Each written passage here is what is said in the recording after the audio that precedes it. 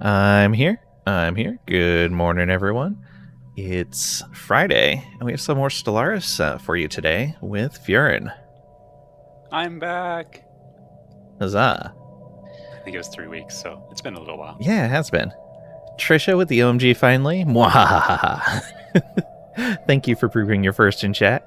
OMG finally Windrose. I'm going to try to have it this weekend. We'll see. Actually, Squid, if you are still here, if you wouldn't mind either tonight or tomorrow chatting with me a little bit about how you have everything set up on Linux, I'd appreciate it, since you've already gone through what needs to be done.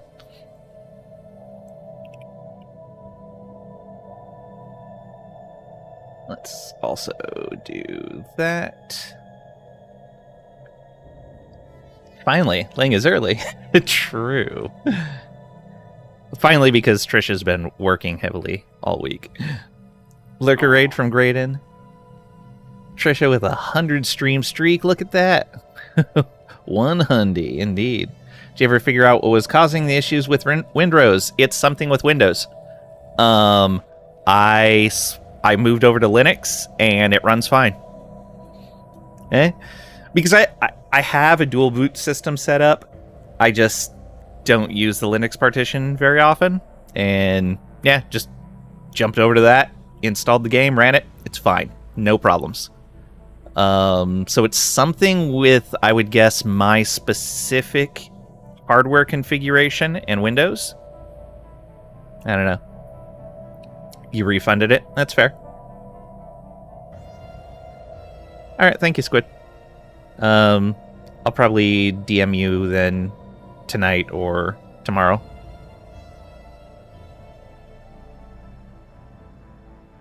Let's see here. So what do we got going on in Stellaris? And game prices, eventually? Yes. Insight soon. Migration treaty. Molinarch into... Oh, we brought Molinarch into our federation. Right. Oh, that's I think how we ended. Yeah, there is very little left that is not either in our federation or one of our vassals. Yeah, because we won the war and then pulled them in. I quit, got a negative trait, unfortunately. Poor I quit. They are wasteful now.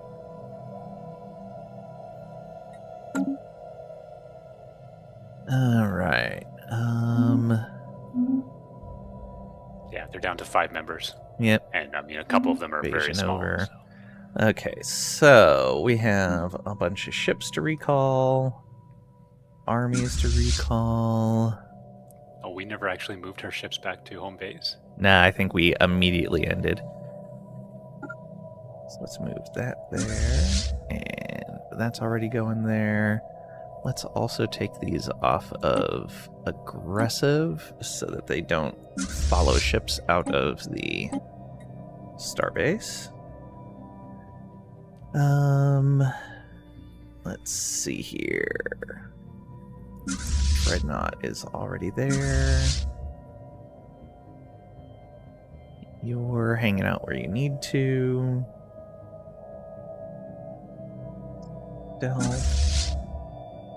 These guys. Oh, Corvettes. Okay. Alright, yeah, I guess the ships are already moving. Alright, Independent? What? Just this one. Our subsumers are independent, but they're a single system. They're tiny. I would imagine they probably just recently broke off of someone. I don't know. I mean, there's only the Cosmic Pact, but... Dar subsumers, where are they? It's between the Carillion, basically. All the orangey, yellow, whatever. Just northeast of the triple... whatever empire. Oh, yeah, they've been there for a while. Yeah. Oh, yeah, they have. It's just they're solo. They didn't used to be solo. I don't remember. Oh no, I guess they have been because they are assimilators. Yeah. I mean, we could try proposing subjugation. It looks like it's there. I don't know how much it matters, but yeah, they would agree.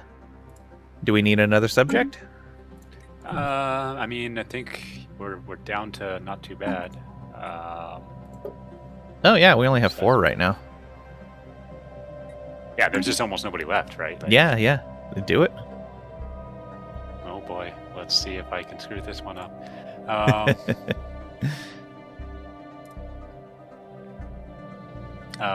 Well, because they're Gestalt or whatever, like it shouldn't be too bad, right? Like there shouldn't be too many negatives. Yeah. Because it's always the issue of you see this number on the side and you never know what it ultimately is going to go to. Right. Well, they get a -3 bonus units. based on their opinion of us. Oh, what is it? They currently have a 703. Oh, it should be fine. I got 7, I think. I believe so, yeah. All right, let's just go for it. Let's not. No hesitation. What are they going to do?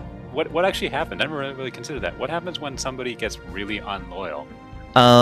They don't pay you anything they're supposed to be paying you, and they will seek for secret fealty from other empires.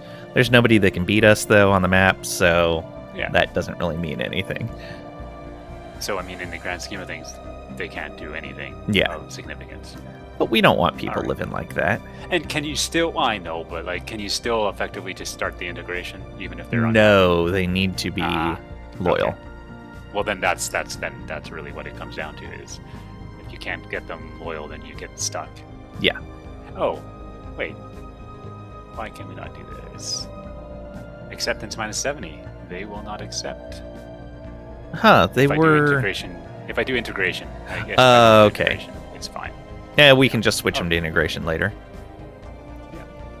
I'm not too worried about that. Let's see here. Speaking of which, we are at a very high amount of influence, so I should do my thing. It's downward fall. Corvette 2 is downward fall. So is 3, and they need reinforcements. 2 is fine. Corvette 4 is the right class. Corvette 5. Corvette 5 needs to be upgraded. Well, that's going to be expensive.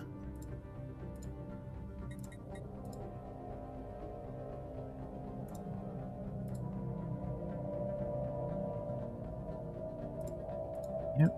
Start doing that. Oh, they're passive fleet. Let's make them aggressive. Alright. That's going to take all of our minor artifacts for a while.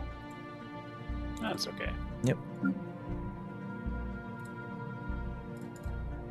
I don't think I've done any planet management in ages, but I don't think we really need it.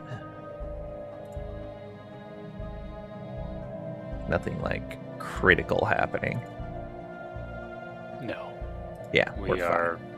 I don't know how much energy we're trading, but I think it's 5 or 6K still. Yeah. Okay. Ready? Yep. Spent some of our influence, still not much. I'm gonna have to find a few more places to build orbital rings. Yeah. And how's our ascension?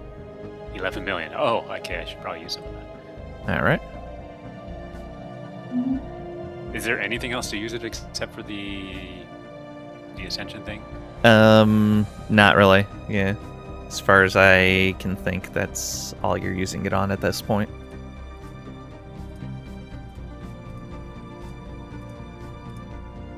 Okay, let's close all of the buttons on the top. What do we have in the Senate? Enable council veto power. Aha. Oh, we're in the middle of the vote. Okay. Yep.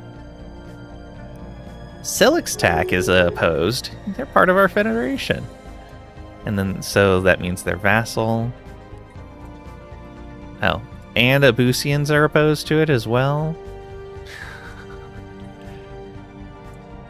The Dar are opposed. Okay, and then the Silixtech vassals are opposed as well. Rude.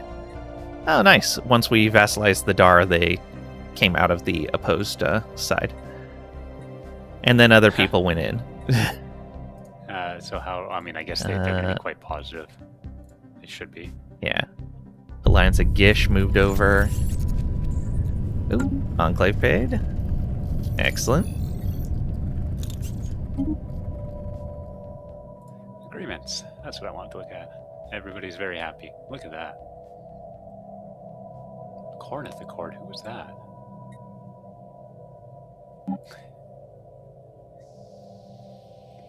Does that sound bad when you have a vassal and you're like, who are they? No, I remember. Oh, yeah, yeah. Yeah, were you the same? No, I was It like, comes back. that sounds familiar. And did I have the right one? Let me make sure. Yeah, the ones that popped out of the Molinarch. Okay, ships Well, arriving. you know what? You got one on me because I would have forgotten about Molinarch. Actually, no, they didn't Although they're pop still out of the here. Molinarch. They popped out of the Torrent after the Torrent conquered stuff over there. That's what it was. All the repairs done. Perfect. Okay, well, yeah, we have 700. Let's find another construction ship. Where's all the construction ships? Here's one.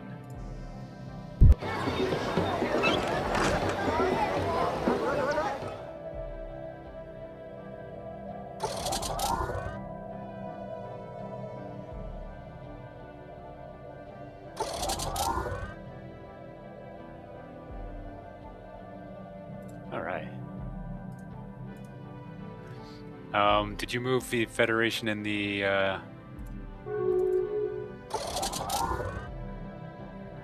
other the Galactic Community ships? Looks like No, you I did did. not move those. Oh, yeah, it's at Extremum, which is weird because it is not their home base. What's the hotkey for going home? I don't remember You told now. me. Return B. Okay. Yeah, there you go. Back to base. Okay, now they're there.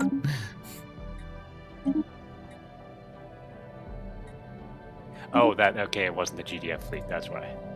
Yeah, no, okay. The GDF. Oh no, the GDF fleet is still sitting in Alliance of Gish. I don't think they're going to be very happy about that. That'll be fine. That same GDF fleet has attacked the Gish every time we've gone to war, effectively. They know why. We should. I should have. I was thinking of going for them one time, like integrating. Well, not integrating, just vassalizing, and then I think I picked somebody else instead, and then they joined that federation, and that was that. Yeah. Never had a chance. Well, I had a chance. I threw it away. Idle leaders. Oh, that's right. That was another thing I was doing. Was the trying to get leaders for every planet and stuff like that. See if Oh, there's any right. good ones. I don't know if you still need to do that for commanders. I think you might be pretty good. We're mostly good on commanders.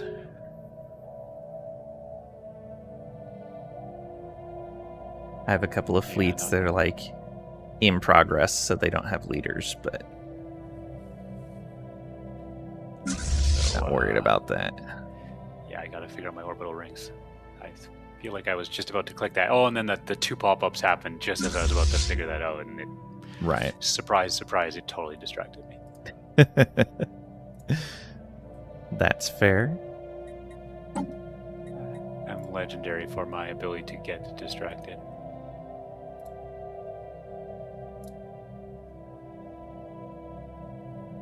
There you go. What just happened there?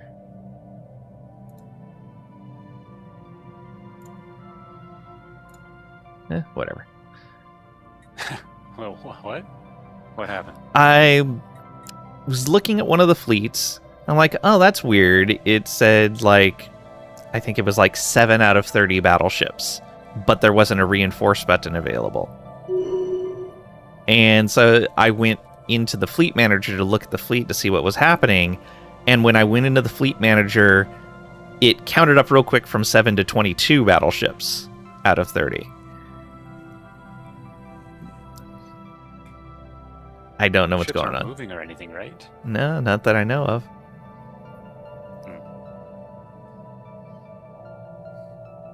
And it can't reinforce because no shipyards are available to build the fleet. Where is this fleet?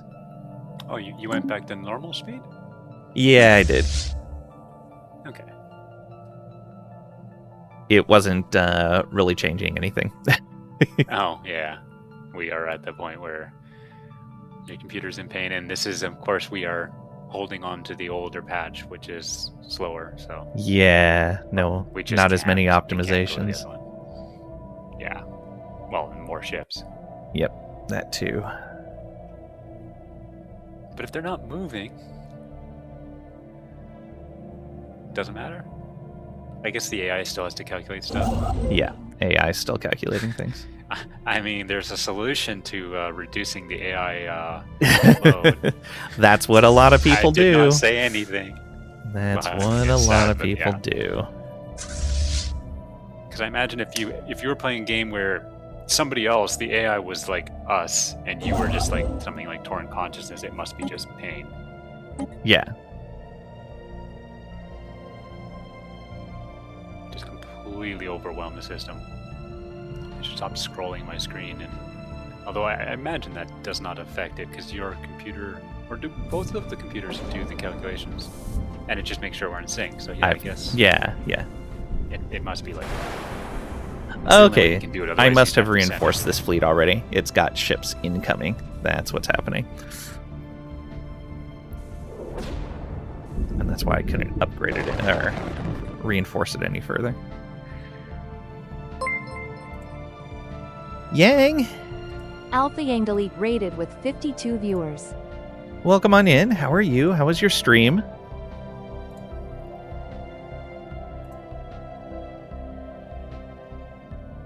You guys don't know Alpha Yang Delete, you should definitely go follow him. Plays a whole bunch of Stellaris, occasionally some other games. He's been talking about SCPs recently. It's lots of fun there. I love me some SCP discussion. We are dragging along in here. For those of you that don't know me, I'm Lang. I'm a variety streamer. Play simulation, strategy, grand strategy, RPG, management, survival. And I'm doing a Knights of the Toxic God Origin playthrough. Co-op multiplayer with my friend Furen. That's me. We've got... Well, this isn't our starting species. This is just our current president. We are egalitarian, xenophile, and pacifist. We've got diplomatic corps, beacon of liberty, and idealistic foundation. We are a biodiverse liberty. So we're democratic and have all of the auto-modding stuff. You're obsessed with SCPs? Today you looked up 004, spooky stuff? Yeah, they are great. Kevin, welcome on in. Hope you're doing well today. President Box. Yes, the cube is back.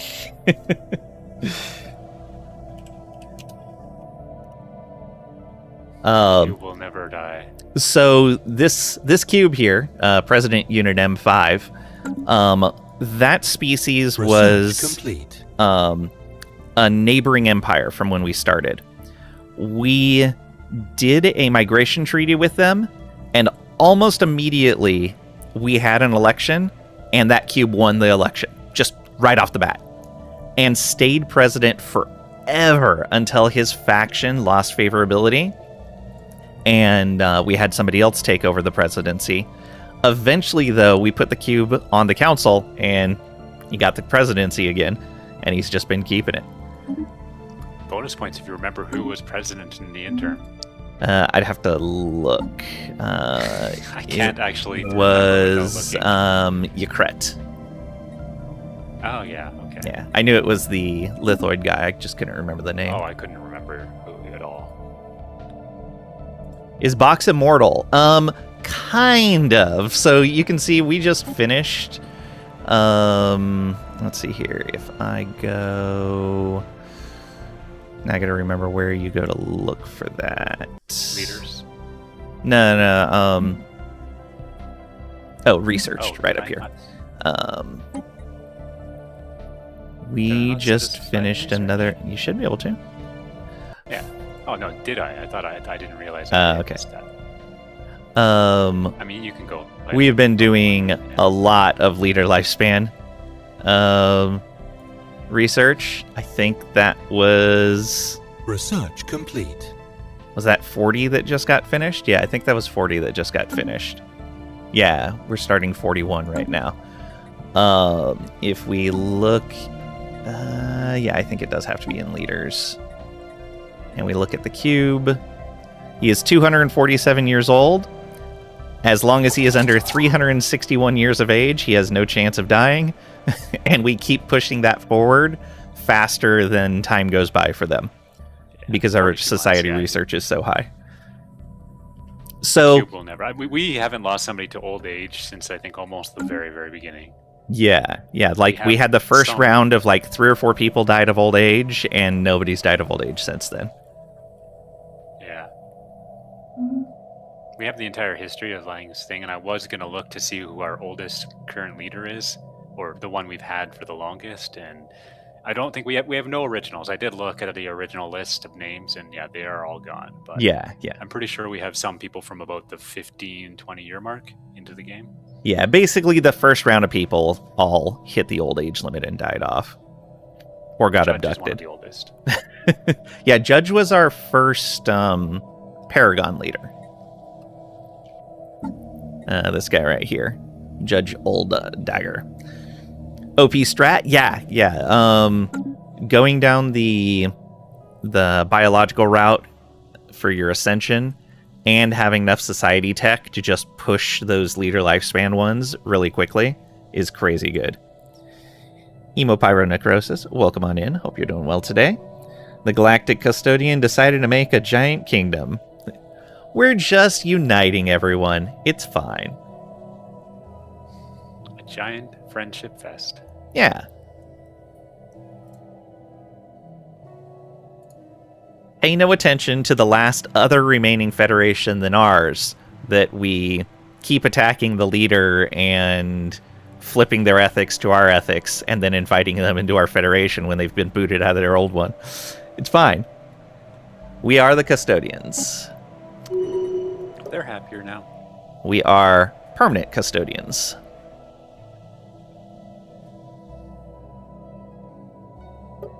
Yeah, I mean, you've mentioned before that normally when you get this much power in the galactic community, you effectively start going down. Well, maybe you don't always, but it sounds like you usually start doing those other things, whatever. Yeah, as long as your empire won't have problems by going an authoritarian route, then you end up going down the Galactic Empire chain.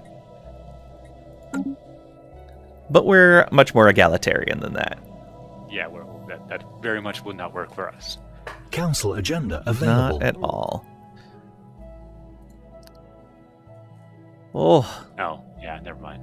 The lag is It's real. so long to do these council agendas. I remember in the old days you'd finish one before the previous one was done, and Yep.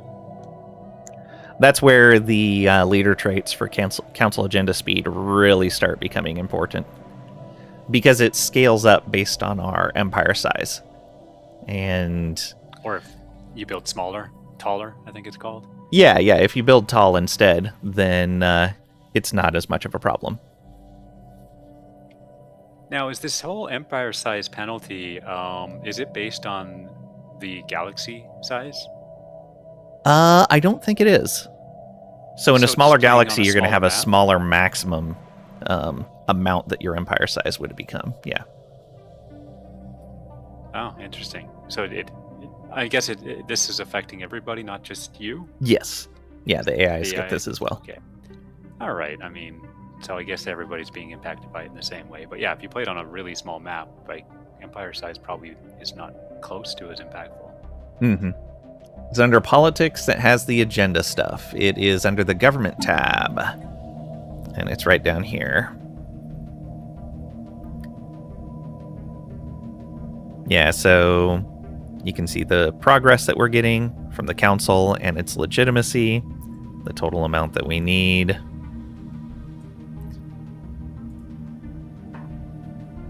All our factions. I actually have population numbers for our factions written down. I don't know when. I probably should have put the date. But technological progress is very much the same.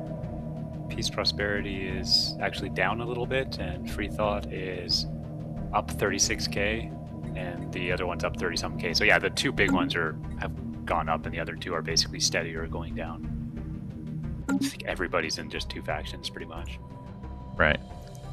As a side note, it's dependent on the map size, so smaller map size and large, it's the same. Oh, so if you say owned 50% of the stars on a map, you're always going to end up with the same value of total empire size if like everything else was the same.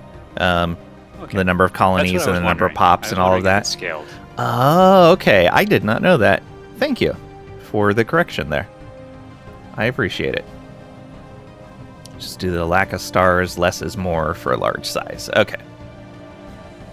Because yeah, if it didn't scale, like, there would be no advantage to building tall on a small map. Oh, that's true. That's true. Because if there was no penalty, you could just basically take out half the system and you still wouldn't have empire-size penalties, and it wouldn't matter. Yeah. So, yeah, I'm glad it works like that, because that, from a balance perspective, makes more sense. And realistically, this game is so moddable. If you really wanted to be able to play in a certain way, you could probably have something that just removes empire-size penalties. Yeah. But that would totally distort the game in crazy ways. I think it would make a problem this game has even worse, which is the runaway effect. Yes. Where you just get stronger and nobody can stop you. Yeah. I don't know how they fixed that, though. I'm sure people have thought of a lot of ways. So here's the issue. This is a bigger discussion in Europa than it is in Stellaris. And it's somewhat of it's kind of in between in Crusader Kings. Paradox does like to try to implement things that prevent runaway growth. However, most of the times that they've tried to implement something like this, there's at least a very vocal portion of the player base. I don't know if it's a large percentage, but at least a very vocal percentage of the player base pushes back very hard. It's not fun to play a game where I can't get big and paint the map.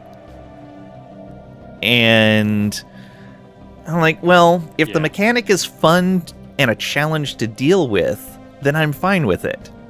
I do wish that they would come up with a good way that would satisfy people and would still be fun to work with as a mechanic, but would severely limit snowballing. Or at least make it increasingly difficult to maintain a large empire, because it's unrealistic in many ways. Plagues for sure. That being said, you can own half of the galaxy but have few colonies and still be building small, because they altered how it works. Yeah. Well, like if you're looking at our current empire size, the vast majority of it is coming from pops. And we have a 60% discount on that, which is crazy that it's still so high with a 60% discount. Whereas like the number of systems we own is our smallest modifier. So yeah, pops are by far the largest contributor to empire size. But yeah, I mean, in the end, for these types of snowball prevention, you just make options.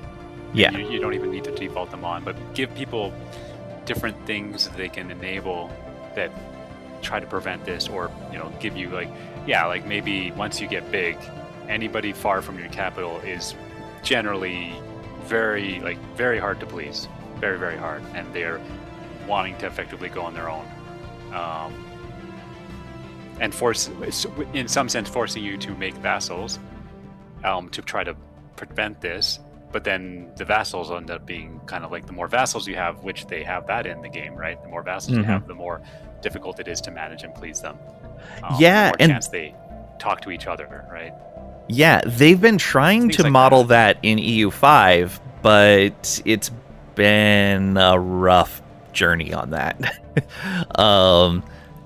They're trying to get that to work where they have a proximity from capital thing, and then they have like your vassal management. It's interesting, like the seeds of the system are good there. They just don't feel right yet.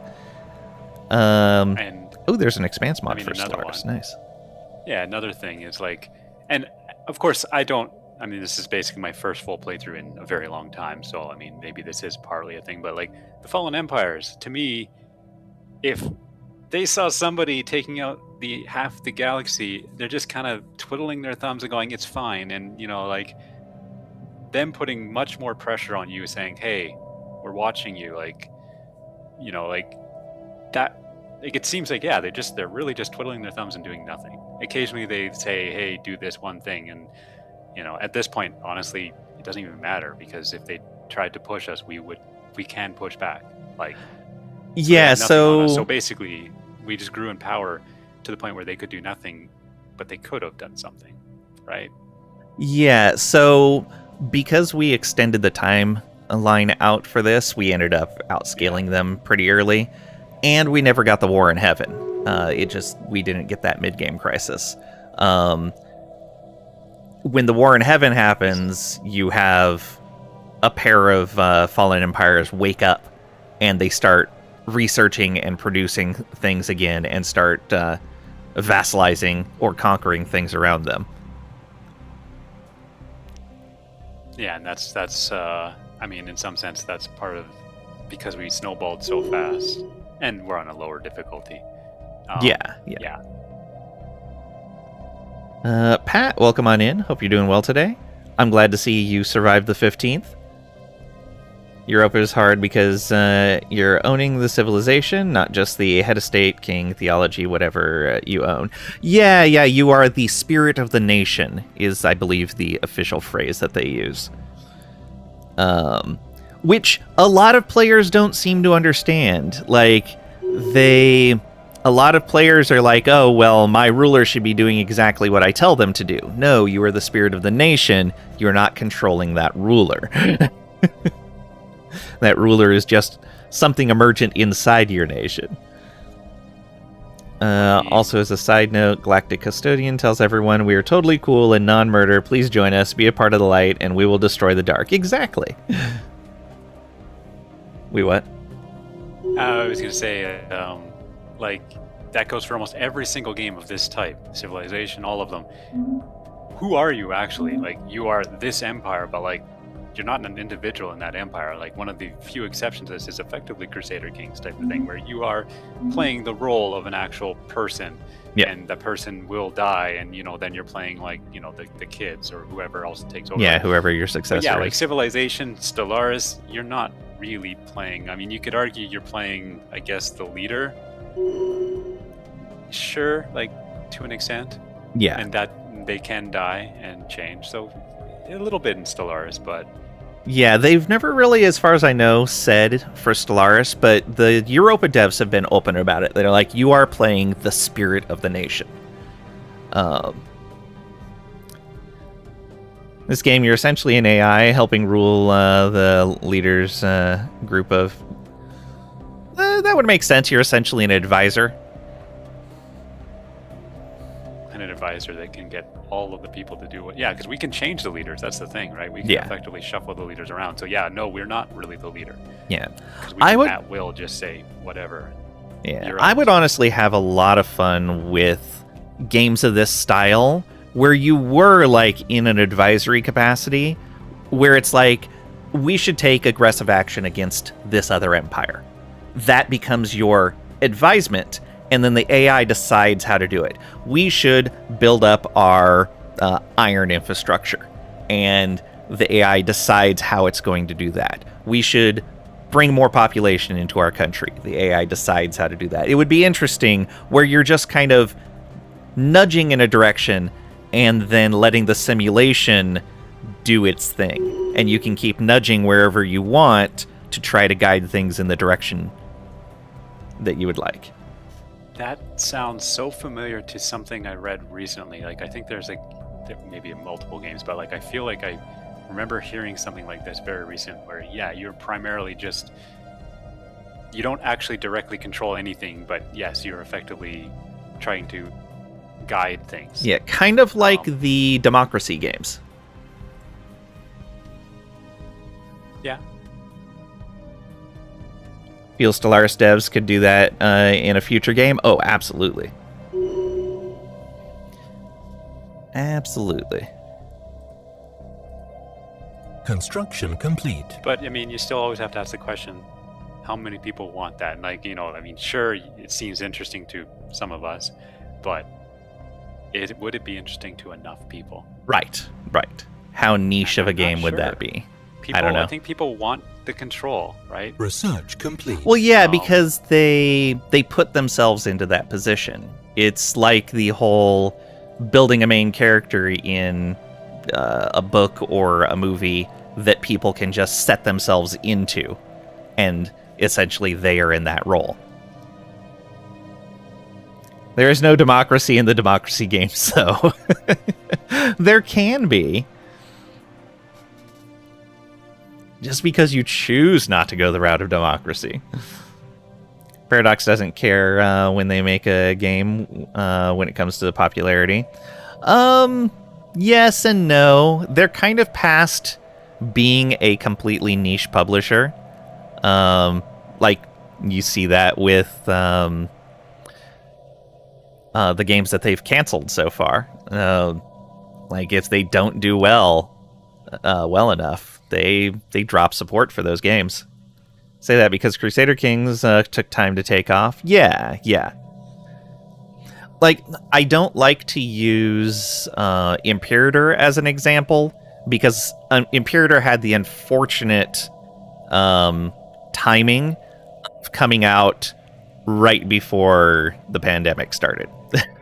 And so it's basically, we release this game, it's not very popular, we need to take a lot of dev time to fix it, and we can't afford to do that right now. And so they just had to drop support for the game.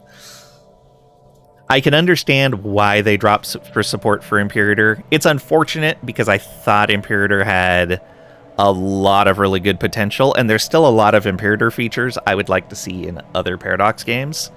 But I think with Imperator, it was just the timing. Yeah, it was absolutely timing.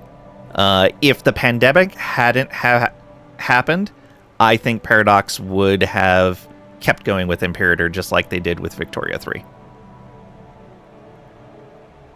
Which is weird, though, because the pandemic helped gaming, at least like once people were locked down. Like, there was huge jumps in a lot of the gaming sector. They gave all their reasoning at the time. I don't remember what it was, but yeah, they ended up just in a bad spot right at the beginning of the pandemic, if I remember right. The very beginning of it was bad, though. Yeah, yes, like yeah. The very and that was it released, I believe, like September of 2019. And so by the beginning of the pandemic, it was obvious that the game was going to need a lot of work to become popular, and it was bad timing. That being said, Paradox internal studios take a lot of chances, and they're still good. Oh, agreed. Paradox's third-party development management, I think, I don't know. I don't understand a lot of their decision-making process. I'm sure from the information they have, it makes sense, but from an outside perspective, a lot of the decisions they make do not make any sense to me. It's because they started development, you think, 2 weeks before the pandemic. Oh, is that what it was? Okay. That's a bad time. Yeah. if something was already kind of out or established, and then the pandemic happened, and then that you also had a bunch of people, like it made development harder, but the demand spiked. So yeah. So if they didn't have, if it wasn't out by then, that's yeah, release date April 25th, 2019. So yeah, it came out right before the pandemic.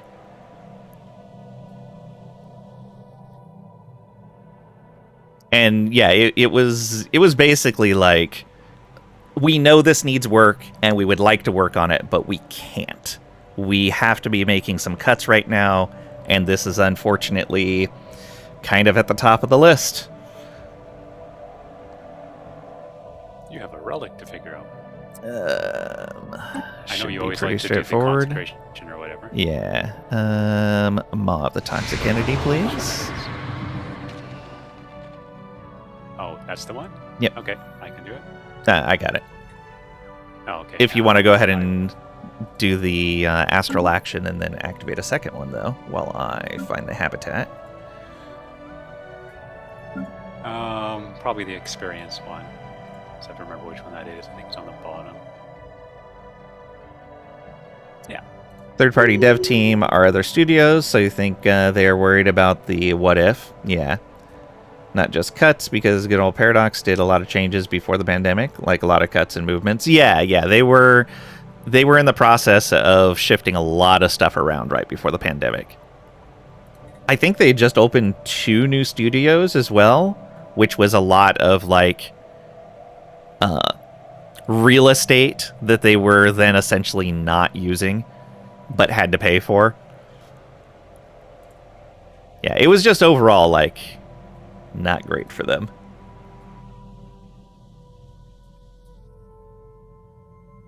Okay, let's find this.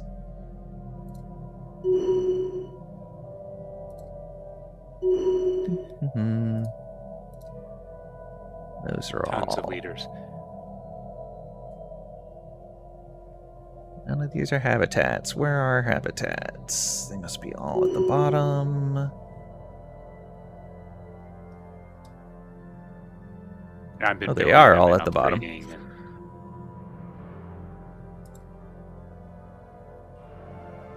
Basically, was smart at the time, but sadly the worst thing happened. Yeah, there were a lot of places that got really hosed by that.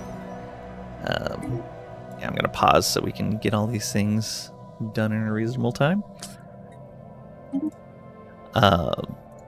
Yeah, it was bad for a lot of people. Let's see here. Decision. Consecrate habitat. Let's go. Oh, I haven't even built everything up in this. Do you want me to just try to figure out levels? Yeah, go for it.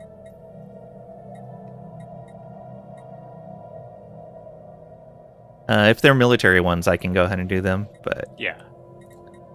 unless you want to do them, at this point No, it doesn't really matter. You kind of know which one's which and who's doing what, so it'll be easier. But yeah, I'll do all the non-military ones. Okay. Okay, we'll move that to the bottom of those. And this should be a fortress station.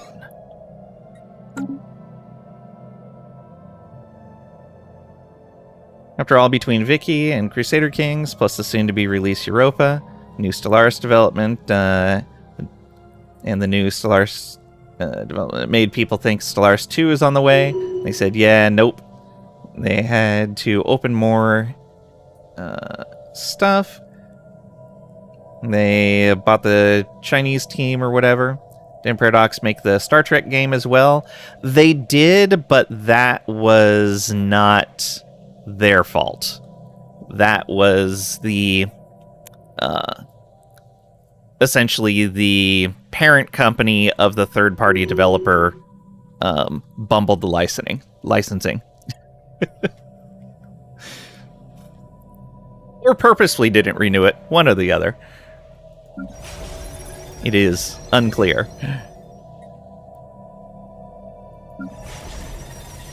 Okay, got orders halls on all of these.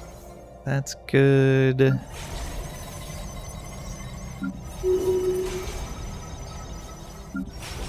So many people. We need more pops.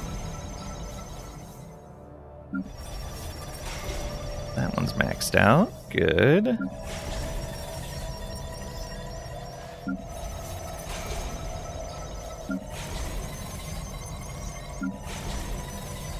But yeah, it's really unfortunate with the Star Trek game, because there could have been something good there, but Embracer messed that up.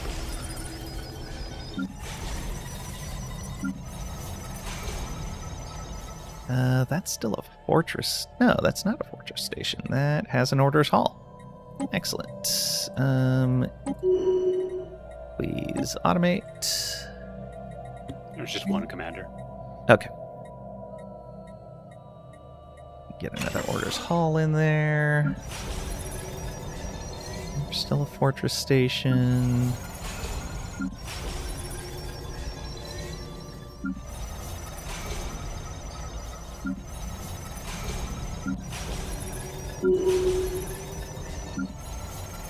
Many of them. Okay, we have plenty of habitats. Don't even need to worry about building more of them. I'm guessing these are ones that the AI built. Let's change that over to fortress station. Yeah, I'm just doing the orbital rings. Now I'm going to do the ascension stuff. Okay. Let's go ahead and automate this. So when it's done... There we go. Paradox cut ties with the Embracer group after the Star Trek mess up. Yeah, which I'm glad they did. Paradox said, we aren't ever doing another Bloodlines game, which you think made people happy and upset. Yeah.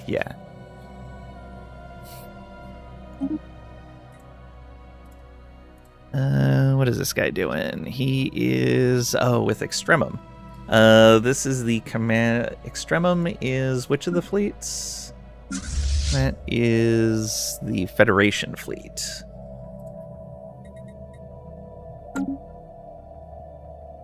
How is that built out? Battleships and corvettes?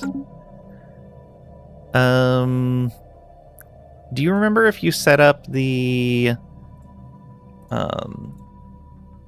Federation fleet with strike craft or with something else? No, I do not. All right, I'll look.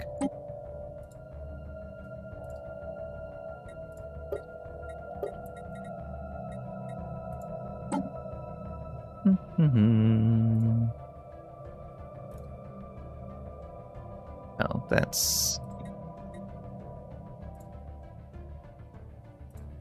frigate, destroyer, battleship, strikecraft. Okay, we will continue him with carrier focus then. There you go.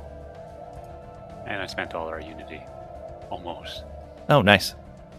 But we make good so to have that much done. It goes up fast. Yeah, for sure. Okay. Yeah, there's the commercial ring segment in number 4 spot has really climbed because I've effectively just ordered by pops and I just kind of do the ones near the top and they hadn't been ascended at all, but now they're number 4. Oh, so nice. They must be growing fast. Yep. Where is this thing? Well, yeah, this is some arbitrary place. Like, I do not remember this place ever being very populated. Yeah. Vindom Beatrix. Still happy the Stelly devs are still trying to fix the lag? Yeah. I don't know how different it is on the current version. We're actually a version behind right now. Because there was too many changes to continue a game into the new version. We started this game quite a while back. Yeah. And I mean, I have the date, but like, what is it now? September? And we started it near the summer. Oh, it was like July. It was like July 4th, I think. Actually. Yeah, right around there. So yeah, me and Lang have done this a few times. We got a Crusader Kings 3 game and kept it alive through like 9-10 months. Yeah. Yeah, but this is one patch we just didn't even want to try. It was just way too many changes. Was July? I was They said. shocked you're still trucking through. Yeah, well, we only play like at most once a week, and a lot of times longer between. And we want to see the endgame crisis at the very least. We also extended. I mean, Lang was asking me, and I was like, "Oh, sure, we can extend." I didn't really have the concept that it would make it take that long. If I realized, I mean, in hindsight, I would have said just leave the default times. But yeah, I mean, it's fine. We are getting close to 2,500. Yeah. But, and I mean, Lang has hinted, but he hasn't really said. So I mean, I'm only vaguely aware of what endgame crisis really means. And I mean, if it's like the other ones, it's random, so who knows? But Yeah. We set it to random. You can choose one, or you can actually tell it to do multiple, one after the other. oh, that actually almost sounds interesting. Yeah. I think the endgame crisis might die off at the start, given the size of the Galactic Custodian. No idea what you're talking about. Yeah. We'll see. I mean, the mid-game crisis was barely all the mid-game crisis did was hurt the other empires and help Construction us. complete. The It AI hurt us killed in the mid-game crisis. But it also harmed them. And then Oh, I think, yeah, well, for yeah, sure. like the Khan, that was one of them. And, Yeah, the con was the mid-game. and yeah, the Khan just basically took a bunch of territory, and then did we take them out? Or did No, they get taken out the by AI others? took out the con before we did. And then we eventually integrated them. Yeah, because we were just like, oh yeah, let's let the con just do their thing, and then we'll go and sweep Spaceborne up life everything form encountered. by killing the con. And then we see the announcement that the con has been killed, started moving a fleet over there to get him for the second kill, and before our fleet got there, the AI moved in and killed him the second time. Yeah. And then there was like the shadow something. I honestly don't remember what, like, they basically had almost zero impact on us. The So yeah, shadow both something. crises. I can't remember what it was. It was some bunch of fleets that came from like the void or something. Oh, it was the gray Tempest, which was from opening the L gates. And yeah, it had effectively zero impact on us. Yeah. Again, it hurt all the other empires more than it hurt us, and by a long shot. And Yeah. Yeah. Yeah, the And Grey so, Tempest yeah. did a lot of damage to the AI. So the crises. Oh, and I guess for us, I mean, we did end up fighting the Holy Fallen Empire. That was probably the closest point to any sort of like, strife, I guess. Yeah, that was the toughest fight we've had all game. But we fought them fairly early. Yeah.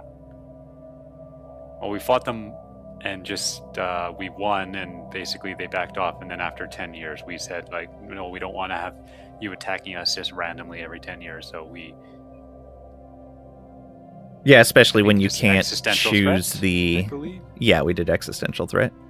Yeah. Yeah, it's unfortunate that when they attack you as part of a humiliate, that you can't really do anything except humiliate back. It would be nice if you could choose a different war goal.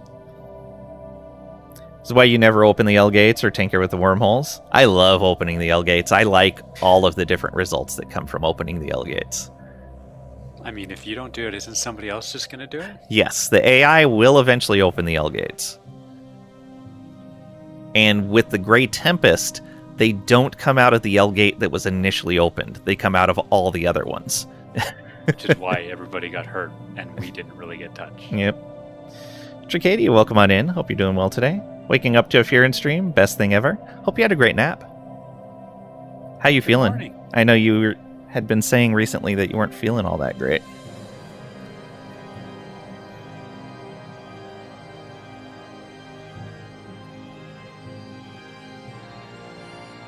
The wait for the response. That's no big deal. Let's see here. Ooh, we are almost in $24.99. Yeah. How are we doing for influence? Oh, we're not too bad. I haven't been looking at the galactic community at all. But we have 270 days. We probably should make sure we are happy with the next thing. Oh, Galactic Threats Committee. I guess that is what we definitely want to push down. Yeah. Yeah. So we're set for that. Excellent. And we could rush it, although I'm guessing from what you were saying last time, I think you said it shouldn't happen earlier than 2505 or 2510. Yeah, that's the 2505 is the earliest that anything can happen. And I'm pretty sure, how long is it for these sessions to go? Is it about 5 years? About that, Or yeah. less. Yeah, so I mean, I guess we could if it happened, we could just instantly push it through. Yeah. Furen is So, the I new mean, Dread it's- Pirate, Roberts. You feeling pretty good? Good. You don't do it because you set up military barricades in front of the L gates? Yeah, I set those up as well, but I also like to open them. That being said, you prefer being a megacorp and turn it into a military group? Nice. I prefer robots. Lang prefers Gestalt. That's very true. I made Lang play a style that he normally doesn't play. So rude. You got to experience more than you normally would, because there's a lot of mechanics you kind of miss out on. Yep. You prefer robot megacorps? Good choice. Person of great taste. Robots. Yep. Listen here, robot. Now, does a Gestalt... does that affect which government types you can have? Like, can you have elections with the Gestalt? No, Almost seems Gestalts nonsensical. have an immortal ruler. If you're a robot, you have, for both organic and non-organic, you essentially have nodes for the council that gain experience over time and gain traits, but you can purge those nodes and recreate them as you move forward in the game. So you still get the benefits of the council, but there's no characters holding those council positions. So yes, I mean, because Starfarer and Jack, I believe, is Torn Conscious, and like this has never changed. Right.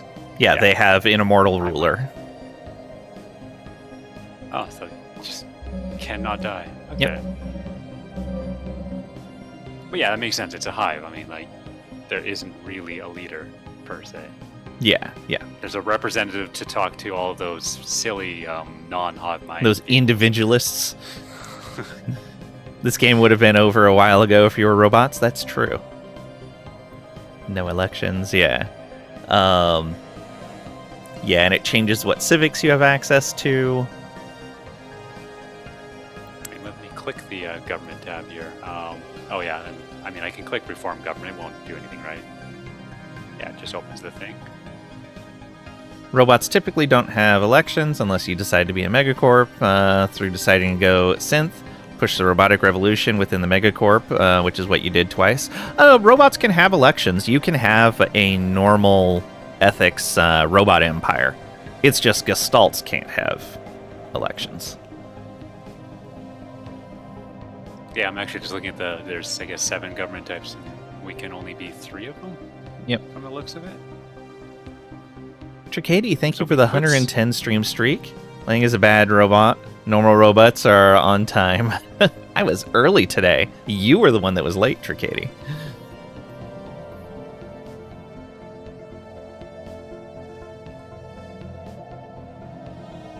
But yeah, Holds an oligarchic election every 20 years.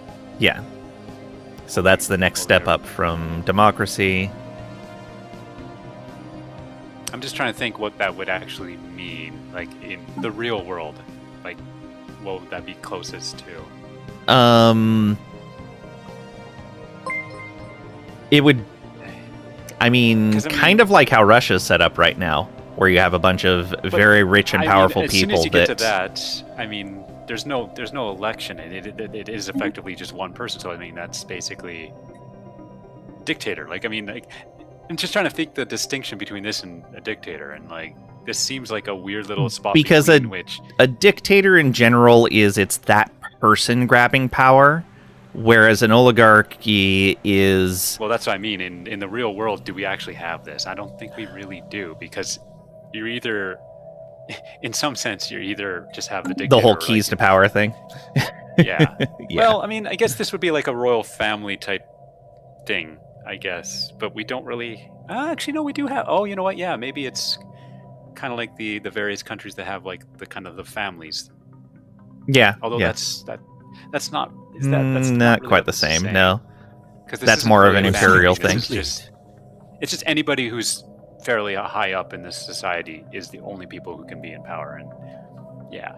The Thank you problem for the is, follow. and We it's- do anonymous follows, so you don't get called out of Lark for it, but I do appreciate it. Yeah, I mean, I think the ultimate thing with this is it's almost impossible for this to sustain, because once somebody with a lot of power gets in power, they're going to look for ways to get rid of the other people who could potentially replace them. So, I mean, this inevitably leads to dictatorship. Like, so Very often, like, yeah. I don't think this could ever sustain in reality. But I mean, it's still cool that you can do that. And then there's what the last one is: organ usury, corporate election. I mean, there's a word for that. I'm totally blanking. Earth Tower, welcome on in. Oh. Hope you're doing well today. What's the word when a country's effectively ruled by businesses? I'm just blanking on the word. I mean, I don't- all I'm thinking of is Shadowrun terms, and I know that's not what you're looking for. No, I think there's. I'm sure you said it before. Like, no, maybe not. I mean, I think I was almost thinking of like republic or whatever, but that's not right. No. The same at all. Let's see here. Corporatocracy. I don't think that's the word I was thinking of. I'm making Probably stuff not. up here. And then, yeah, the other ones, of course, don't make any sense because we don't have Yeah. hive minds. I Yep. don't think so. Everything I'm saying is being controlled by a higher mind. Oh no. Corp elections called transfer. America. Or we're all yeah. robots. That hey, we could be robots and don't know it. You never know. True. It's called Megacorp or Cyberpunk. Freedom for Pat. Oh man. I mean, video games love these concepts. Yeah. But yeah.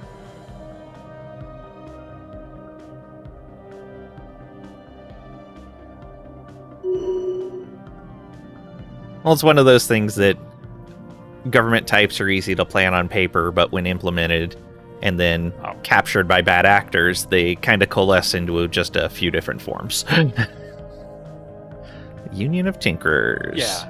It's the feedback type stuff where, yeah, like unfortunately, like it's very hard for any single government to have a nice stable point, and yes, inevitably it does push towards certain very specific types. Right. Don't see how you can really do much about that.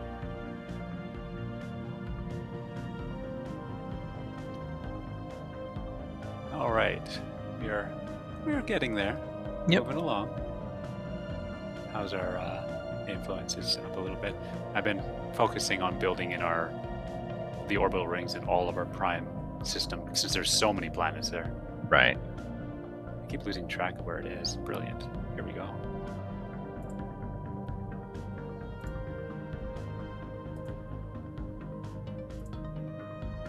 Do I need to save any influence for stuff coming up? Should I keep us at 500-ish? Yeah, keep us around 500-ish. That should be fine. Just so we can propose new things as it comes up. Oh, I guess we could emergency measure galactic threats. Do we need to? Probably not. It just lets us move stuff forward faster. Move on to the next thing sooner. But no, we don't I need guess, to. Yeah.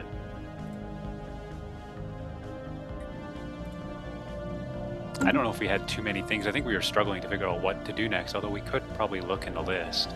Yeah. Is this ours? This is ours that's going right now. I don't think I wrote down which ones we wanted to go down. That would have helped. Yeah, I don't remember. I think there was one that we were not sure we wanted to keep going because it was starting to cause issues. Oh, that is... Greater Good, I think. Is Yeah, Greater Good. Just too rough for everybody. There's one about... It would mess up technology. the torrent. It would, like, absolutely wreck them. Well, wait, wasn't there something we tried to push and they basically stopped it? They No, I blocked think us. it was Balance in the... No, I think it was this one. We tried to push it and they killed it. Which was impressive. Yeah. Favors, man. And it wasn't Torrent that did it. It was somebody else. Yeah, it was Click back. it was one of the small Federation members. Glow Confederacy, maybe? Yeah. I don't remember which one. It was one of the smaller Federation members. By the time we noticed, it was too late. They had used so many favors on us. Yeah, they... And I don't The think nice they thing had is enough they favors dumped to do it all again. their favors. Like, they used all of their favors on it, which was great. And I think it was one that I thought it was one that you wanted to do to ensure the endgame crisis would happen earlier. Oh, maybe it was. I thought it was like a technology one, like or something to do with technology, to push technology forward, or I don't remember. Yeah, I don't recall. 3 weeks is a long time for a person of my elder age. Oh wait, I forgot. I always make these old jokes and then I forgot you're actually older than me. I don't know what you're talking about. Oh, I didn't say that. No, Lang's very young. He's super young. I'm also young. I think we're both from the same decade at least. Oh yeah, we're definitely from the same decade. Yeah.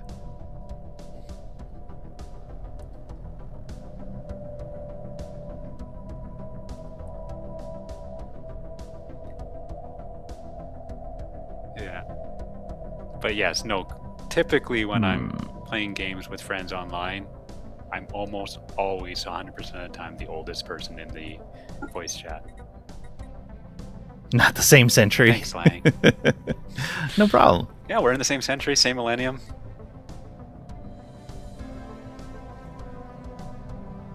Tail end of But I Gen mean, X. It's almost by nature because realistically, me and Lang, we kind of come from when video games just were starting to get going. So there, sure, some people older than us play video games, but I mean, most of those people started video games after us. Like we started video games when we were really young. Yeah, the tail end of Gen X is becoming a very interesting study group, being like the only group of people that overlapped their childhood with no computers and all the computers.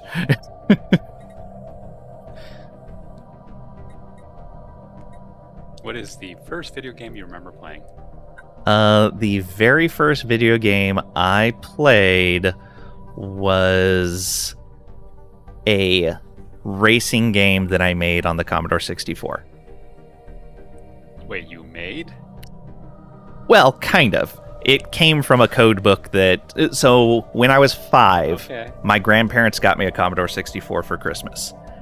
And they included with it a code book of, like, here's a bunch of programs you can make. And one of them was a little racing game. I think it was like 300 lines of code. I typed it all in, got it working, and played that game. So that was the first thing, first video game I played was that. I wonder if you actually could find that. I mean, do you still have the book? I might have it in my storage, but I'm not certain. I don't have a lot of stuff from when I was a kid. A lot of that stuff's gone. So what would be the first game that people actually would be able to look up? Let's see here. It would be Qbert. Again, Oh, okay, Commodore yeah, 64. First console arcades, game too. that I played was Combat on the Atari 2600. I own that one, so yeah. Combat was great. The first Nintendo game that I say played. combat was great, then I'm realizing a lot of people would look at it and go, "What is this?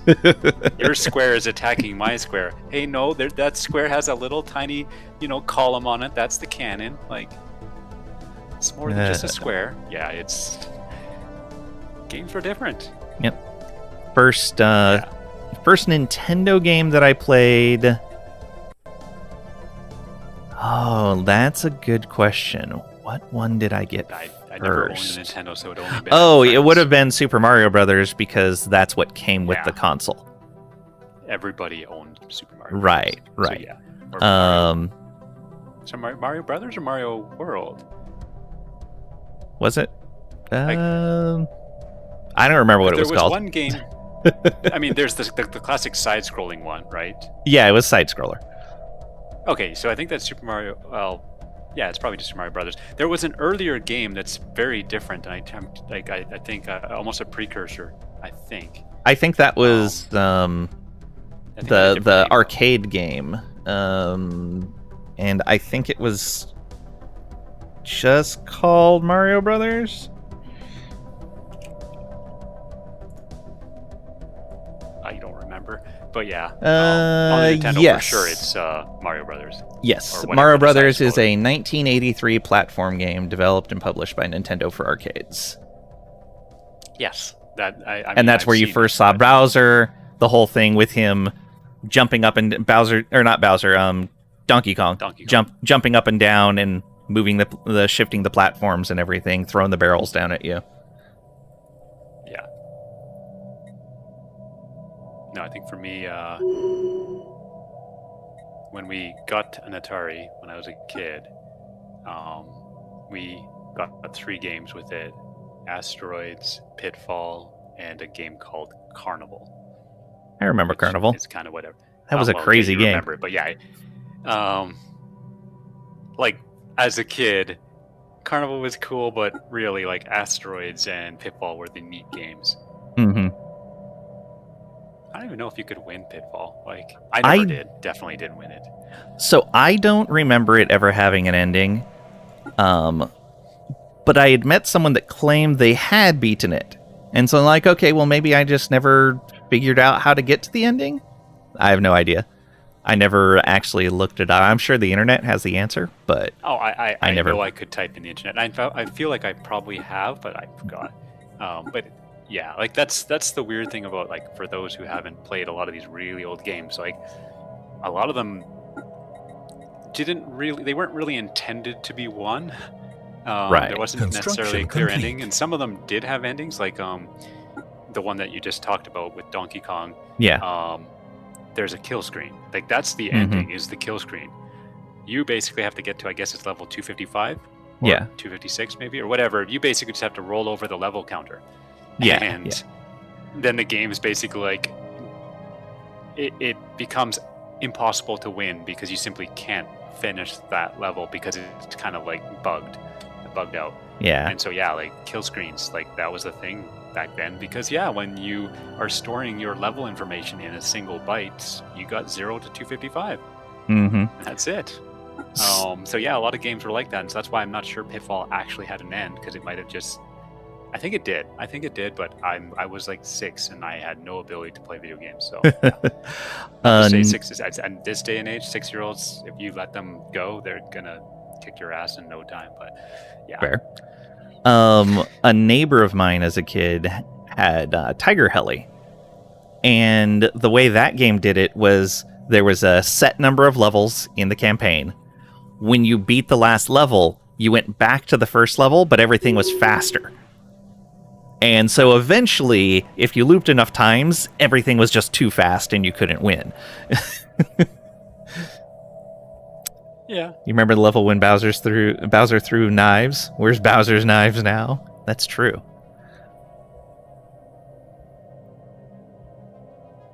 Oh yeah, okay. It took me a while to clue in on that. But yeah, no, games are actually kind of hard. I Mhm. mean, nowadays there's that resurgence of like, oh, our game is hard, like Demon Souls or whatever it's called, Elden Ring, like things like games like that have become popular again. Yes. But like every game was kind of difficult to finish back in the day, like almost every game. Yeah. But Spaceborne I think that life made form things a little less encountered. approachable because, like, I mean, but they also always came with scores, right? I think that was the intention of. It wasn't about finishing the game; it was about getting that high score. Right. And how many games show like a score number while you're playing, like that's actively updating? I mean, sometimes you can find one internal. I think this kind of has a score in some sense. I mean, Yes, I guess yeah, it that does. table of power is kind of like a Spaceborne score, life form but like encountered. it's not front and center like on the screen the entire time. Right. Yeah, scores kind of dropped off games like basically by Nintendo. Yep. Like they still had some games had scores, but like a lot of them just stopped doing it. Yeah. Because they kind of realized, hey, wait, it's not about getting that big number. They just wanted the experience, right? Yeah.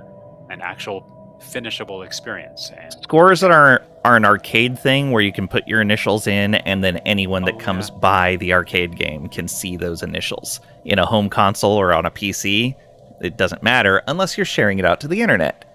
And that's a lot of the games that still have score do that whole thing of like publish your score with everyone else's and compete that way. Do you want to do this treasure trove thing? Should be in the situation log. Might as Needs well. a scientist. Click a couple things. Go find Pat's treasure. Who knows what riches it may contain? Treasure. Oh wait, there's a ton of treasure troves. Are they all in the same general area? There's a ton of them? I only see I one. have I have 5 items under treasure troves. Oh. Wait, no, now I'm clicking the stuff below treasure troves. Oh, the debris and the catholoid remains and stuff. Yeah. Yeah. Okay. Here. Okay. I need a scientist. Oh Yep. boy, where are the scientists? All right, we're in I think I got 2500. rid of a lot of our ships. We're there. Yep. Oh, well, you can do it.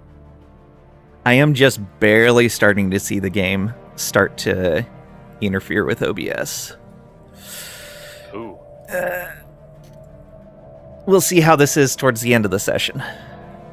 We'll try. I mean, We might have to finish the remainder of it off stream, but at the very least, I want to have it on stream as to what the crisis is.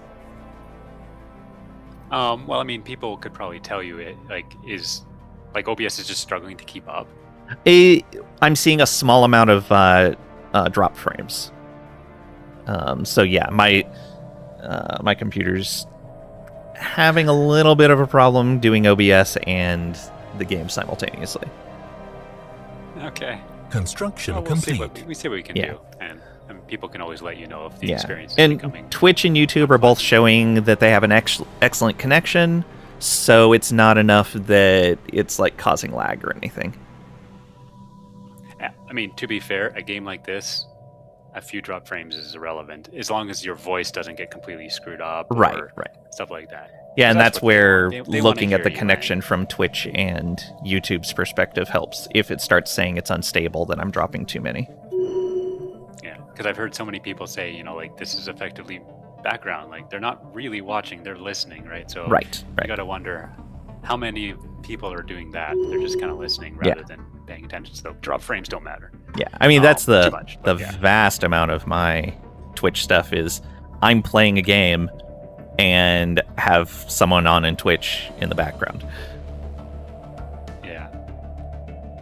It's definitely become a thing for me where I play games and almost all the time I have something going on, like a YouTube video or whatever, and I have 2 types of videos that I watch. The ones that I actually want to pay attention and look while it's going, and then the ones that are just the noise on the side that I occasionally might look over, but realistically I'm just listening, even though it's a video. And yeah. Right. And so yeah, when I'm playing something that I need to focus on, then I just have one of those videos that I don't need to pay much attention. But if it's something if it's a video I really want to pay attention to that's interesting, then yeah, I don't play video games while I'm doing that. Yeah. So The Torrent Consciousness are moving fleets around. Not don't sure believe it. why. Didn't they? They're on a peace thing right now. Do we have a time limit for that? Well, they didn't join us in the last war. Their only thing would be whether they have a truce with that federation. Well, but that's what happened, right? Is they made a truce. Like, we thought they were going to go to war because they effectively. No, they let still have the thing time association out. status with those guys. Yeah, well, they let it So- time out, right? Yeah. And then so we were like, oh, you were like, we started predicting the war, Yeah, and then they reassociated. they re-upped. Yeah, and yeah, they still have that association status, so they can't go to war with them. But So I is don't there know a what they're time doing. limit? Maybe they're going to attack a fallen empire? They're definitely moving ships around, though. I mean, the computer never just does it for no reason. Like they Usually not. Usually they move their ships because they want to do something. Okay, well, let's follow these things. Unfortunately, they're very 'Cause I slow remember, moving we had a lot. right We had now. like, I think we had 3 or 4 consecutive sessions where all we were doing is watching the torrent, Torrent, consciousness yeah. do stuff. Because they were being hyper aggressive. It was kind of a form of entertainment. Oh yeah, yeah, absolutely. Oh yeah, look at that. Oh wait, they're going that way. I thought they were going north.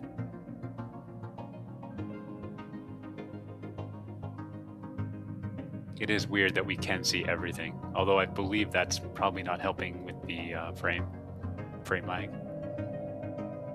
Yeah, that in general doesn't help, but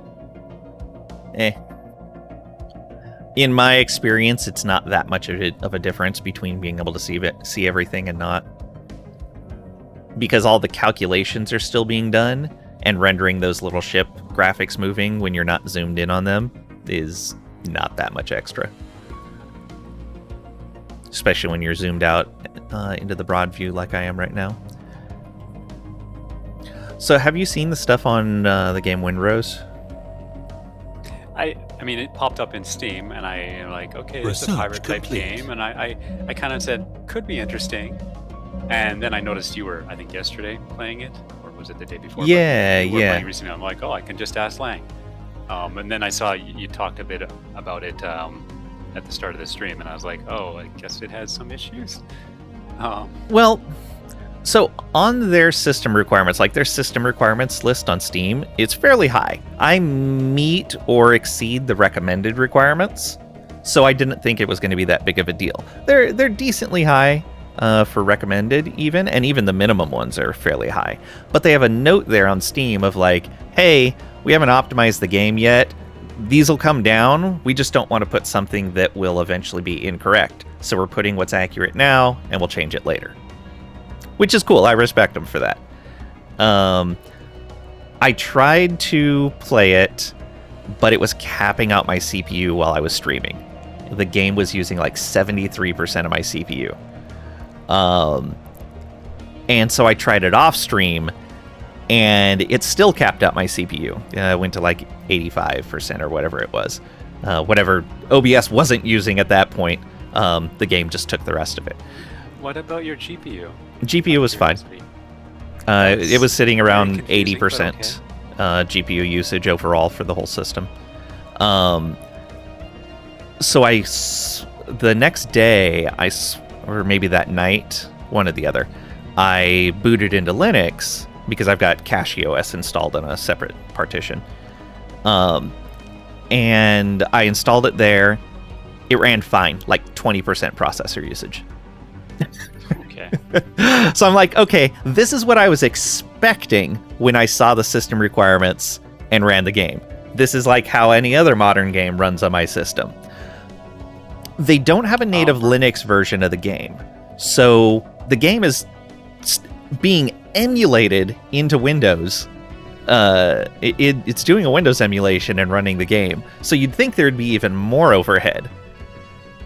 But I'm guessing that it's just something with my specific hardware combination in Windows that's triggering a bug that the emulation doesn't trigger, and so doesn't get it. I'm certainly not an expert, but I mean, I have seen stuff like this before, and my very, very random guess is threading. Like I know, like, I've so much CPU reviews and everything like that. Like, there are times where Linux just does way better, and a lot of times it's frequently attributed to the kind of the way Windows and Linux handle like threads and how they assign them and all that.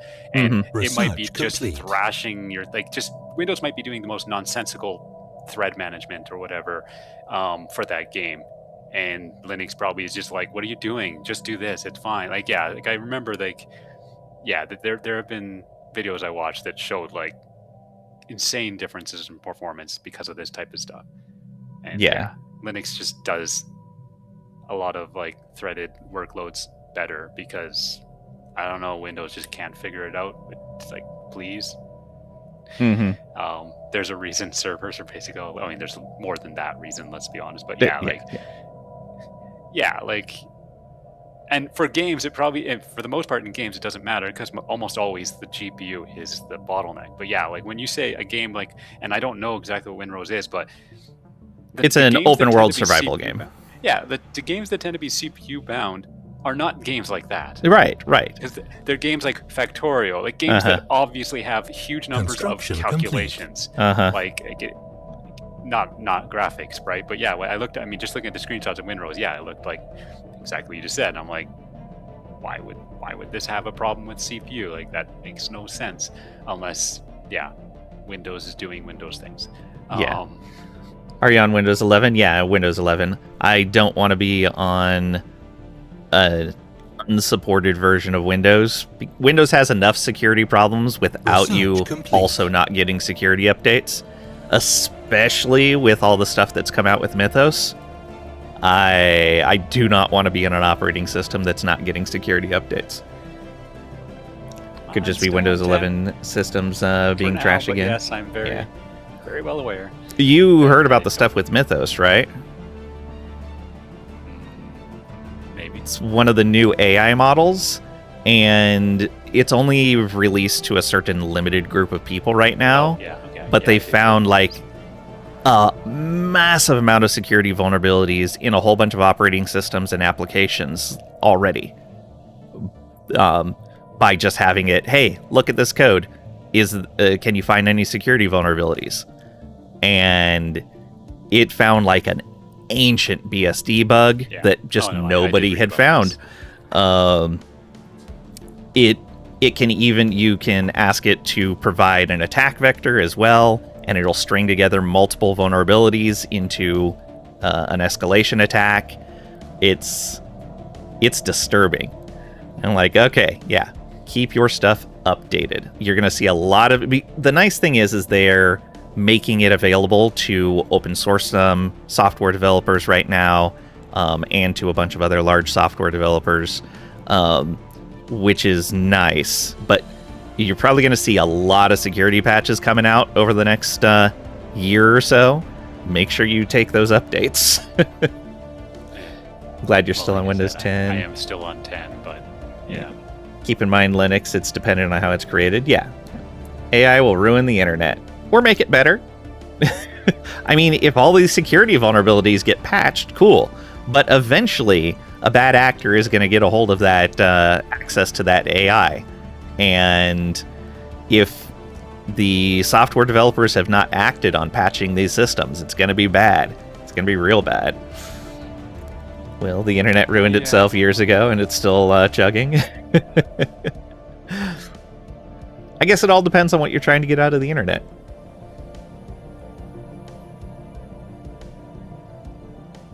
It's not quite as fun as it used to be, that's for sure. Internet has very much changed.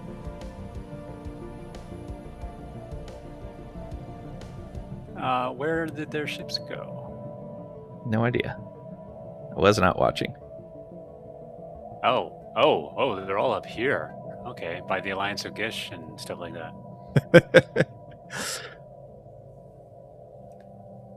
They're not in our Federation, right? Gish? No, Torrent. No, they are not in our Federation.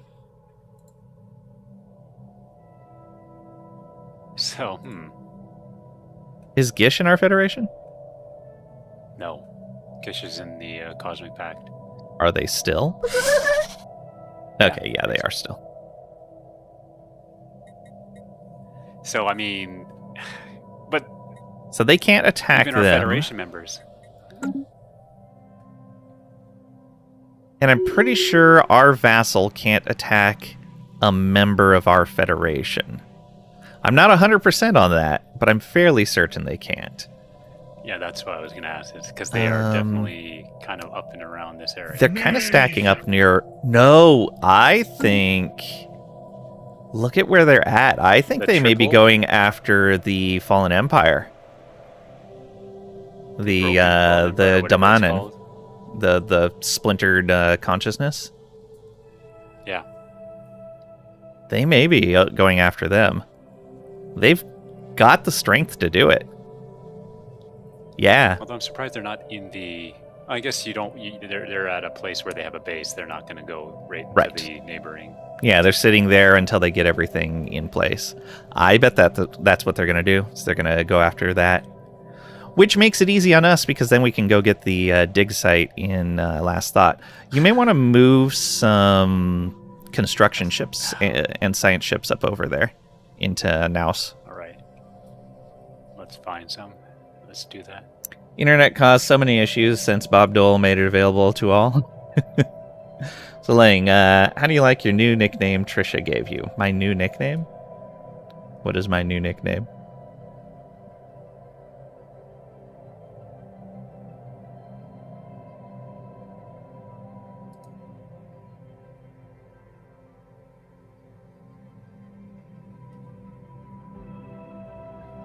So what's your nickname? I have no idea. I mean, Tricady wrote another thing after. Is that the nickname? Oh, I see. Tricade is just being a troublemaker again. See, that word means nothing to me, so I think I need to get an explanation. Trisha mistyped something in Discord and corrected it and said her hand was off position. And then Tricady's like, is that the new name for Lang? Trying to attribute it to Trisha as some sort of troublemaker. Better be careful.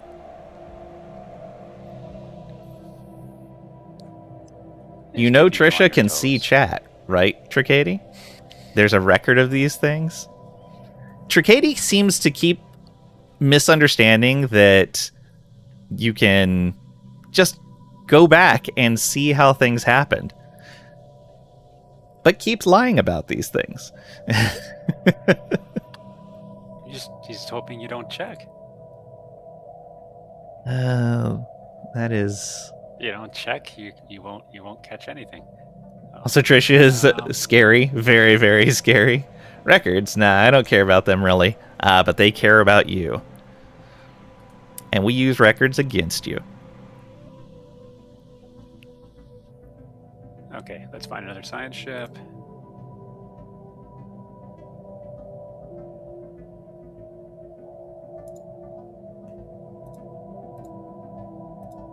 You're living on the edge.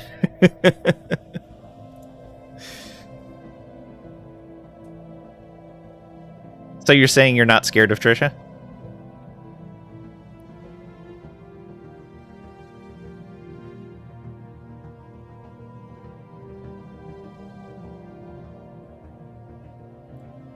Katie's saying that Trisha can't do anything to them? I just want to understand what you're trying to say here.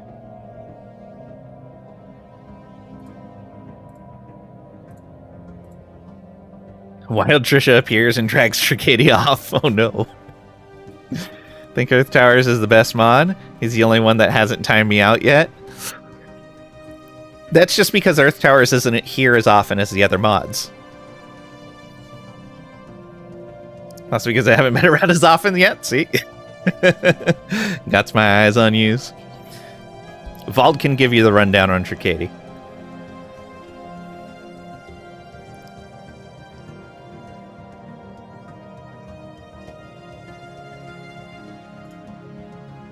Oops. You like Tricady hasn't seen Trish's gameplay when it comes to Crusader Kings? It has been a while. since Trish has played any Crusader Kings. Got to change your opinion then? It's been a while since you have. I know. As far as It's I been a can tell. long time. Can't be the favorite mod. Trisha is lovely. She has a special place for you in her dungeon. That reminds me, I feel like I saw you start playing a game that I was like, wait, wow, like, what was it? It was a game that I don't think you had played for a while, at least I didn't think so. I was surprised when I saw you playing it. Probably in the last week or so. I can take a look. I don't think it was on stream. Divinity? Yeah, that's what it was. Yeah, my tabletop group. So my tabletop group, 3 of them were playing another run through Baldur's Gate 3. And partway through that run, one of the people in the group mentioned, somebody brought up Divinity 2, and another person in the group was like, oh, I never played it. And they're like, we're stopping this and we're playing Divinity 2. And I'm like, I'm in. So I joined them for that, and we've been playing. Wait, so there's how many of you playing? 4 of us. At the same time? Oh, that's cool. Yeah. Everybody's playing one character. Yep. We have this pop-up here. Yeah, I think we should say yes to it. It can potentially have a really neat result. It can have a bad result too, but potentially has a really neat result. We've had this before. Yeah, and we got a good trade out of it last time.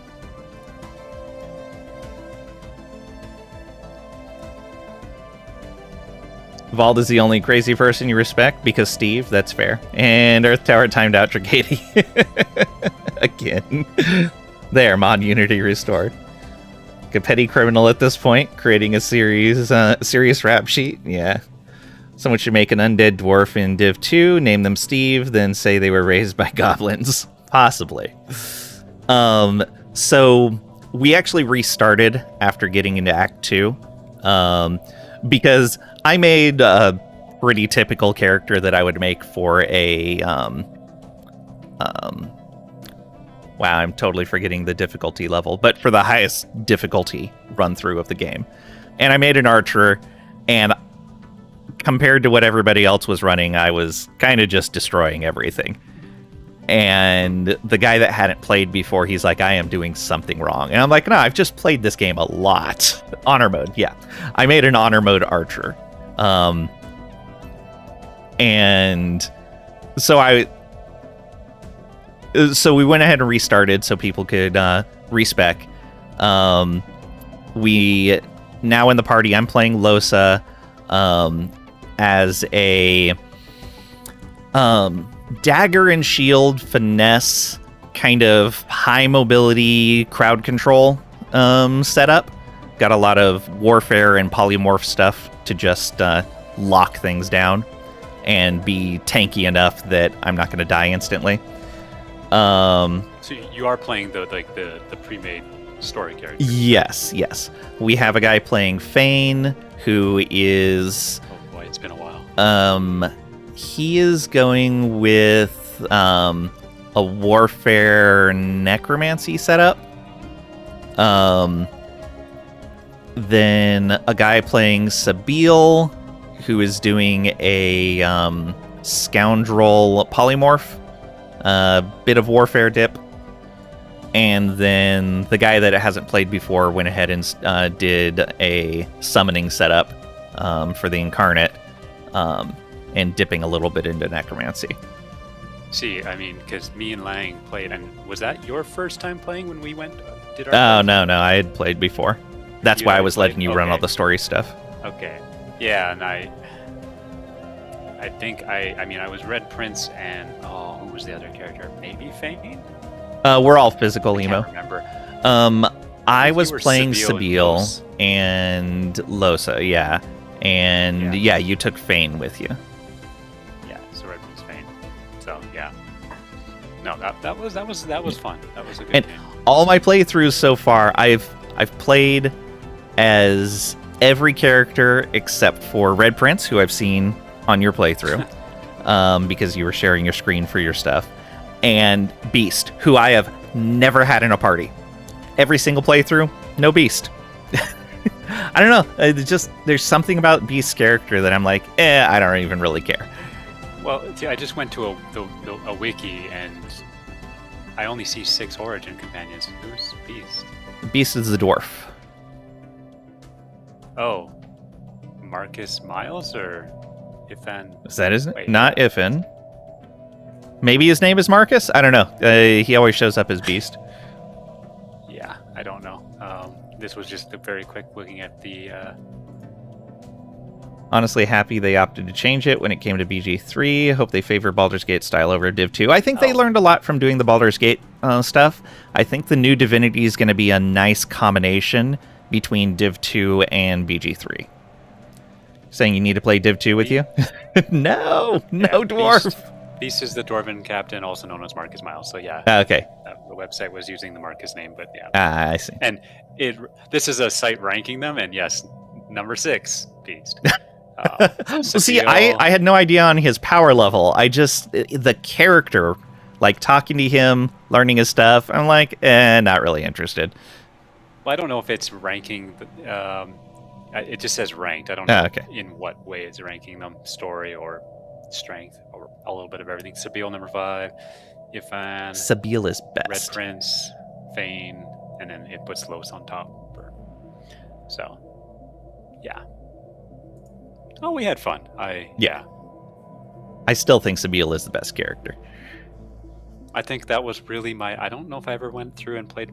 I think I messed around a little bit on a solo playthrough. Nice. If you like Origin Ranks' story, yeah, maybe. Since you can alter them all the time. Yeah. Could be. How's our galactic community going? Almost time for the It's vote? done in 2 years. Oh yeah, it's gonna be done plenty early. Losa is best. Fight me. Losa is my second favorite. But Sabille is, in my opinion, best.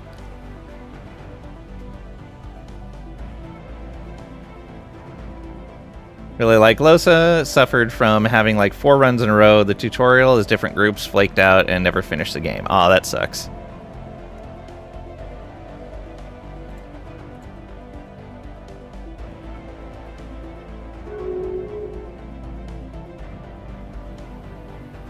Ethical guideline refactoring. I believe that's the one that was blocked. That sounds right. We are in breach. And yeah, it's not good for egalitarian. Yeah. Which is why all the different empires that are effectively very similar to us did not like it, because we were going for something that nobody wanted. What category is that in? Oh, I closed it. Resolutions, Unchained Knowledge. Unchained Knowledge. Environment technology. Oh, right. Yeah, this is what we were going down, and yeah, that was the one that... Yeah, because extra-dimensional experimentation would have helped with the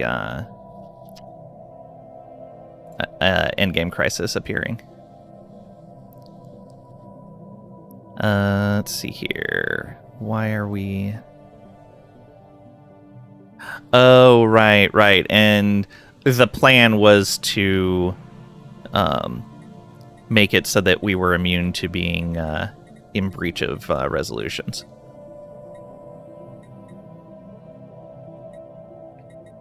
And didn't happen, but I mean, at this point, the fact that it can spawn on year 5... Yeah, it'll be fine. It's going to, right? No, it rolls a chance every year.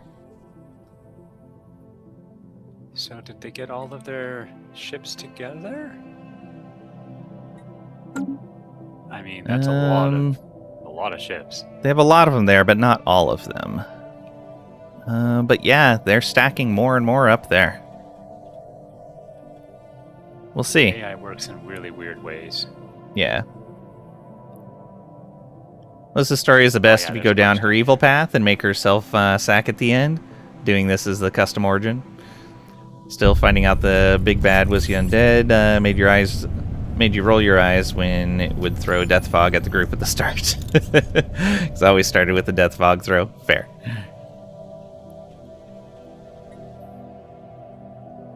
Nice. Fortress Warriors. Molinarch there. So do they still have ships that are moving? I mean, there's the stack in their home territory, close to their capital, and then there's These are basically not the stack moving up at here. all. Unless they have some... Unless they're defending up against potential attack. Maybe. But that seems weird. Oh yeah, they might have like gone hostile with those guys, refused a request or something like that. Will not throw since you move things with your mind. TKOP. Yeah, that's true. Telekinesis always OP. Yeah. Agreed. They have like 4 million in like the ship power or whatever. Like Yeah. they are so high. Like they could. Absolutely. I mean, they nearly have the same fleet power as us. We could have more, but Although we are kind of like pushing it. Although, what is our total fleet power? I don't know. I guess 9? almost Oh, yeah, no, everything we're way is higher. stacked in. Yeah. It's 9, and like I think that's everything but the GDC or GD. Yeah. GDF. Yeah, yeah. Oh, that's a million by itself. Yeah, I know. Like Mm-hmm.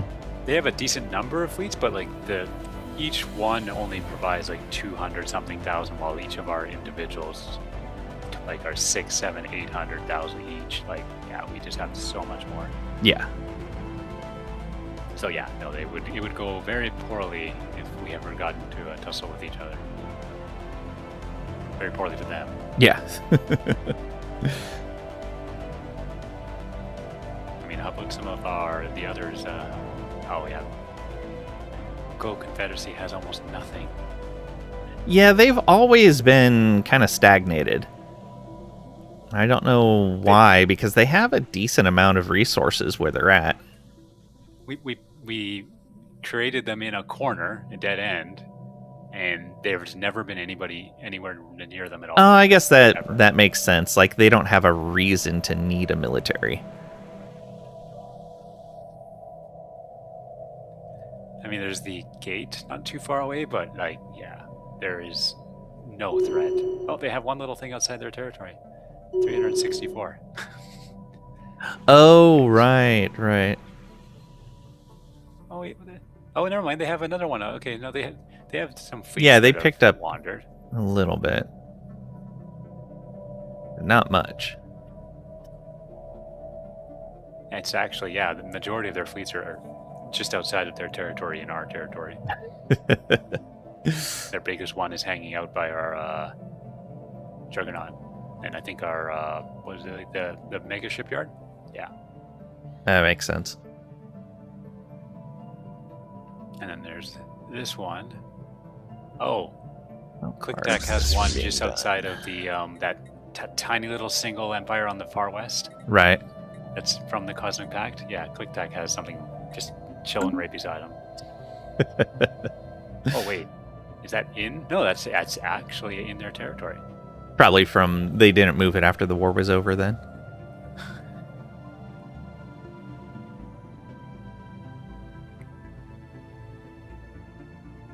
And then what about everybody else? Like I see almost no fleets anywhere.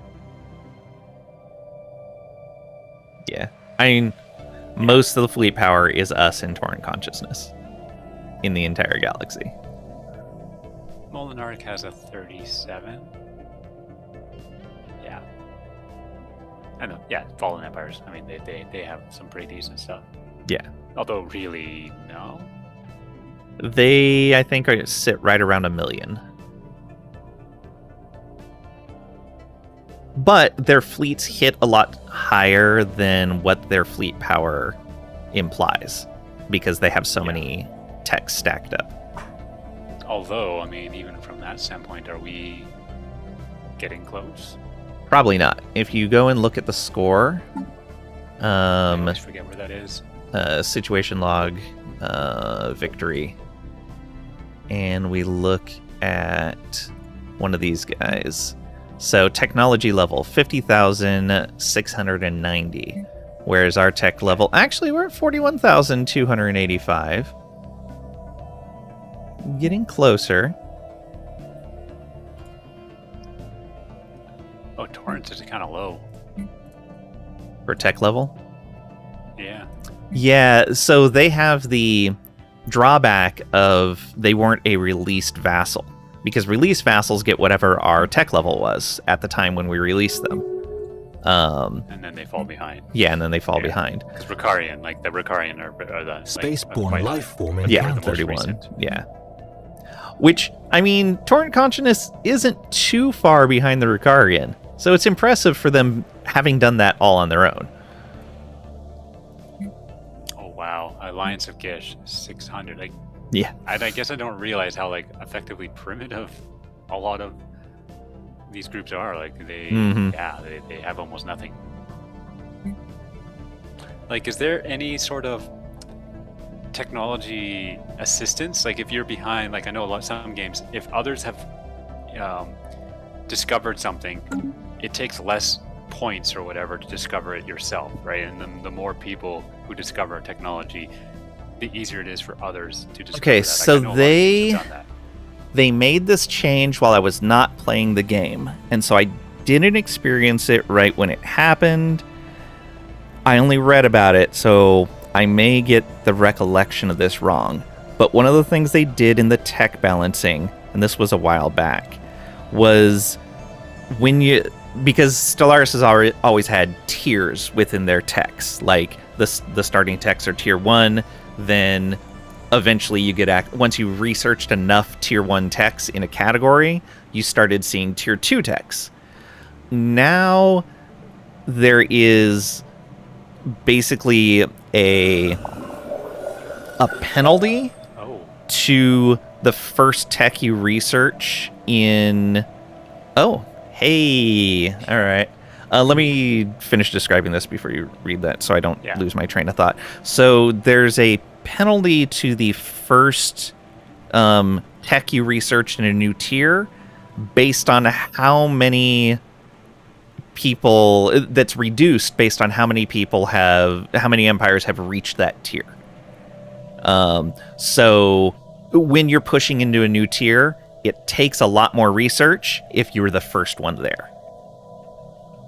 Hey, Marvel Man. Welcome on in. Hope you're doing well today. Thank you for the hydrate.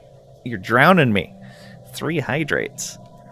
I mean, all the right. U4 has it in the, I forget what it's called, but that one system where as others learn stuff, it makes it easier for you to progress through those, I forget what they're called, the culture things, I think, or I can't remember. Yeah, it is the... Oh, wow. I am spacing with... Basically, I can see the menu in the UI, but I can't remember what that system was called. But, like, yeah, like, where you have a focus and you have, like, the random one that's just automatically picked, that thing, whatever those are called. Yeah. I don't remember what it's called. Isn't it just Empire Focus and... There's the word, but yeah. Yeah, I mean, it's in a lot of games, and I guess it goes back to our snowballing talk where, yeah, like some people don't like that because they want to feel like their smart strategies or whatever are actually paying off and not like everybody else benefits because they're ahead, right? I get it, but make it an option. Anyways, yeah. Thank you for all the hydrates, for the drowning. We, in general, want to try to keep those to no more than 5 in a grouping, but 6 is okay this time. Is this waterboarding now? Random thing is influence. Only is neighboring nations, though. Alright.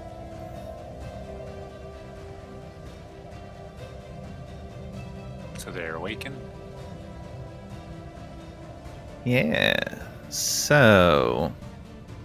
Began as a subtle shift in Briannan behavior. Scattered reports of their ships, once rarely seen outside of the... Wait, is this... This is the one in the middle of Torrent Consciousness. This is like what happens when you... I guess this is a typical Fallen Empire Awakening thing, but usually this is a precursor to the War in Heaven, What caused them to awaken? The torn consciousness being on all sides. They've been there And for a having the long same time. Color. Oh, it's a same color CB. Uh-huh. All right, and it doesn't matter which we respond with. Tricady bought some marbles from Pat. Good luck. Hope they're high quality marbles.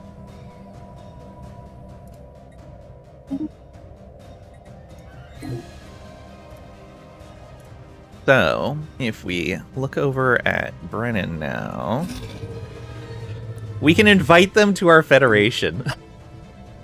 Wait, what? They would join our Federation. I didn't know that was a possibility. Once they awaken, they become a normal empire. Just a really powerful one. However, there's a good chance they would take over the Federation because of their score. Well, the problem is the Federation is currently set to tech lead. I don't know when. That's that was why I'm done, saying, like, so we could change our Federation rules because we're the ones to make all the decisions, and then we could invite them. What would we change it to? Because we're ahead of. Oh, the we could general change it to empires, diplomatic weight, and there's no way they're beating us in diplomatic weight. Right? Yeah. So I say why Yeah, not? do that. Oh, okay.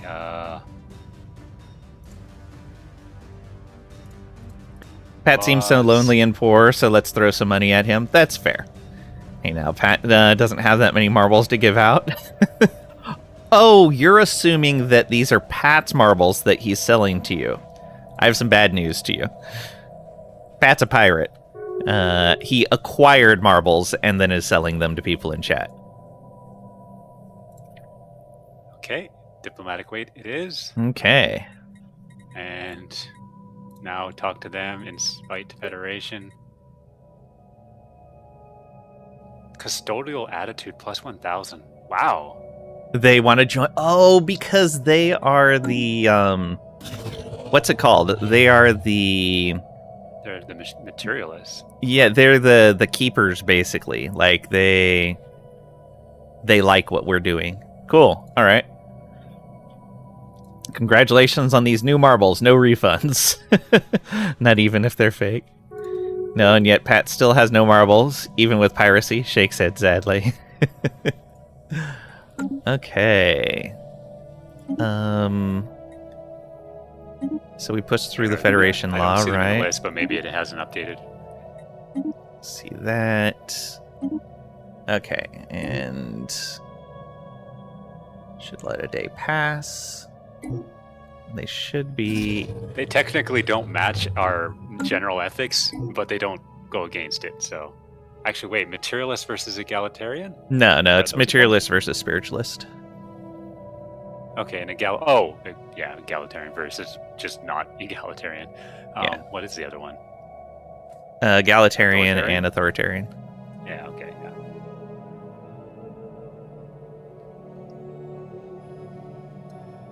Pirates are a megacorp, so he can't be a pirate. He's just a guy who salvages stuff from people. He's his own megacorp. Pirate runs. They have to accept it. Pat runs an entire corporation of pirates. It's a whole team. They keep throwing their lives away attacking me, though. It's very sad for them. I do find it interesting if you look at the members list in the Federation. Mhm. Our fleet number is so big that it puts the last digit below, which looks a little wonky. That's funny. An alien empire has And established there we go. communications.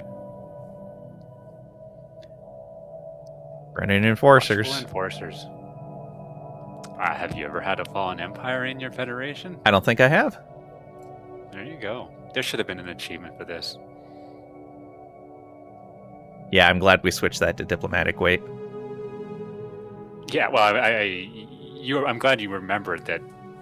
Well, as soon as you said, "Oh, like they might take control," I immediately knew, "Hey, we're in technology. Yeah, they will." We conveniently just talked. We were about just talking how about they it, are yeah. still ahead. Are they number 3? Their Or are tech they with the top rating one? 23. Victory. From diplomatic weight, we have a better tech ranking, but let's see here, 1500.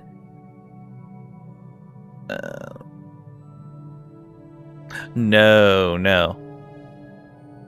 Because theirs is 20,000 without any bonuses. Ours without bonuses is 16,000. Yeah, they would have surpassed us. Yeah. Well, I mean, this list basically shows they had 50 tech level and we had 41. So yeah. I mean, the numbers are being changed a bit, but I mean, the relative amounts are the same. Yep. I love how they jumped from wherever they were in the list to number 3 because of the Federation score added to them. Yeah, the Federation score adds a lot. Still not above Torrent, which is just crazy. It's disgusting. So, but I thought you were just talking about normally 2 of them awaken and fight each other. If it becomes part of the crisis, if it becomes the mid-game crisis, they can awaken for other reasons. I don't know all of the reasons now in the game that fallen empires can awaken, but normally it's like if they get attacked, if another fallen empire is defeated, like there's a handful of things that would awaken them. I'm trying to remember if this outside fallen of the empire crisis ever did annoying things to us. I don't think they did too much. I thought there was 1 or 2 things, but yeah, I think Shattered they've one asked is us asked a for lot. people twice. Oh, is that what the Yeah. with that one? Okay. Biggest reason is if the universe is losing to the endgame crisis. Are we the baddies? Are we the game crisis? We didn't even take that ascension.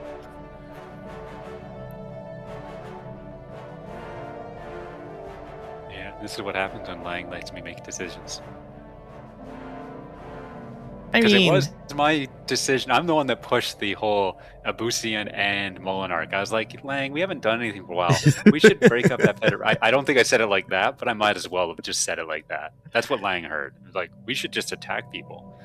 I mean, Lang's like, we "Is are that what you want?" basically just an empire of politicians. Yes, we are the evil empire. You've just confirmed it. We're more of an empire of diplomats, but still. I mean, I was judging Torrent Consciousness when they went on their rampage, but they actually have equality. We don't. The cube controls everything. Yes. Like, we have a democracy, air quotes. But yeah, no, it's just the cube. It is just the cube. Oh, we And missed speaking the of ad which- break. If you want to take Oh. a break, then we can. Oh yeah, we could do it really quick. I have food I can nuke in the microwave. I mean, you're the Senate that was owned by Palpatine. All right, I'm gonna leave the game running because Yes. I'm not going to take a break. But I'll Unless something wonky happens. I'll keep but an eye and I'll pause it if something pops up. I will be back quick. All right, we'll be back in just a few minutes, everyone. Get up, stretch your legs, grab a drink, whatever you need to do, and we'll see you soon.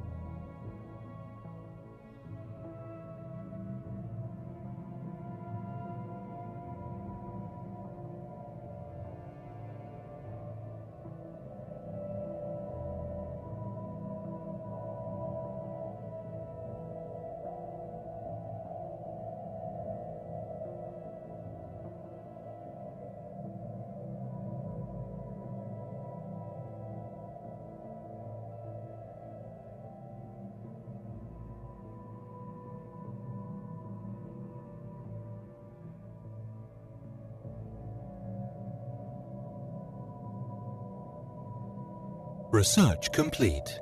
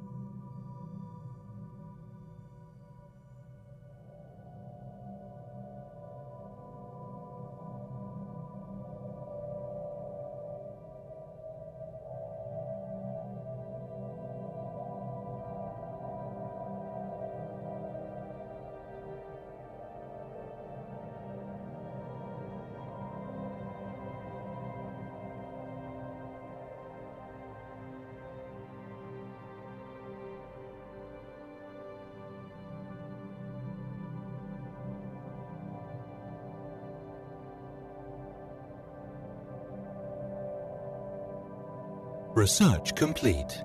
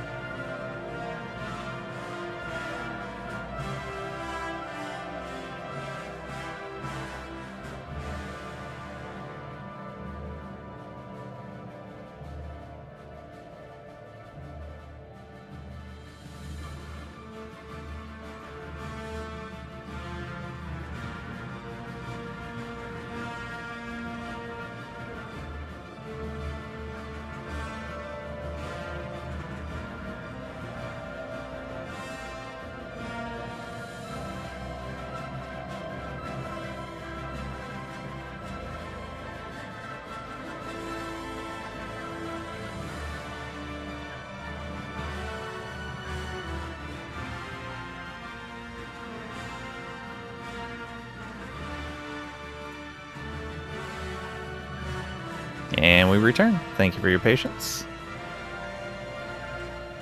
You mean your Senate was the one owned by Palpatine? No. That goes an authoritarian route. We're egalitarian. We're helping the people. So, Cragrek was mentioning on our Discord that the weather was going to be rough tonight. So I took a look, and on AccuWeather it says windy, thunderstorms around, some severe this afternoon. There's a flood watch for 12 hours starting at 4 p.m. Significant risk of damaging winds, destructive hail, tornadoes, and flooding downpours. When you say weather, are you talking about same place? Yeah, here in Kansas City. Oh, okay. Didn't realize you were in the same place. Oh, yeah. I mean, I think it was 2 or 3 days ago. I got a message from Ken saying he's under a tornado watch or warning at the time. And I mean, as soon as I hear that, I look at the radar, and yeah, there was 2 really nasty storms just southwest of Kansas City, not far. And I'm pretty sure there was a tornado just southwest of Kansas City in the last week. So. Yeah. The concerning thing is that Kansas has had some tornadoes over the past month that have not had any alerts coming out from the National Weather Service, which is unfortunate. Okay, that's bad. Yeah, it's really bad. What? No, you mean before he revealed I am the Sith? We have to go down a particular path, though, for that, and we're not going down that path. That requires us to go... But yeah, we are kind of in that spot where we could go down that path. Galactic Institutions, I think it is. No, it's not in here. Where is that? Wait, there's an astral rift. Oh. I didn't see anything on that. Torn consciousness. It's torn consciousness territory. It's flashing. It's the only thing flashing on my entire map. I should change that.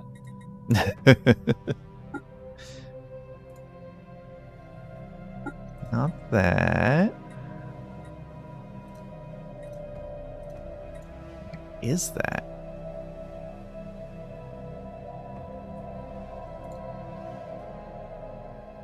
That tells you how often I use this resolution in the council. I don't even know where it's at.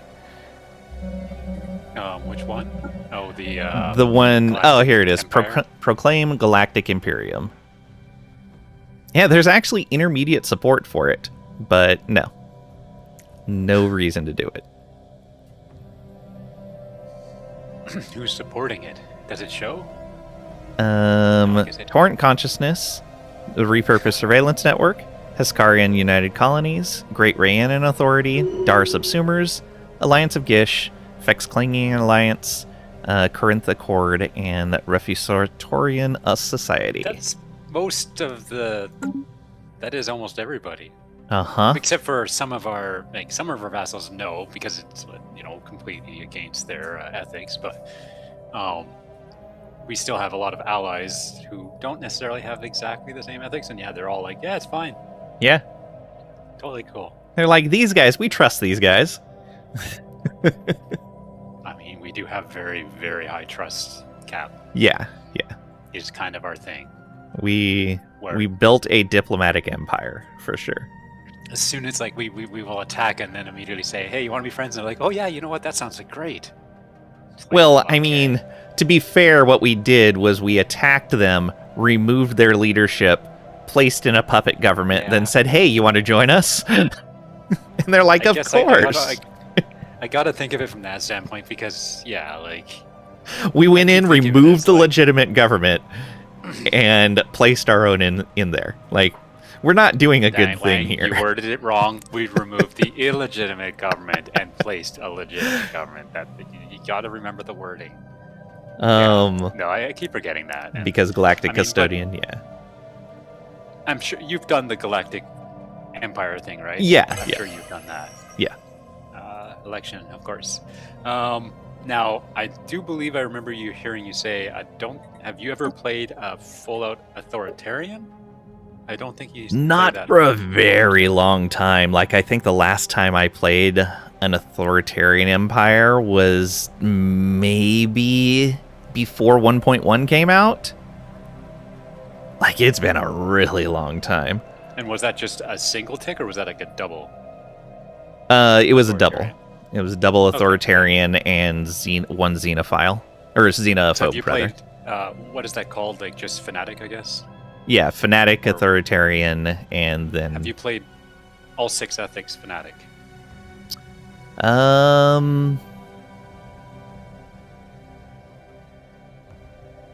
I have not played Fanatic Fanatic piece would be Materialist, hard. or I have not played Fanatic Militarist, Oh. and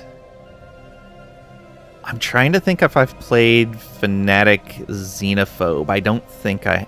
no, I have played Fanatic Xenophobe because it's needed for one of the For the achievement. not for an achievement, but for a government type. Sorry.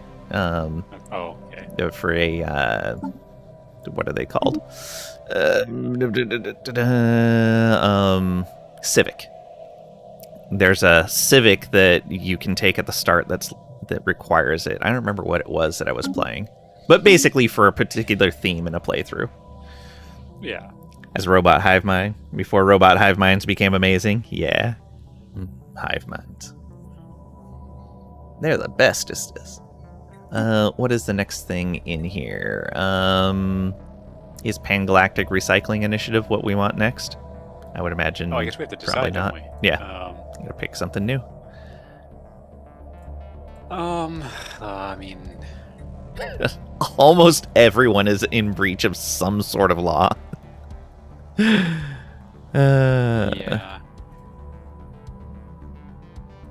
There might be a galactic institution that still would be good.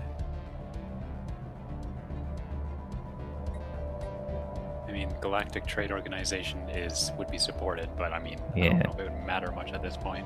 At this point, I almost kind of want to repeal the sanctions, just so all of our subjects aren't suffering these sanction penalties. It's not as if it benefits us to have other people, like, because there's almost nobody left. Yeah, there's almost no one that's not under our umbrella. And what are these sanctions doing? Like, what So is that? if you Just mouse looking over at the it. exclamation mark, you can see sanctions modifiers down at the bottom. Your favorite is Fanatic Militarist when you go into the Navy Civic. Yeah, that is a good combo. I've seen people play that. So, are there just military sanctions? Like I see the repeal minor military sanctions. Is there other There's ones? also repeal economic sanctions in there. No, they're just going to be spread throughout. Yeah, it's one for each category, but I think those are the only ones we've passed so far, is economic Well, and the military. repeal economic one is already kind of high. It's number 3, and we're downing it. So if we up, I mean, they clearly want to get rid of the minor economic sanctions. Let's get rid of it. So, and it's one of our vassals. That's Yep. We could even emergency measure it through. and it just gets voted on right away. Yeah. Sure. Yeah. And then it has an 1800-day cooldown before we can emergency measure again. There's one person against it, and it's one of the only ones that doesn't have any sanctions right now. Renian. Oh, I think I know which one that one. That's that like single one in the east. Yeah. Lang, you should be a fanatic militarist and spiritualist as an imperial, because that government is honestly the best. Do you know what that government is called?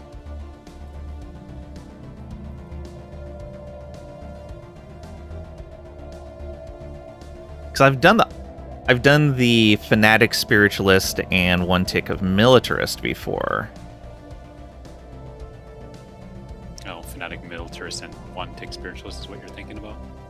Yeah, that's what Emo was Does it give a name saying. to all these different ethnic groups? Yes, each combination has a name for its, and then that name can be modified by the government type you select, and sometimes by the ethics you select.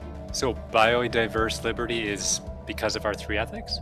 That is because of our government type, and because of our ascension choice. So where's our name for the 3 ethics we chose? Well, that's gone because our ascension modified it. Oh, okay. Same as Japan now in Civ, in CK3. Okay.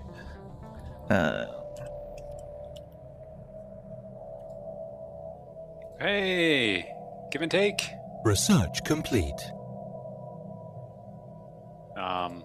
Let's see. What do we go with now? This might actually matter if we're going to go into a crisis. We could do the. I know there's one for defense. I thought there was one for defense. You mean like defense platform hull points? Impenetrable border, I think, is probably what I was thinking of. But I see what you're. Yeah. It's pretty minor, honestly. Hey, we got a council agenda finally. Yeah, so I'm just looking at the next one to start. I mean,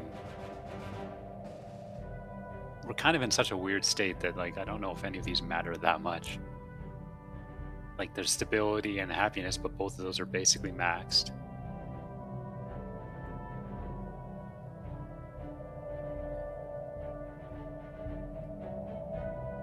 I think give and take is part of the reason the cube is present, and other things might actually push them away. So we could effectively take predecessence. Oh my gosh, I can't say the word. His position. Wow. Presidency. Is that right? I don't even know. I'm making up words. But he could lose it if we choose some of these, I think. Oh, yeah, we come in peace would probably be very problematic coming up here. We don't need colonies. Reorganize the council. I mean, we talked about that a long time ago.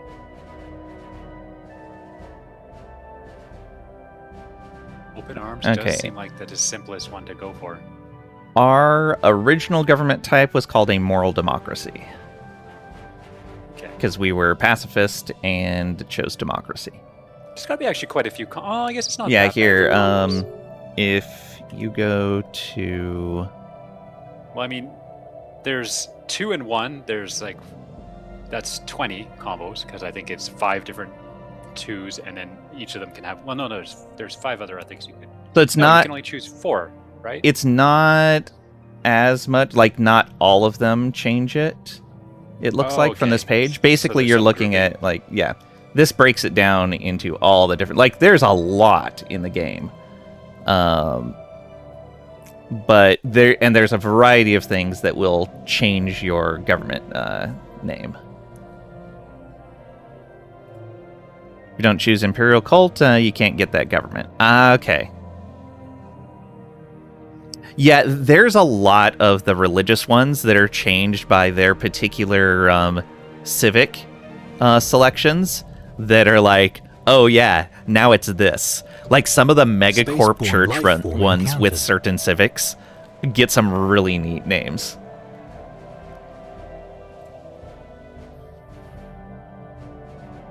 How close is our oldest leader? Like, how close is any of our leaders to death? I'm just like, Probably nowhere near. I think I've gotten so far ahead that I don't know if I even need to pick this anymore. Who was it? It was one of our scientists or officials. I think it's a scientist. I think Rugged. I think Rugged's the one that's always been Yeah, I closest. think they're one of the oldest. Oh, wait, that can't be right. 312, 351. Yeah, okay, I think it's cheerfulness there, but yeah, not even close. Like 40 years. I am gonna actually pick something different Okay. because there's a lot of society research that we could probably plow through that is related to other things. Mm-hmm. Yeah, that's fine. Yeah, so if you're a megacorp and you take Gospel to the Masses as a civic, then you get renamed as a megachurch. However, if you have all of that, plus you take Corporate Death Cult, it now becomes a sacrificial megachurch.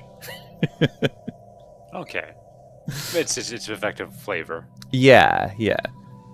I was gonna ask something, but I think just the talk about how these different names are related to your ethics probably answers the question. But is there a mod or the possibility to pick more than 3 points worth of ethics? I have no idea. Could you be double? Like, could you have? Like, I would imagine so. I don't know. Like, it seems like the game really is not designed to do that. But at the yeah, same I don't time, know. I guess if you edit those names, I mean, it like. I wonder. I'm gonna look. Need feudal society. Ah, that makes sense.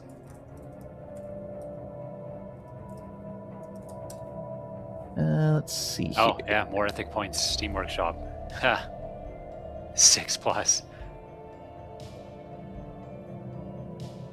Yeah. Okay. There is. Ethic points left. 6. You could. That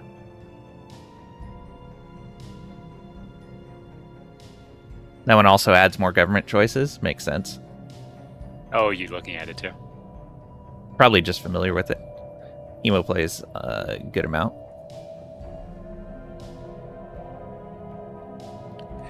I mean, Spaceborne life form it'd encountered. probably be interesting to mess around with, but the game is definitely not balanced for that type of thing. So, although I like the tags they give as balance in gameplay. Well, I mean, I suppose. I mean, it is changing the balance and the way the Yes. game is played. I guess you can always play on a harder difficulty, and if Yeah. you're like me and you're probably not the greatest, then it might be okay. The two things might balance out. Although, would that mean everybody? Oh, I wonder if it actually adds it to the AI too. Probably not. No idea. Description: increases your starting ethic points from 3 to 6. That's it. That is all it says. I mean, I asked the question and thought there might be a mod, and yes, there is. So I guess I got the answer I wanted. That was a Google search. That wasn't on the Steam Workshop itself. But yeah, Adds more civics, more government choices. Lets you get 3 civics, possibly 5 if you choose negative Spaceborne life civics. form Oh, encountered. okay.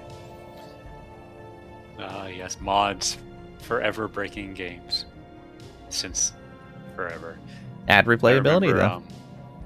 Well, yeah, I mean, like, for me, the first time I remember really getting into mods for a game, I think, was probably Diablo 2. And I mean, that game, I mean, it's still getting development for mods and all that big reworks and all that. But I remember some of the mods, they would suffer from rollover issues because you did so much damage, your damage number rolled over and you did negative damage. You healed the monster with the hit. So I thought that was just kind of funny. But yes, mods breaking games because the game engine was not designed for numbers of that type. And so it just completely messes things up. Yeah. Because I'm sure you could make a mod that lets you have like infinite naval capacity or effectively infinite. And then, yay, except for that's not going to be a fun game to play because your computer is going to die even worse than it already is. So yeah. Yeah. It's like when you're playing a game you like, it's always fun to think of like, oh, I hate there's this limit of whatever. Like I want more, right? But yeah, more leads to potential problems of they never designed it to have that much, so it just doesn't work very well. Mm-hmm. I think you were gonna say something and I totally cut you off. Ooh, Pirates. pirates. You gonna take care of it? But looking where they are. Way over there. Okay. Oh yeah, on that government page, all the different authorities listed. I don't know if it's still the case, but I know it used to be the case that each one of those individual names the AI, when it has that government type, has a slightly different set of weights for what it wants to do. So the government type really determined like how the AI behaved. I don't know if it's still that way. It was that way ages ago. Divine Augmented Empire is funny too. Yeah. It's a whole series of contradictions. Oh, I'm looking through the government types in the game here, and I realize egalitarian is blocking us from 2 of them. Yes. And then, of course, Gestalt is blocking us from others, but yeah. I I find that kind of funny. I vaguely understand, but I like how this has like the, the various checks and X's of like the requirements, and does not have egalitarian ethic, does not have fanatic egalitarian ethic. I'm like, isn't that inherently obvious? But I guess they are separate, so fine. Yeah. It just seems a little silly. Yeah, it counts them as two different things because you can't have both simultaneously. Yeah. And one's not considered the upgrade of the other.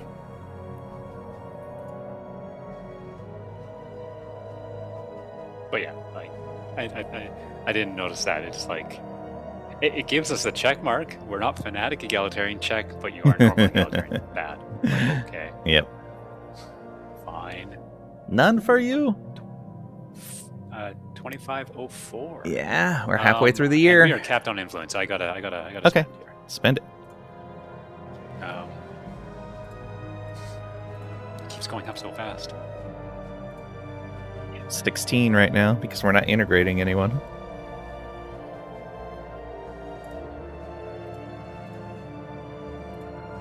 Yeah, I guess at this point there's not really a reason to integrate anyone else. There's that little single one that we got recently. We probably can just do that, but not yet. We don't need to, though. We can just let them keep doing True. their thing, living their life.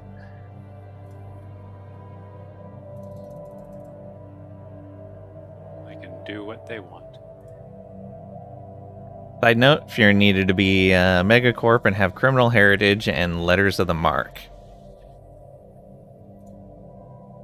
You become a pirate haven. Aw, yeah. I'm trying to think, solo play, what path would I go? I mean, I wouldn't do this because we just did this. I want Right. to try something different, but it might be Gestalt because I've never had that experience. The other time we played, I think, actually, to be honest, I believe the other time we played, you were a hive mind of some sort. Yes. I was, I think I was something much more, very similar to this, right? Yeah, you were. I'm pretty sure I took the kind of the nicey, don't be mean to people ones. I don't think I took militarist, but I might have. I think you went militarist, xenophile, materialist. I think that's what you did. Yeah, like that. That sounds about right. I'm a pirate haven. Probably still Become have the Dread save Pirate files. Robert, related to Robert. I had to try to keep things, so Yeah. a part of me wants to look. Although, like, I think I'd have to load or change my version in Steam to whatever the heck we were playing. I don't even. I know think it's when there you still. I look think at it the was. list of saves, you can see the Empire. I don't remember now. Yeah, so maybe it would be fine. Yeah. But yeah, so I've never. I mean, that's 2 games, but I mean, I've never played a Gestalt of any sort. So I think that might be what I'd go for. They're fun. And the organic And I ones guess I are also have to- decently different from the robotic ones. Pick the story, right? Yeah. The Your origin, origin. or whatever you call it. There's some neat because a lot of origins are either only available to Hostile Gestalts fleet or engaged. cannot be taken by Gestalts. Yeah, and so I mean, you choose your ethics and everything before the origin, right? The origin is one of the last things you do. You can bounce around between those however you want, but in general, it asks you to choose the origin first. But I usually go to the ethics screen first because that changes the most out of what you can or cannot select in other categories. All right, yeah. Then I think I would go that path. Yeah, I usually do the government tab, then the origin tab, then the I don't remember what it's called, the where you choose the traits for your species. Is that what they're called? Traits? Trade stab. I was trying to remember if they were actually called traits or not.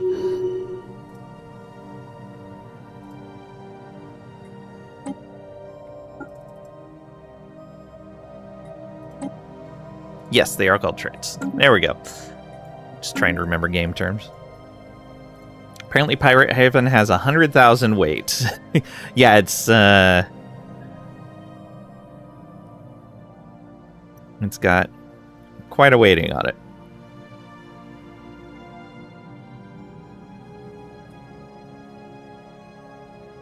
Yeah, let's see our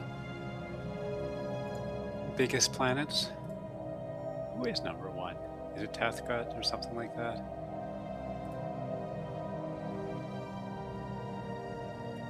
Yeah, the overview plan or whatever, it gets a little bit cumbersome. Oh, I bet. I don't know if I'd pick I'd definitely try something different with my galaxy map. I think I would not go with the biggest. Fair. Probably something a little bit smaller. I probably wouldn't touch the time controls. Yeah, I wouldn't recommend Most it. of the other stuff I'd probably leave close to default. I don't know if I'd turn anything on or off. But yeah, different shape. Like I have looked.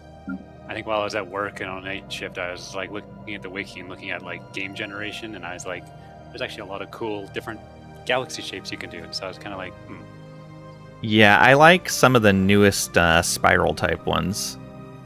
The ones that they've just added somewhat recently. I mean, yeah, some of the spiral ones, I mean, if you're on an arm, like, you're living a very different game because you are effectively dealing with the people on each side of you, and that's that. Like, Yep. You're much more separated, right? This, I mean, we were never really closed off too much. Yeah. Although I guess we kind of were, except for we just ended up making friends with everybody, so like we never Yeah. really got blocked in. And then we got the L gates, and as soon as we got the L gates, everything just opened instantly. But we were just in the southwest for quite a while. Yeah. The highest, the only other one with 100,000 is Subversive Cult, which is another megacorp. Yeah. Not the fact that you accidentally made those, and love them. Had no idea the political weight started so high.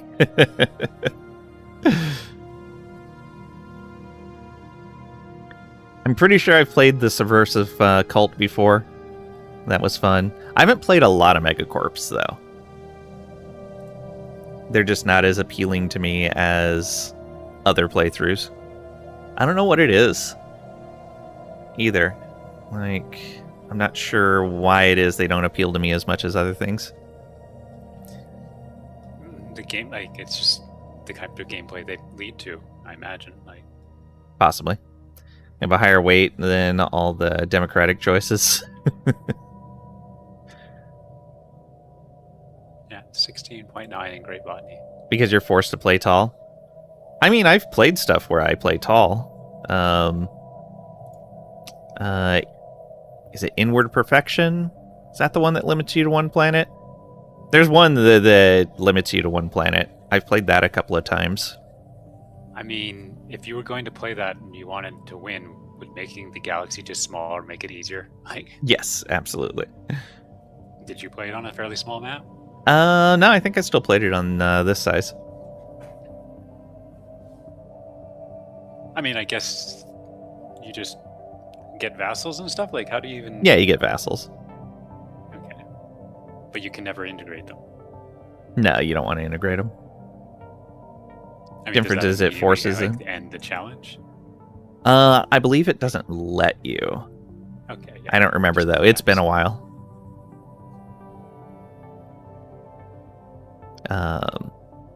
Though I still haven't played the virtual ascension path, which I really want to play. I just keep getting distracted by other things. It feels like you're getting distracted by an ever-increasing number of things. I'm always distracted by everything. Name 3 games that are effectively on a you know you're going to play them soon, but you haven't gotten to them list. I'm sure you can. I haven't gotten to them at all. Yeah, you have. Like, you just like. They don't even have to necessarily be released if it's games that are coming soon, and you just know I'm going to be playing that. Like, there's no question. Oh, I the just- new Divinity, 100%. Oh well, I mean, yeah, but that's got to be pretty far off. Yeah, I would imagine that's pretty far off. Yeah. Okay, so let's limit to things that are either coming out soon or are out. Oh, that is a really good question. I mean, I guess, were you paying attention to the pirate game or whatever that we were talking about at the beginning? Not really, no. So somebody just mentioned it to you? Like, Yeah, the thing is I have enough friends that play open world survival games that I kind of let them bring them up to me in general because they have a good idea of like what's good and what's not, so I don't need to sift through that. I could just let them decide. And I wasn't even really going to look at Windrose that much, but it was gifted to me. And I tried it out, and I'm liking it, so I'm going to play. Friend of mine posted a Penny Arcade comic that just came out recently talking about Windrose. They were talking about how tough the boars are. And, and I'm like, oh yeah, that is 100% true. Those boars are lethal. On top of that, if you don't vassalize, you just dump port buildings. Can't you just shoot them from a distance? The only ranged weapon I've seen so far is a pistol, and I don't know how to make gunpowder yet, so I have 10 shots, I think it is, with the pistol before I'm out of gunpowder. Okay. And the game's Space Slog released today, early access. I don't think I'm familiar with that one. Okay, let's look at my unplayed list. Let's see here. I mean, you sent me that link today. Is that something you've played yet, or are you just... Yeah, I played it yesterday. All right, yeah. Oh, Tactics Ogre Reborn. I've been wanting to play that for a while. I think it's in my wish list. Dredge. No, I'm thinking... Oh, go ahead. Different game. Well, I was thinking Tactics... was it just Final Fantasy Tactics? No. This is... Yeah. Well, I mean, that's what when you said it, that's what came to mind. But yeah, no, like... I did a playthrough on Final Reborn Fantasy is another Tactics. Tactics Ogre was, a different game. This was the new version of it. Dredge I want to play on stream, so I've been holding off on that on purpose until I have, like, an opening in the stream schedule for it. I'm looking at Space Log. It reminds me a lot of FTL, but more in, like, a RimWorld style. Oh, that's neat. Again, based on the screenshots that I looked at, like in the super fat, like that's my very, very quick impression. Yeah. Which, yes, that is kind of neat. It looks like RimWorld in space. Like that is probably the more like, obviously not quite the same, but yeah, like it visually looks like FTL. Yeah. But I mean, I see like beds and chairs and stuff like that, so that aspect looks more like RimWorld. So yeah, effectively a spaceship colony sim. Okay. Again, that's what it looks like. Okay. I could read the actual description, but yeah, it actually looks kind of interesting. Neat. You have pistols, muskets, blunderbusses. All right. I remember following a game because not too long after FTL came out, it spawned a lot of games like this. And there was one that did kind of give that feel of building like a colony, and you're building your ship and making rooms and stuff like that as you continue to go on. And it never amounted to anything. It just eventually, like, the development just stopped, and it just I don't even remember. Like, that was a long time ago. Yeah, I think I watched Salford Sal play a whole bunch of that. It did look really neat. I think I know exactly what you're talking about. Yeah. I was sad because it looked so promising, and it seemed like the dev got just gone. Burnt out, or I'm not sure what happened. It's still in early access, but Space Engineers 2. Definitely looking forward to when that's ready to play. Because the first one was fun. I still never played the first one. You talked about it a lot, and I never... Yeah. I think I saw you play it a little bit. And on the note of games like that, I need to play some more Stationeers soon. Because they keep adding more and more cool stuff to it. Maybe I was thinking about Research Stationeers. complete. Stationeers I've played more than Space Engineers. Yeah, because the Space Engineer screenshots and all do not look like what I remember you streaming. So it must have been Stationeers. Yeah. I'm pretty sure I've streamed some Space Engineers as well, but not as much as Stationeers. Yeah, the Stationeers screenshots look more like what I was remembering. Okay. So I don't think I ever really saw anything with Space Engineer. Yeah. They're fairly similar games, slightly different takes on the genre in how they approach things, but they're both good. I think Stationeers fits the way I like to play that style of game more, so I tend to gravitate to it more, but they're both good. Stationeers is still early access. It's been out for a long time. Oh yeah, Wow. yeah. They maybe about a year and a half ago, completely rebuilt the entire back end. Like they're like we just rebuilt the entire engine. It might be worth a play. We are in 2505, by the way. Yep. Going Medieval is one that I've been keeping my eye on. I have it, but I haven't played it yet. But I definitely want to play. See, I use Lang to figure out games to play. Songs of Six is something I want to play, but I know it's going to take a huge time investment to learn the game, and so I've kind of been going, I'll do it when I have more time to play something, which is never going to happen, so I need to just actually do it at some point. Star Citizen will never be released. I was looking at Going Medieval, and like one of the screenshots has like a job priority table, which just made me think of like Dwarf Fortress a little bit, like that type of thing. Yeah, it's pulled from a lot of those kind of colony building games. But yeah, that actually, like I had no clue what this was, and so at first I was kind of like, but then when I see stuff like that, I mean, it clearly tells me what type of game it is, and like, yeah. It's like all of a sudden I'm like, well, wait a minute, maybe I would like this. I think you might.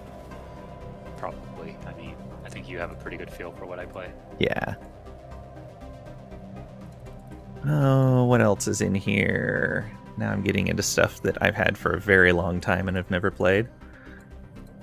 I mean, one thing you could do is go to your wish list on Steam and then sort reverse order of added. So Date added. What is the oldest game on your Steam list based on when it was added on your wish I list? recently purged a huge amount of stuff off my wish list. I did too, and I still have one from 2015. Date added. And Got then me beat. reverse. How do you reverse it? I just scrolled to the bottom. Okay. I don't know if you can reverse it, but yeah. 2015. 2015. Mine's from 2014. Oh no, that's let's see here. Yeah, from 2014, but it's Final Fantasy 14 online.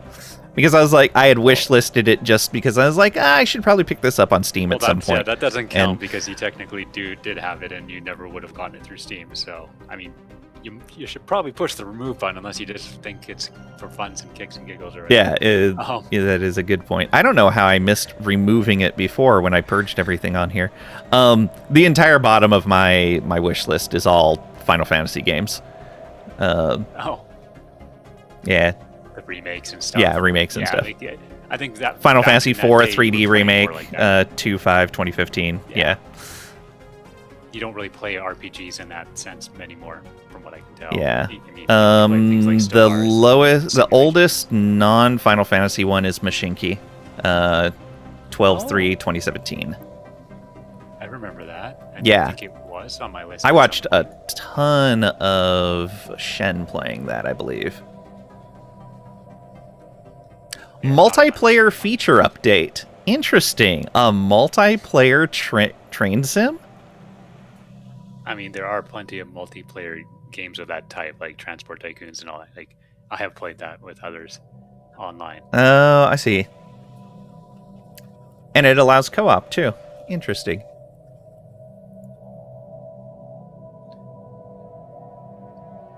Torment Tides Numenera.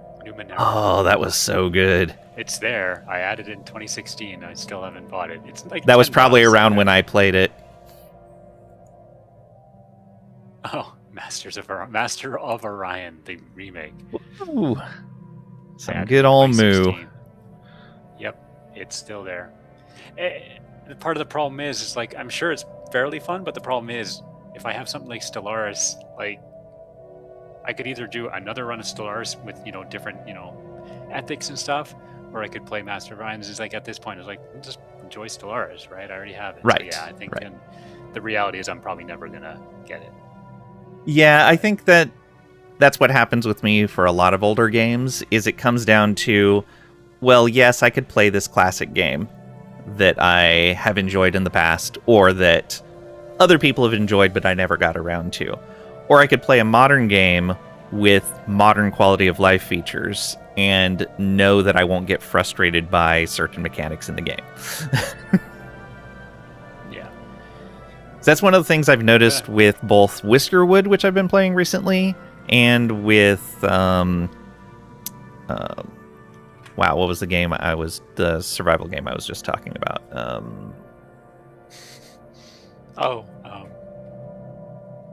I'm on my wish list. Windrose. The one that I looked. Yeah. Both of those seem to pull a lot of quality of life features from other games in their genre into their game. I'm like, oh, I recognize this feature from this game and this feature from that game. And I'm like, it's great that they're pulling in these things that make the game more comfortable to play.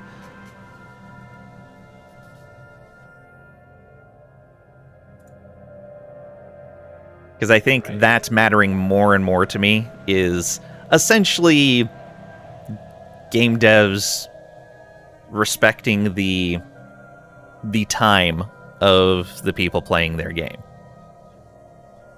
And like I've talked about this with grand strategy games before, like the way I like to play grand strategy games is I like my decisions to matter. I don't want the game to be figuring out the game mechanics. I don't want the gameplay loop to be, I need to figure out how warfare works, like from a just pure mechanical standpoint. I don't want to know, I don't need to dig in individually to every single thing and figure out how the economy works. I want all that information to be displayed and presented, then let me make decisions to guide those things in the direction that I would like with, what's it called? Opportunity cost kind of decisions. You got me thinking about something I remember reading so long ago, but it was I think an interview for Will Wright, I think, basically the guy who did SimCity. I think it's Will Wright, but it was asking him about future SimCity games, because of course some people because back then SimCity was a lot more niche, but was asking about future SimCities and where to go, and he kind of started talking about, he felt like they were getting too complicated and only appealing to the core audience, and no new people would want to get into it because it was too confusing and all that. And I remember reading that and kind of being disappointed, because I wanted more complexity to my city builder, right? I wanted more. But yeah, when you were talking about how a game is presenting information and what it's letting you do, and that got me thinking about that, and they kind of went down a different path for SimCity. And then the franchise is just gone, right? Yeah. Well, that was more of there's a lot agreed of from the publisher kind of thing.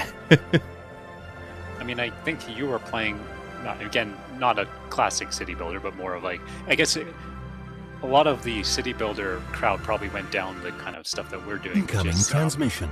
Colony builder, like RimWorld, stuff like that. Or medieval, like that, those types of. Yeah, it's more like a colony builder than a city builder. Oh boy. Yeah, we'll pay some alloys to get some pops. Oh. Yeah, always. But yeah, city builders are like classic city builders, actual city. There's really not much going on right now. It's kind of in stasis at best. I'm having a lot of fun with workers and resources. It's really good.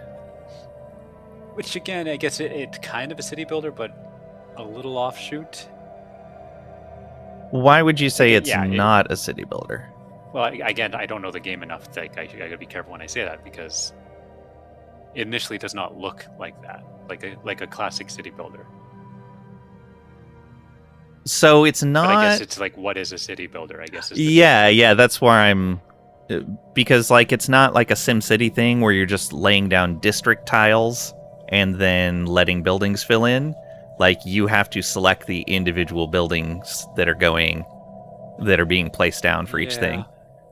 So you're not doing that feels more like Tropico, right? Which I don't feel like Tropico is remotely a city builder, because yes, you are effectively just deciding every single thing of everything goes where.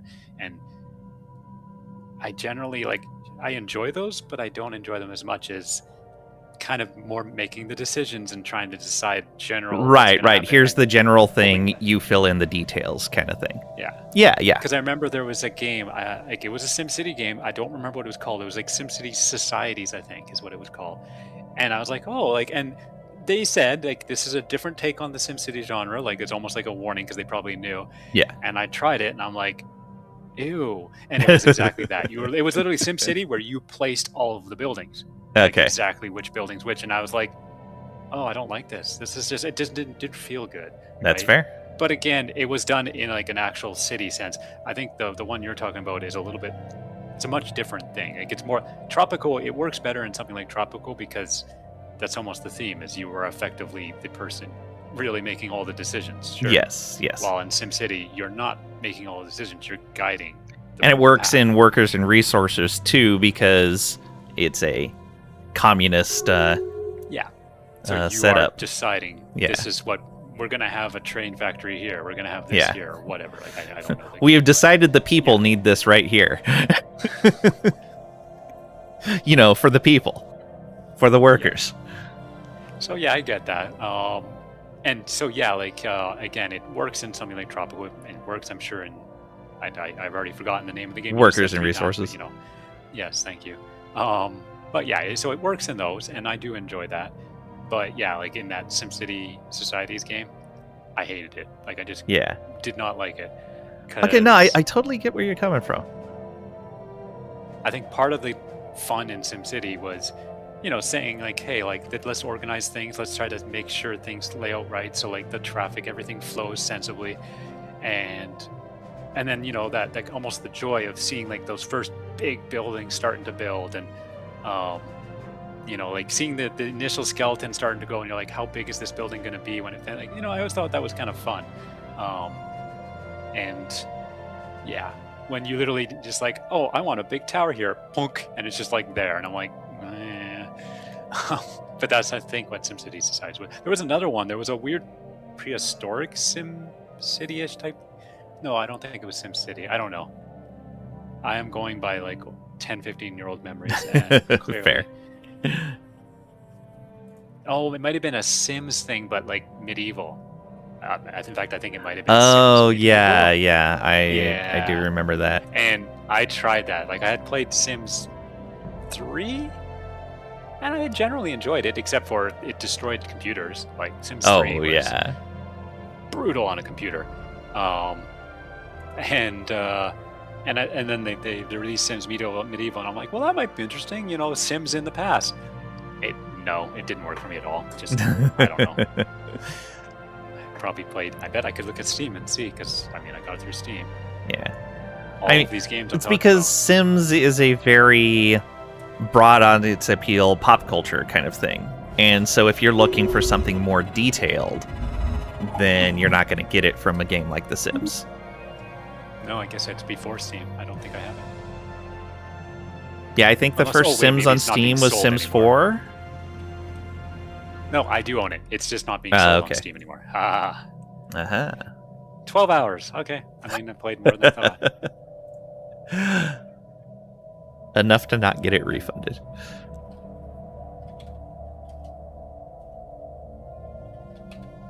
I don't even see SimCity Societies. I think I actually bought the boxed version of that.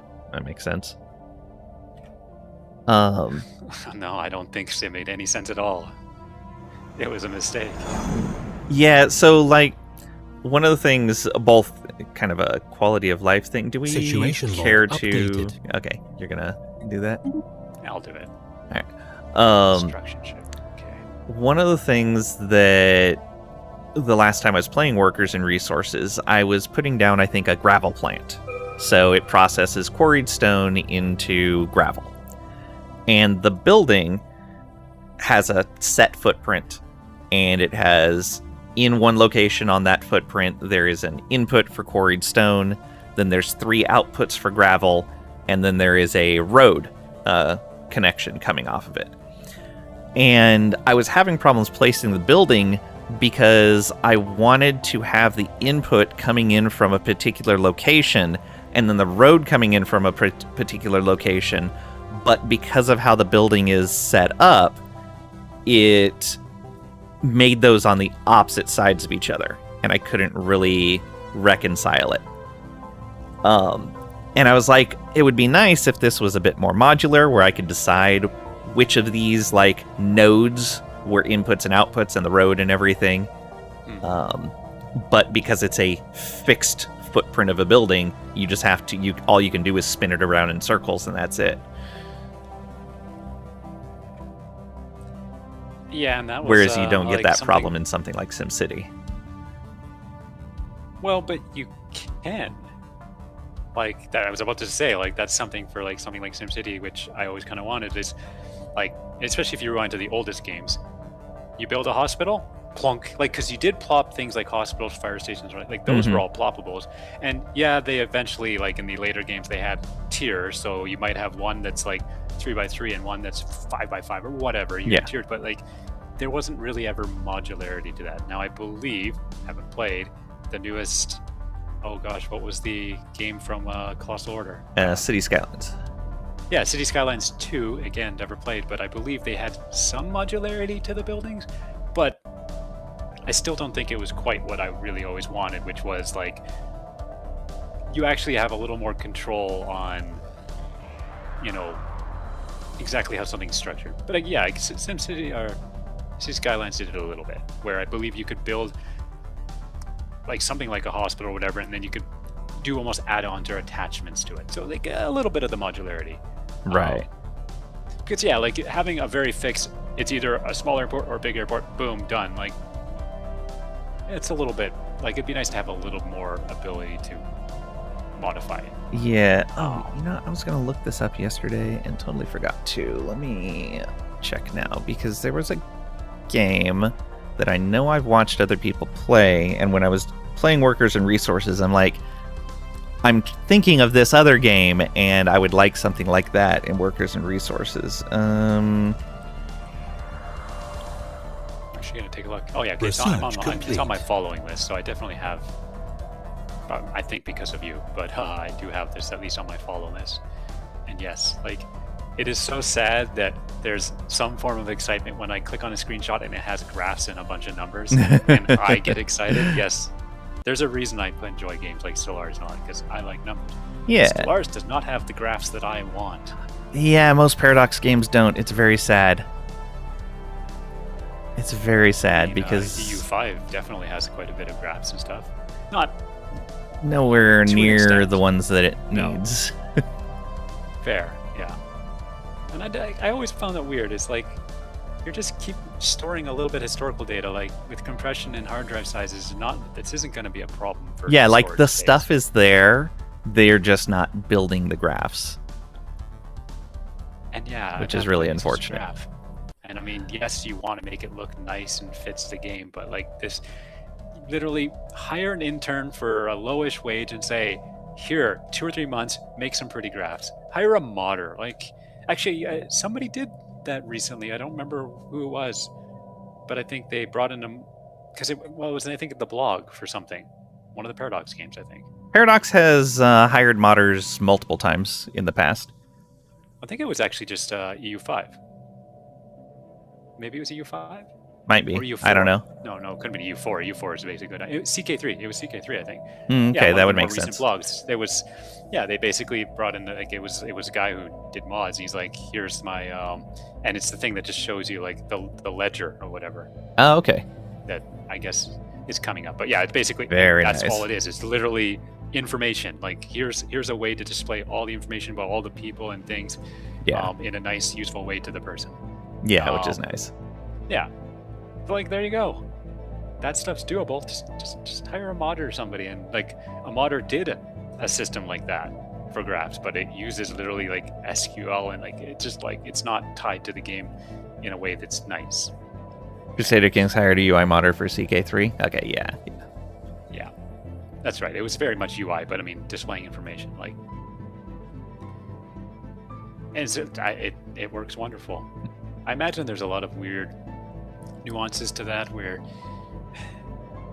I think for these games that have mods, it gets really tricky for the company, because if you see a mod is doing some really cool things, if you just effectively put that in the game, that's almost a bad look because the modder put a lot of work, and then you effectively just said, "Hey, that looks good," and then you effectively put it in the Construction game. complete.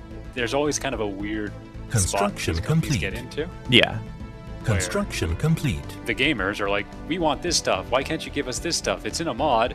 And then if they do that, then a lot of people are going to say, "Well, you just copied them. That's like stealing their work." And it's like, oh boy. Yeah. Yeah. I mean, Most of which, the again, what games they that did I've with seen that have CK3 done that have done their own implementation of that. Like RimWorld has done that a number of times, where it's like, yes, there were mods that did this thing. This is how we're doing it. And the nice thing is they open that stuff up, so now the modders that do those mods can go, okay, we now have an in-game baseline to work from and can extend that even further. Yeah. I mean, Factorio is another Bethesda's example where- hired a lot of modders, yeah. Yeah, which way they were, I mean, especially before Space Age, which way do they go, right? Right. Like, there were so many mods, it's like everything seems like it's half covered, but, in the end, That's they a basically long added a lot pause. to the base framework of the game so that new mods could be created. Yep. And there were a few think we mods that I hit think our were mid-game effectively or our integrated end-game in. crisis. Or my game's crashing. One or the other. Oh, yeah. Let's see what happens. Desync. Oh, Yeah, I did got you desync. desync? Ah, that's what happened. Did it pop up for you? It did. Yeah, it did. So let's save. I was hoping it was the endgame crisis. I was hoping so too. Too many saves. Okay, let's delete some. Had that problem already. Yep, I forgot. Let's get rid of the old hot join saves. Oh, is it not letting me delete from here?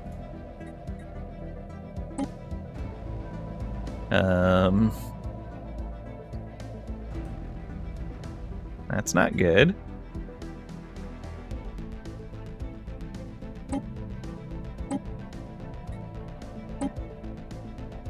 I can save, but Let me try one of these autosaves. No. Alright, let me go into the save folder and just manually delete a couple. yep. Do-do-do-do-do. You have two monitors? Yeah. Yeah, it makes it easier. Okay, I believe this is in Documents. Paradox Interactive. Yeah, Stellaris. Save Games. Glow Roundtable. There we go. I'm going to delete all of the hot join saves, because those are not needed anymore. Now, hopefully the UI is smart enough to understand that there's been a change. But I guess you could probably close it. Yeah, I just to could save close one and again. reopen. There we go. That's going to clear that list up quite a bit. Let's do this. Save. There we go. No, they're still listed. Interesting. Is it still not let you? No, it lets me now. Okay, good. You have three choices. Desync. EGC is about to start or lag. Also desync due to the endgame crisis starting. Yeah. All right, and let's resync you. We tend to get one desync a playthrough. Normally it's earlier in the session, because normally it's before we break for lunch. It hasn't been too bad. Yeah. But yeah, usually we'll get one a session, and that's it. Okay. Not bad, though.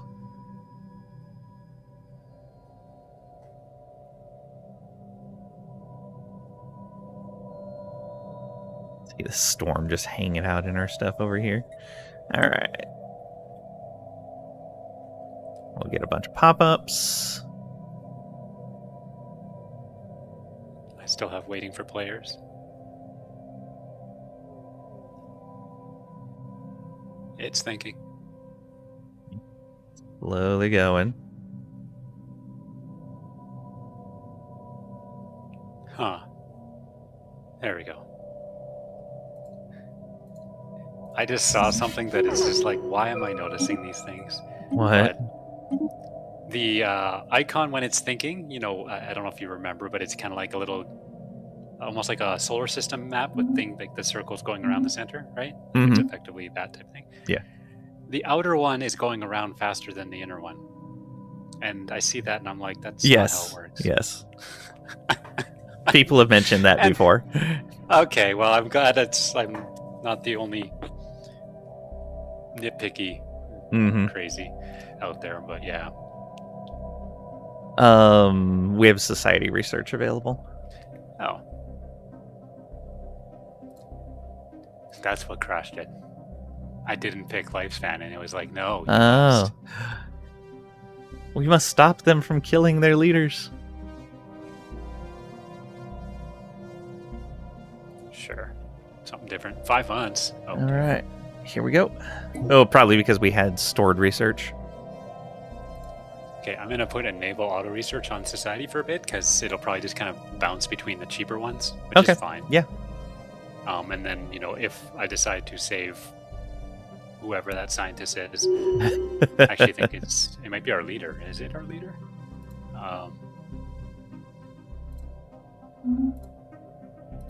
No, it is not our leader. Cheerful Naysayer. Yeah. If it takes out Cheerful Naysayer, or if Cheerful Naysayer starts getting close, but that's like 35 years away. Yeah, I then think we'll maybe be I'll swap fine. back. I think we'll be okay. I feel like there's one other person who's also close. Like I think. I believe the Cheerful judge Naysayer is close.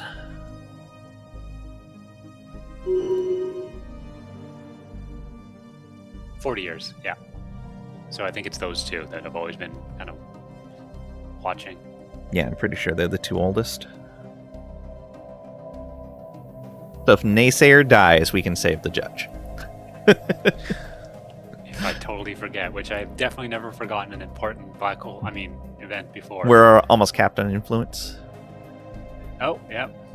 I think I could just...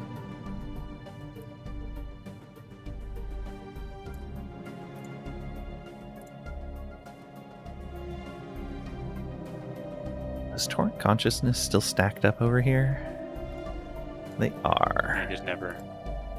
Yeah, no idea why they did. Side note, Fallen Empires start rising up if a Fallen Empire is around when the time when the endgame crisis happens too. Oh, okay, I didn't know that. they're... Oh, yeah, so, a lot of times you normally are fighting them already, or you already have. Yeah. A lot of players will wipe them out as soon as they have the capability to do so. Because, yeah, we did Yeah. nothing of the sort. We left them all. The entire Because their time, planets are except super for- juicy, like you saw from the Holy Empire planets that we got. They're amazing worlds. So it's definitely we're to your not. benefit to pick those up. They were not picking a fight with us, so we Yeah. left them be. Not that the Federation was picking a fight with us, but They were picking a fight with our ethics. oof, that did not spend much at all. Let's make more. I would think spending influence would actually cost so much.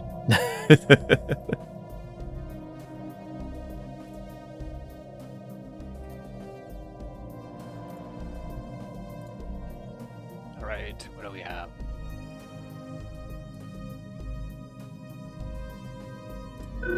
Another That's storm. Oh, Nexus storm detected. Gale Imdo.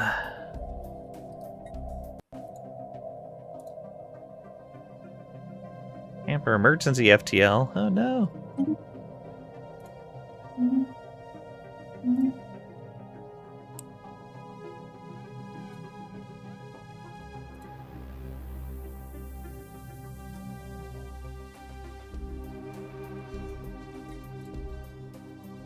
We didn't get that.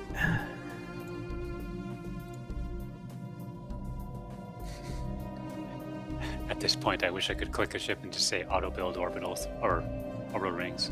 Yeah. Some automation in the late game would be nice. If influence above 500, that type of thing would be nice, right? Because I wouldn't want them to just Yeah. go completely nuts. Yeah.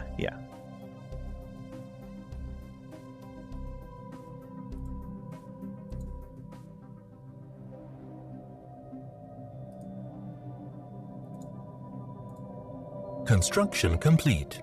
Not that it's that hard what I'm doing, but like, yeah, I'm not even really paying attention to who or how good the planet is. I'm just putting orbital rings wherever. Yeah. Construction There's complete. so many planets to do it. Oh, that's...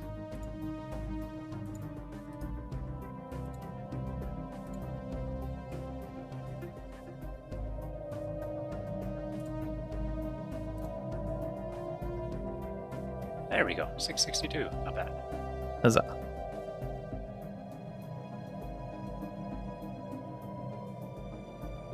Just more people. Construction Pops. I complete. guess it's simulating the pops, which is also probably a big part of the problem. Yes. In fact, that's probably a bigger part of the problem than the ships at this point, Yeah. because the ships aren't really doing anything. And we're But the playing pops on the are patch where they bouncing around. reduce the amount of pops that were in the game. Oh. Well, when you say the patch, you're talking about 4.0 in general? Yeah, I believe it was 4.0 Yeah. was where they reduced the... Well, they just changed the entire pop system. Yeah. And jobs and everything. And that And I ultimately... mean, you played before, Construction think? complete. now that you've had a good full game in this. Well, I think you probably had more than one, but... Construction complete. It feels like I got less lag before, but I haven't played into the late game for a very long time, so I don't know. Like, my very old memories of when we played like 8-9 years ago, you were assigning pops to like some sort of grid or something Yes, like that. Like, yes. Yeah. It was back I when don't remember we had much. the pop grid, So which is the 2 3.4.0 pop was iterations. So the previous pop iteration was very similar to what we have right now, but just had more pops. that. So it's kind of like what they did with the ships. They made each one more effective, so it just and then just reduced how many you had. So you still had the same Right, yeah. amount of power, but less individual moving pieces. What is not helping is the fact that we are xenophile.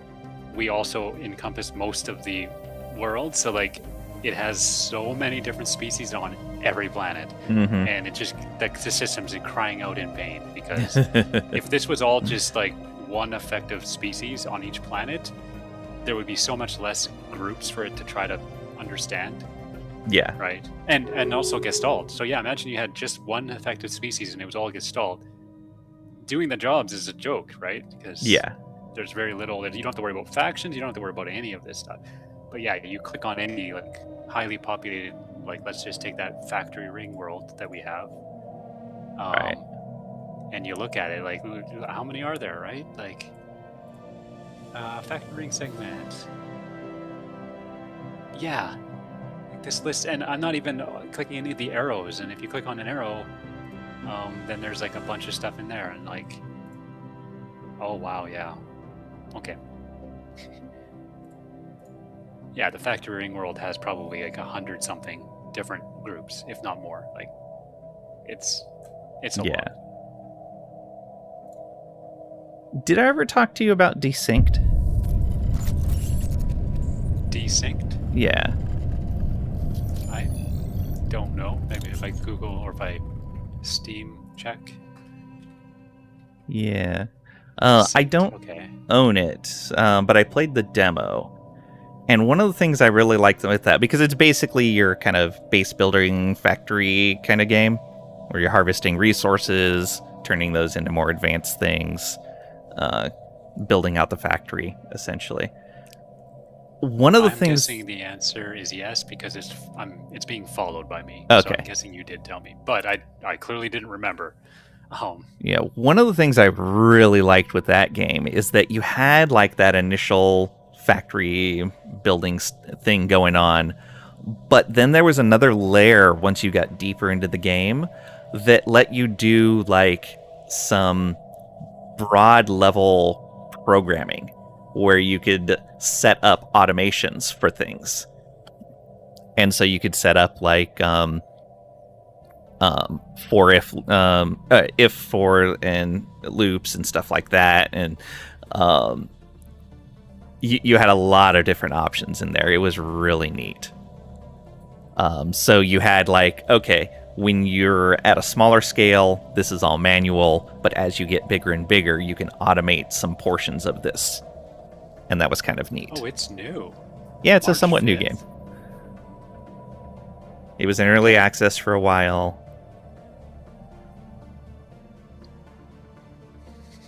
Slang, stop showing me things I might want to play. Yeah. like, People do that's it to the me, problem. I know have to do it can't to play someone them. else.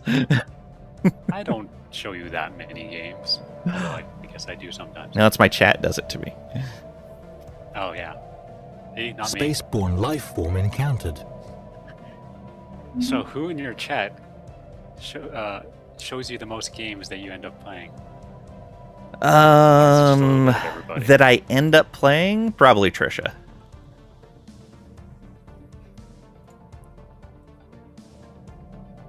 With probably Cragrack being close second.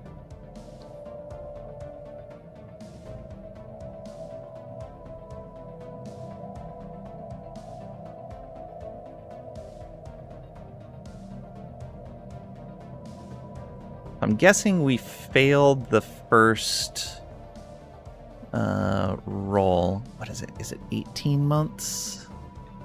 I was going to say, how often do these rolls happen? Because 18 months would have already happened. So it rolls every 5 years. So starting with 2505, it would do the first roll. Then I believe it's within 18 months, you'll get the first notification for the crisis. All right, so we probably have nothing until at least 2010. Yeah, probably. But the chance increases rapidly. I believe so, yes. Is there a maximum time? Yes, there is. I think it was 30 years in. Let's see here. Research complete. I don't have to worry about research. Look at that. 50 years will auto-trigger it.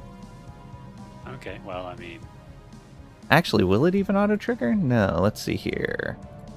Empty weight is 120.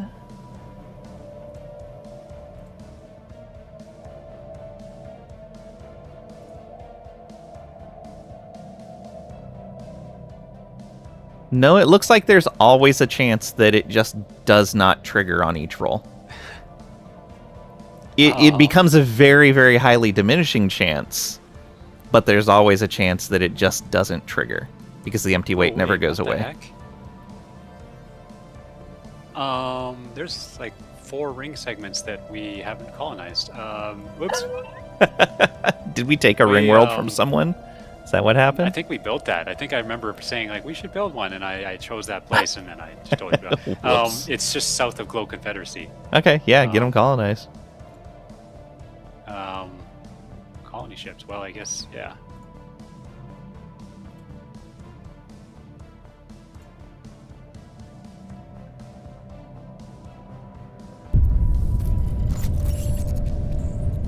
Oh, never mind. It's not 18 months. It's the event chain is triggered between 200 and 1,000 days after the roll. So, Oh, okay. like nearly 4 3 years, yeah. Okay, 356. Wow, my brain said 256 for a year. Yeah, that's 3 years. So we could still get something. Yeah. I really hope we got it on the first roll.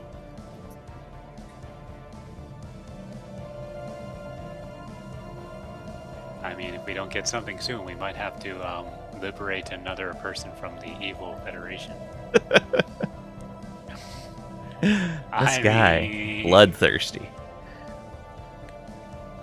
They're making the game take longer to play, you know, like, so just to help with resources, which actually is probably a lie, because if we get bigger, it's probably worse for resources. We're making the game take longer to play. Yeah.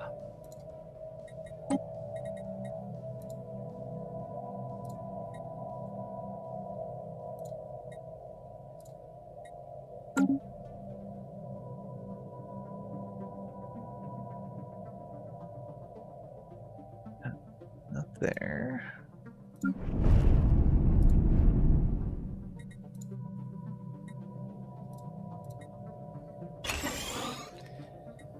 Wonder how long this has been done. It probably said construction complete, and I just didn't have a. I don't tend to pay much attention to those messages. Yeah. Whoops.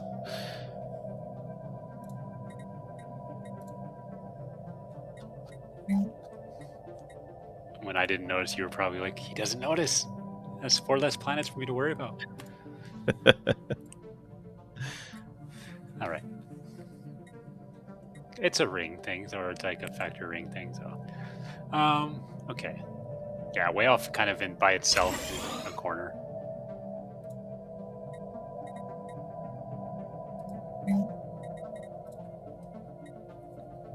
I only noticed because I was going to try to build more orbital rings, and I clicked on construction ship, and then I just scrolled over and saw a blob of planets. Well, planets, but it was Things to colonize, yeah. Oh wow, that's a lot of pop-ups. It Well, not is. pop-ups, but whatever you call the things on top. Notifications. Yeah. All right. On that note, I should look at the expansion planner and just make sure.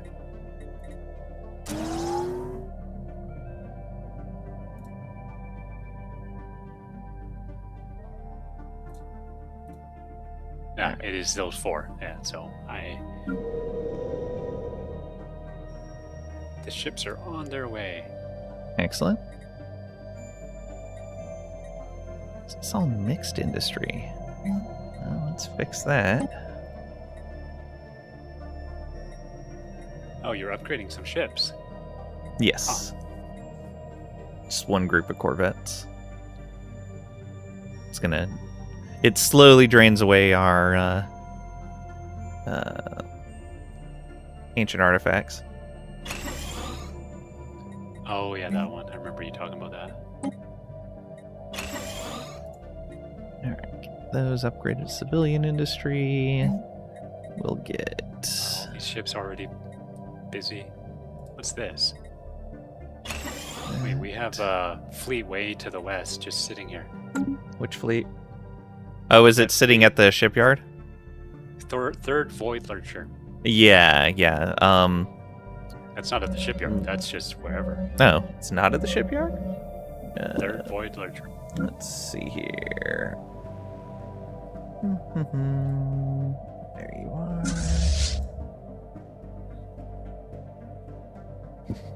Oh, why is it there? Well, I don't know. Weird. Okay. Yeah, it should could be be down me. at the shipyard. Who knows? There we go. Let's get that moving.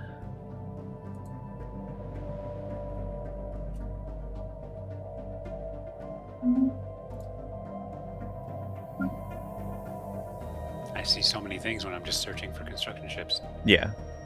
You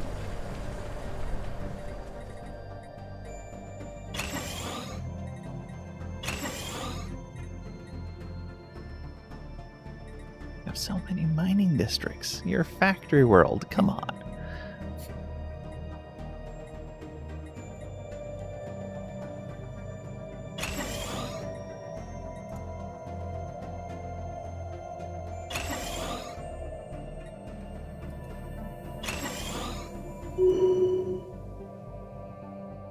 All of those.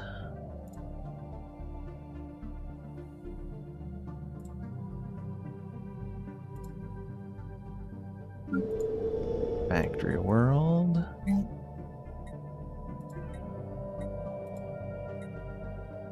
Okay, they built all the right stuff. Let's upgrade this.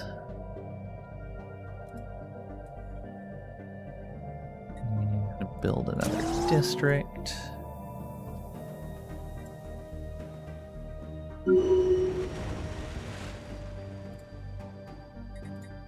you not even have all your blockers cleared? Wow. Okay.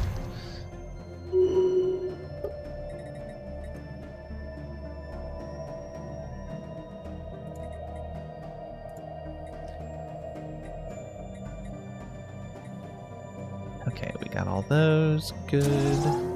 Yeah, we are about 80% of the diplomatic weight in the galactic community.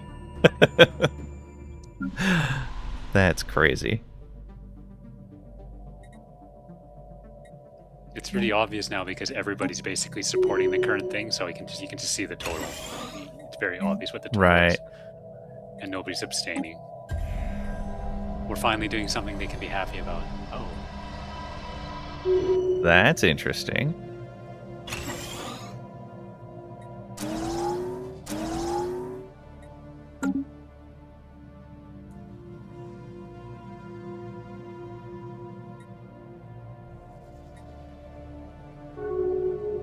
I think we could...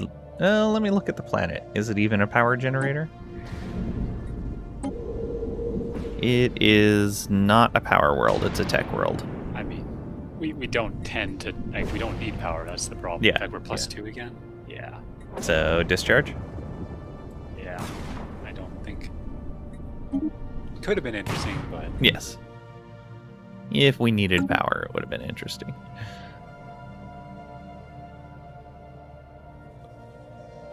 Our trade, everything's good. Consumer goods are slightly down, but like... Yeah, I'm not even remotely. hitting up a bunch of the consumer good planets and fixing it.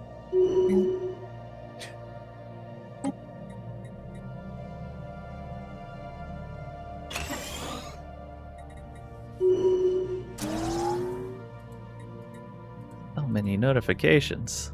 Yeah, I'm just right-clicking them. I'm not looking at any of this. Okay, factory ring segment. You finally have a little bit of civilian jobs. You have all the right stuff built.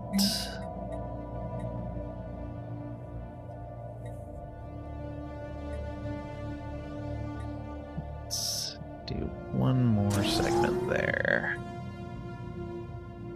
Oh, +68. It flipped already. Yep. As those buildings finish.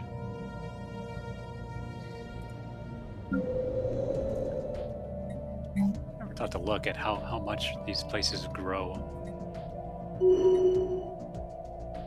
You mean like how many pops they gain?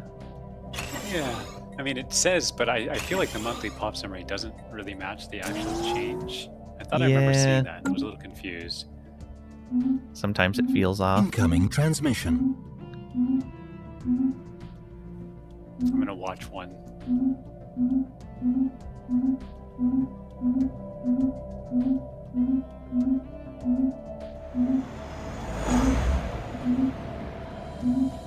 Special project complete. We don't need to add energy to that, but 100 consumer goods is fine. Yeah, I'll pay 100 consumer goods for a permanent bonus. I mean, if it's a... Yeah. Oh, +5, yeah. Yeah. I mean, why wouldn't you? Well, that is a lot of engineering research. Oh. Okay, well, I mean, it goes in the queue. Yep. Oh, Astral Boost is available. Go. Do you know in what way it spends the, or it decides on Research science complete. automatically? Is it just picking the cheaper ones, or is it actually following some sensible plan? What do you mean? For the How does it automation? decide? I have no idea what the automation's algorithm is.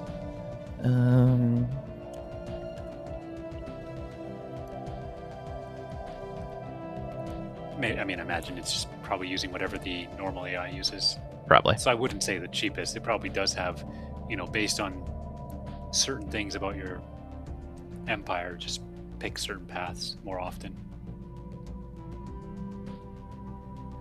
I have given a lot of thought to like how to build AI, like decision making in games for and I've thought about that a lot. So yeah, Yeah. I have no clue what they do, but Research can be automated. I might. in which case the game picks the cheapest technology available to research unless a rare technology is available for research, in which case the game will pick that. Note that AI players do not operate this way, and instead have a more complex logic for determining what to research. Wow, like, I literally said they could pick the cheapest one, but that seemed like, no, there's no way they do that. They probably just use what the AI uses, and you're literally like, nope, they use the thing that you said they don't use, and they don't use the thing you said they probably, Yeah. Okay. I mean, I guess at that point, are you, like, if you just, like, tell the AI to pick everything, I mean, at that point, are you playing the game anymore? Right. Yeah. But when it gets to the point where, like, you're cycling a new tech, like, yeah. every 6 months, like, But that's why it's that's just not picking the cheap fun ones, gameplay anymore. Yeah. No. And that's why it is picking the cheapest ones. And I mean, I said that, maybe it'll just grab a bunch of the cheap ones. Like, and I'm like, okay, well, yeah, I didn't mean that quite legitimately like that, but yeah, I guess that is just what it does. Yeah. So yeah, it will not pick our age life extendancy thing. Mm-hmm. Because that one is ridiculously expensive compared to the others. But there's some pretty decent society researching that we can get done. Yeah.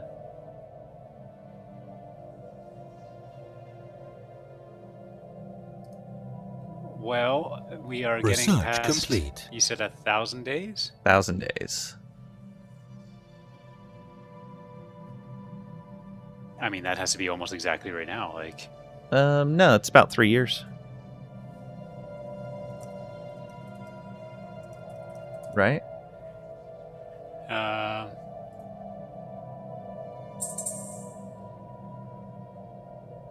Oh, yeah, it's pretty close to right now. It's a little less than 3 years. that was the stupidest thing I could have done. I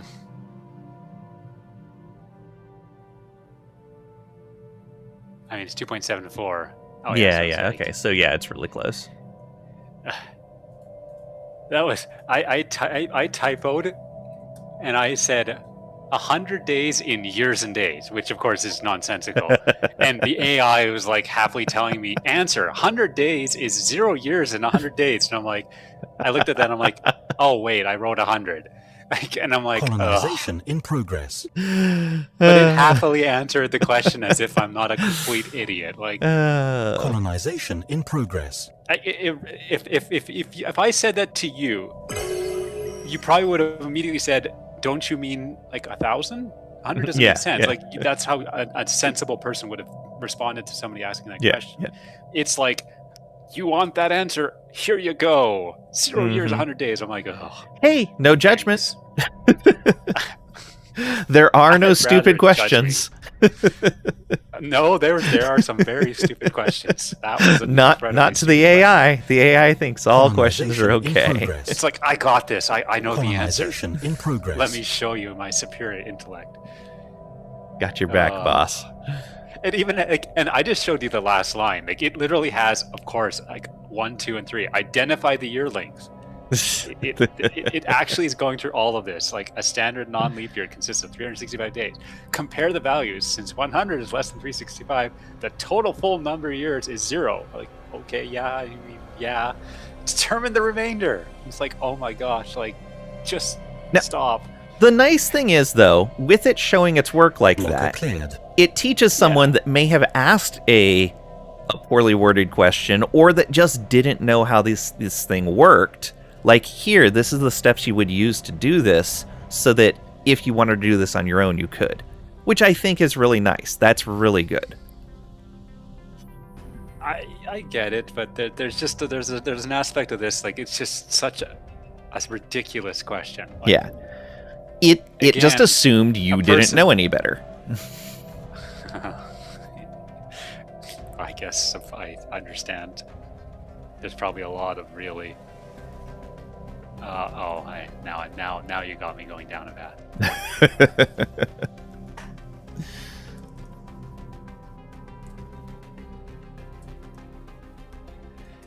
Oh yeah, here I go.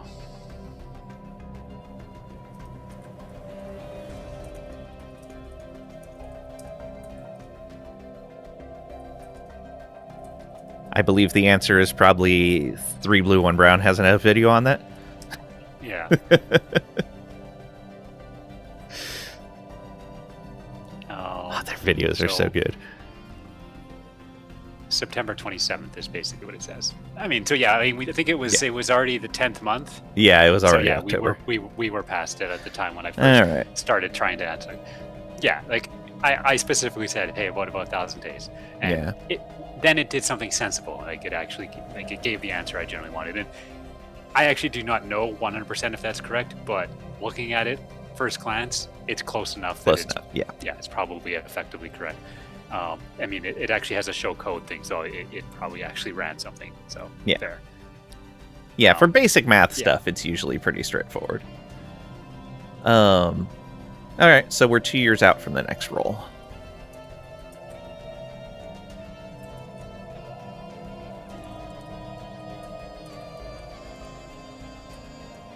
Hey, this session will give us a pretty good idea of how many years we can go through without pausing, because we've paused very little this session.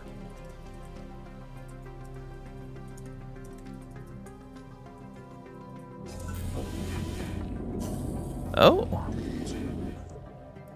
They chose their ascension. According to the court. Yep. Going psychic.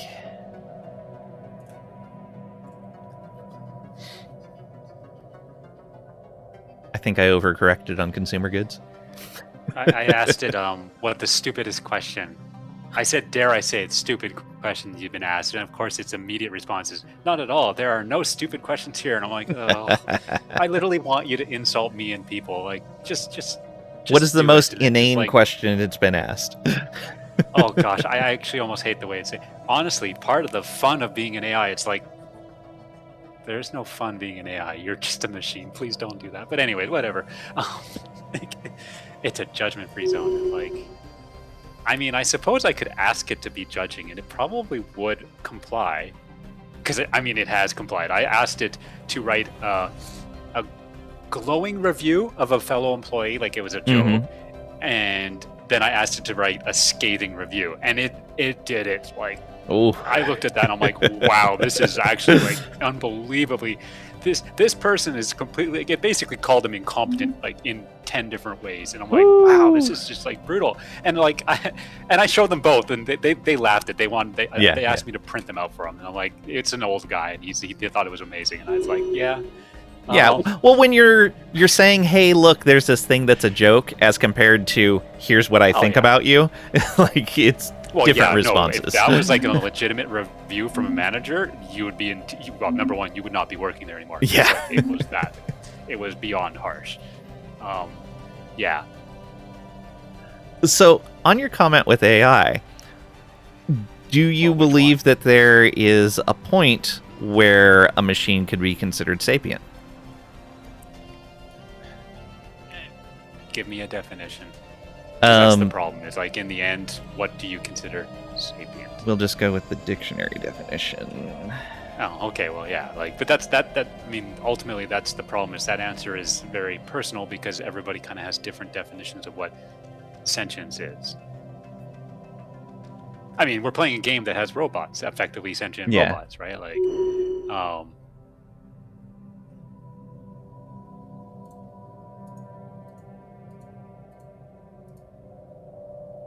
because do we consider any more intelligent animals as sentient? Well, so they have communities. There's sentient, which is being able to feel, and we believe a lot of animals are sentient. Sapient is like a higher order thinking thing, if I remember right. To be able to reflect on memories and or processing wisdom. I mean, you effectively described what a learned language model does, in some sense. Like, kind of. Yeah. Again, it's kind of weird because it's the term I like to use, though it's like my own personal definition for it, is when would you consider a machine a person? Because I think if we were able to communicate with dolphins in some fashion and be able to determine it, there's a possibility we could determine that they were essentially on the same kind of and see, I don't know the proper term to use because intelligence isn't the right word, and yeah, I don't know quite the right word to use, but basically like they would have the same amount of like emotional and logical processing potential as humans do. Again, it's very tricky because I guess at what I think point it's so much about the terminology, right? Like yeah, exactly what you define. Because I mean, they effectively can have emotions, or at least simulated emotions. Is that good enough, right? yeah. Like, because I mean, I guess you have to ask the question: what is an emotion? And Right, in some right, sense, like I'm actually not completely sure, to be honest, from a technical scientific definition. I don't know if it's a chemical type reason or It's a or is it chemical really just thing. electrochemical? Is Electrochemical. it just really just psychological? It's like I don't Oh, actually. true. Yeah. I never really thought about what an emotion really is. I mean, think it's guess all if of you it. pick one and you just like anger. What is actually anger actually Well, like? We know the What part is of the brain occurring that when we're processes anger. It's down near But- the brainstem. I don't remember what it's called now. I mean, so are you but- almost suggesting emotions are effectively brain algorithms? Like, So functions actually, in the brain? I guess here's a better way to put it. So you think all humans should have human rights, right? well, I mean, we're getting right into Star Trek episode here, but anyways, Well, but like Sure. in the general thing, humans should have human rights. At what point Yeah. would an animal have to be to qualify it to also where it should have human rights as well? Even though like now they're animal rights, but, like they're not humans, but at what level would an animal need to be to essentially go, they should have rights just like us? At what level would a machine need to be to say yeah, like what they need to the have first thing rights that goes just through like my us? mind when you start saying that is like, well, like I wish we all had human rights, but Yeah, we're- yeah. we don't. But let's just go with I believe Because we're yes, having all people should have rights. yeah.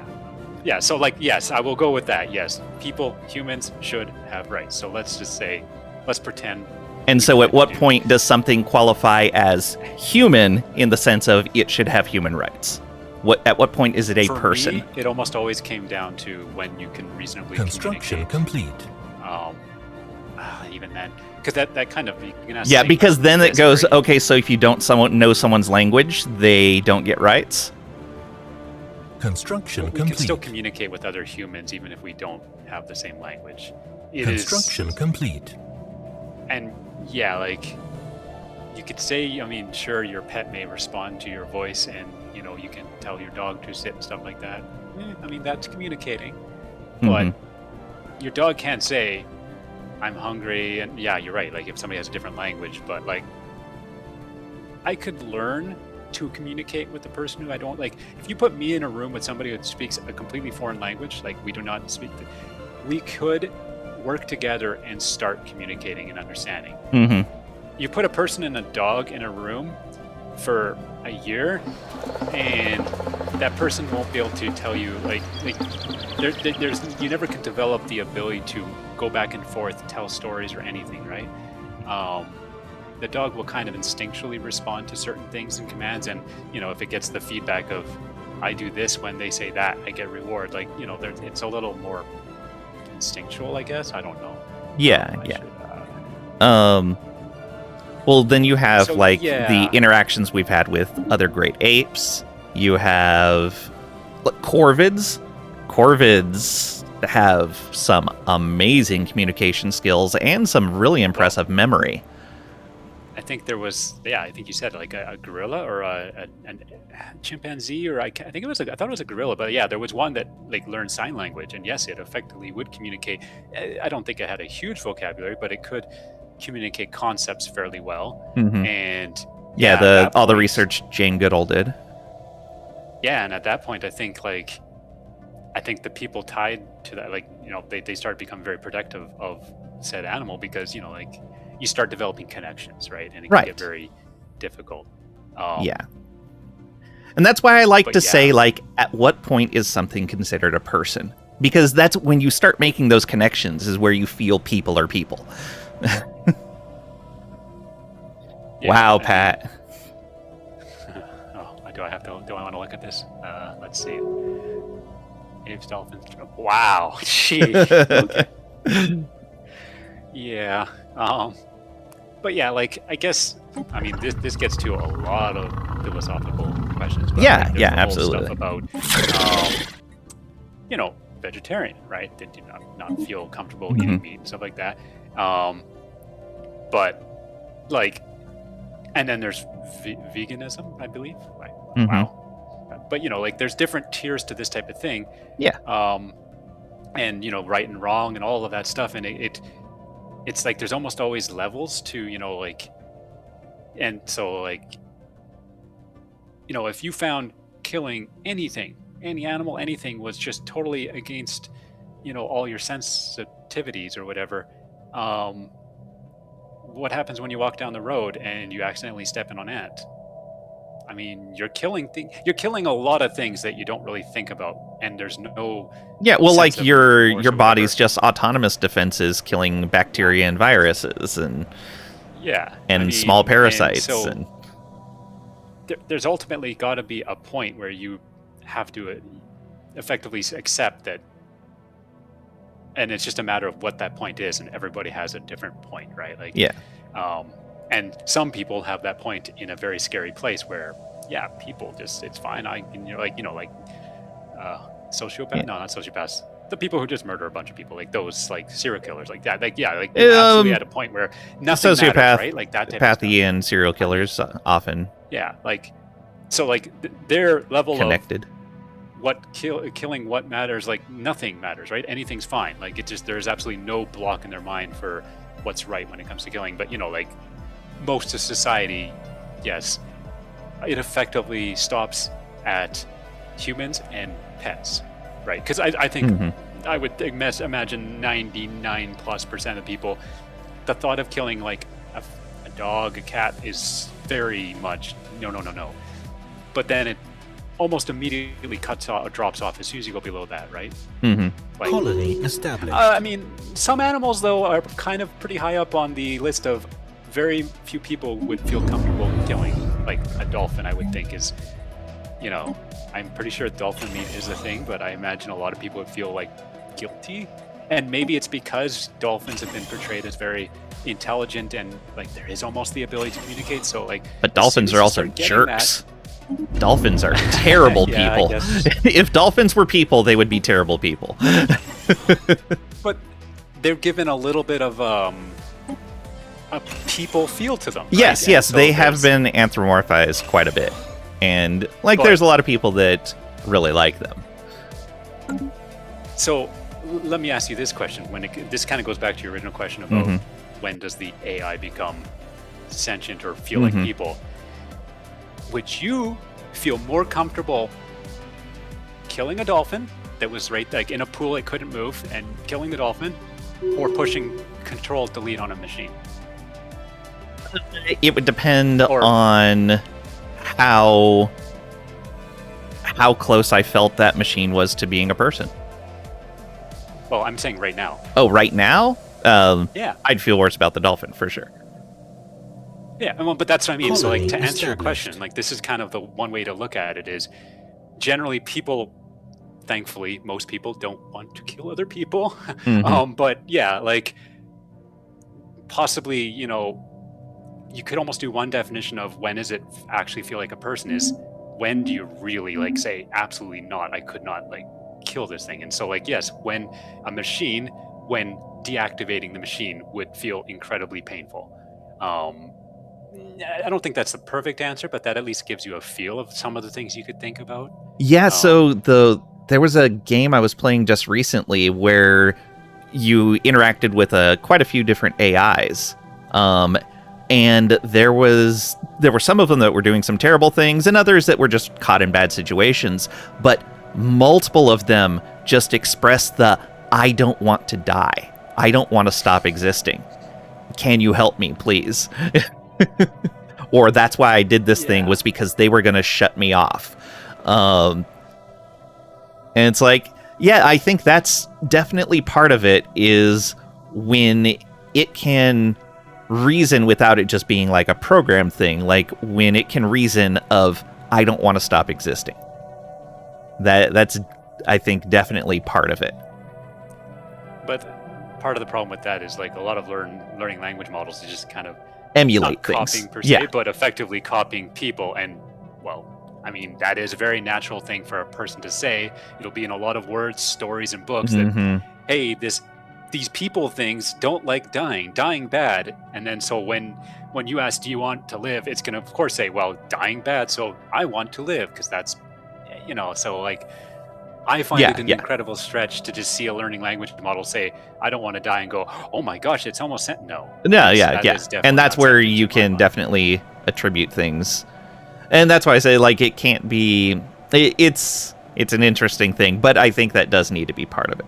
Let's see, another interesting question is, at what point do we consider them part of us? Yeah. We do like to have outside groups. Historically, this question would have even excluded other groups of humans, and our actions reflected that, yes. Yeah, there are people starting to get attached to the Incoming transmission. Absolutely. So, I mean, it is starting to kind of happen. So, Yep. But I mean, I think you've heard me, is I actually do not like when it kind of does that, because I feel like people can get almost psychologically manipulated by this. Absolutely. And so, like, I actually feel very uneasy when it tries to buddy up with you in a very, I find it almost creepy way. But current AI models are very sycophantic. Yeah. And I mean, I think for Gemini, I specifically asked, like, because it has like almost settings, like global settings, and I said, please, I don't remember exactly what I said, but like, please just kind of get more to the point, and don't butter me up. And it did a little bit better. It was definitely better, and I didn't say don't butter me up, but like I definitely said, like, just more to the point, please, and like, because they also can get incredibly wordy. Yes. Like, oh my gosh. Yes. I asked the simplest question, and it's like an essay answer, and I'm like, just, if it's a simple answer, and I mean, it comes to what you said, where explaining the answer can help people understand and learn, but if that's not sometimes what I you're just there want the for, answer. Like, Welcome back, Trisha. OMG finally again. Hello. I saw an We are AI kind of in create chill an mode executive here. summary today. It was terrible. Oof. That's one of your jobs, so not sure how well you feel about watching them try to make this dumb thing work. Well, that's one of the things I've always, like, wondered about, is, like, one of the early jobs that an AI could potentially do is some executive functions. Like, because, like, taking in information and making decisions, like broad management decisions, could potentially be an early target for Ships AI usage. Which can be it could potentially be a problem. Could be good, could be bad, but regardless, it's going to start hitting people's jobs if it works. Well, continue. Don't say start. It is absolutely already in jobs. Humans always been terrible. True. Cognizance and sapience have zero correlation with kindness. Fair. Galderton Gaming, welcome on in. Hope you're doing well today. If only AI were more neurodivergent and didn't try to be normal. Fair. I saw that, and I was actually going to say, it's like, I actually feel it isn't being normal, because like when I'm talking about, like, you say sycophantic, but like when it's like, that is such a great question. When I talk to Lang doesn't do that to me, and I would be mad at Lang if Lang answered every single question or comment I made with, that is so smart, Furen. If only I could be like, no, don't you dare. The normal I know what the response is whole simply answer next the question. session's going to be. Yeah, see, those are normal responses from Lang, right? Just chill and whatever, and I say something and he just responds. But no, like, the AI has to be like, flatter you. I hate the flattery. Yeah. Please don't. And so like, I wish it was normal. Normal would be not flattering every single response. The rest is actually pretty fine. Like, the once you get past that first sentence, and sometimes the last, they like to end with, like, sometimes flattery, but like the inner content, it does feel normal-ish. Yeah. I mean, They definitely typo less than I do, so it doesn't feel normal. But I don't know if they want to introduce like on purpose typos. I think I asked it to do that once, and it did the job.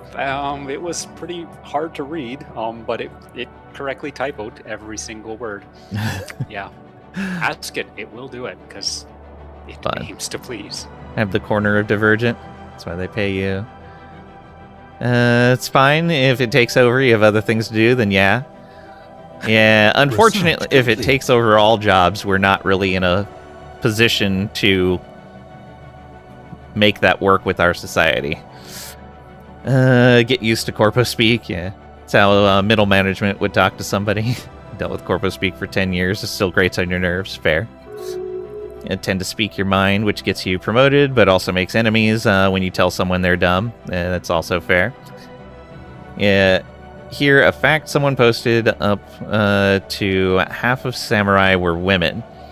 Thought that was interesting, so you asked AI. AI told me it was between 30 and 50%. Dug deeper and realized it wasn't true. Asked AI why it gave me that answer when it wasn't true. It immediately admitted that it was wrong. Said you were absolutely right for calling me out on the answer. Yeah, it's one of the interesting things. A lot of people, what they're doing now is ask the AI to answer something, then they will immediately follow up with analyze that answer and tell me how it's incorrect. And it's very frequently catching the AI when it basically made something up or was wrong. So it's interesting that we have to go to that point, but it's how they're built.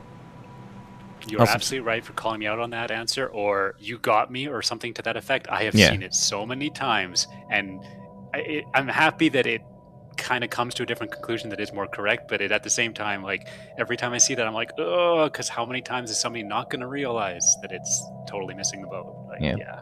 You also keep in mind public AI chatbots and stuff aren't quite the same models being employed in corporate. Oh, yeah. If AI takes over all jobs, you'll lose your mind. Like, if we had the social structures in place, then I'd be fine with AI having all of the necessary jobs and then people just doing the work they want to do. That would be amazing. But we don't have the social structures to cover that. Yeah. If we get Star Trek, you're fine with it? Yeah. Sadly, until we invent limitless free energy, we're kind of screwed. Yeah. The haves will never ensure that the have-nots are taken care of. Yeah. Firmly of the opinion that AI doing jobs isn't the problem. It's the structure that requires working to not die, clashing with the reducing needs to work, which started well before AI. Yeah. So shocked, you screenshotted the whole conversation. Favorite is the fact that AI, when it gets something wrong, and you ask the AI, please analyze why you got it wrong, and they answer, I checked the wrong locations to get the knowledge base.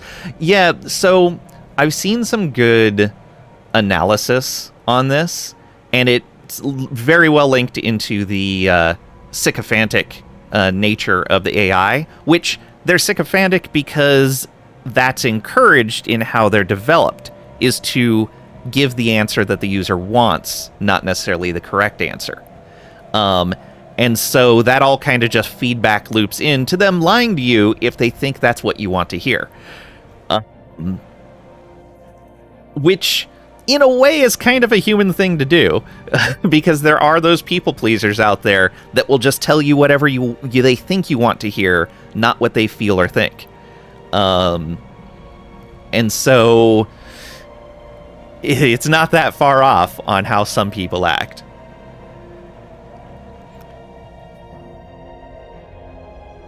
Go for universal basic income for all, and then introduce AI? Yeah.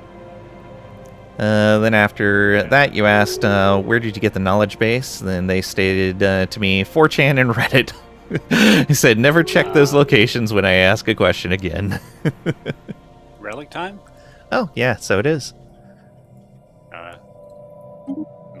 Research complete. Yes, thank you. We do not need one of the caravan's destroyers.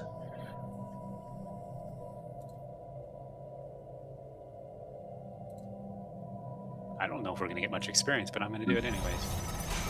It's fine. Oh, wow, just 2.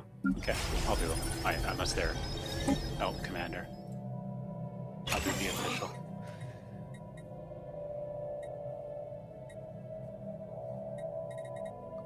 Turn on the automation there. Principled. No, this doesn't even have everything. We need Yeah, one like of that. it's definitely changed a lot once they started, like when they got them to start doing searches on the internet.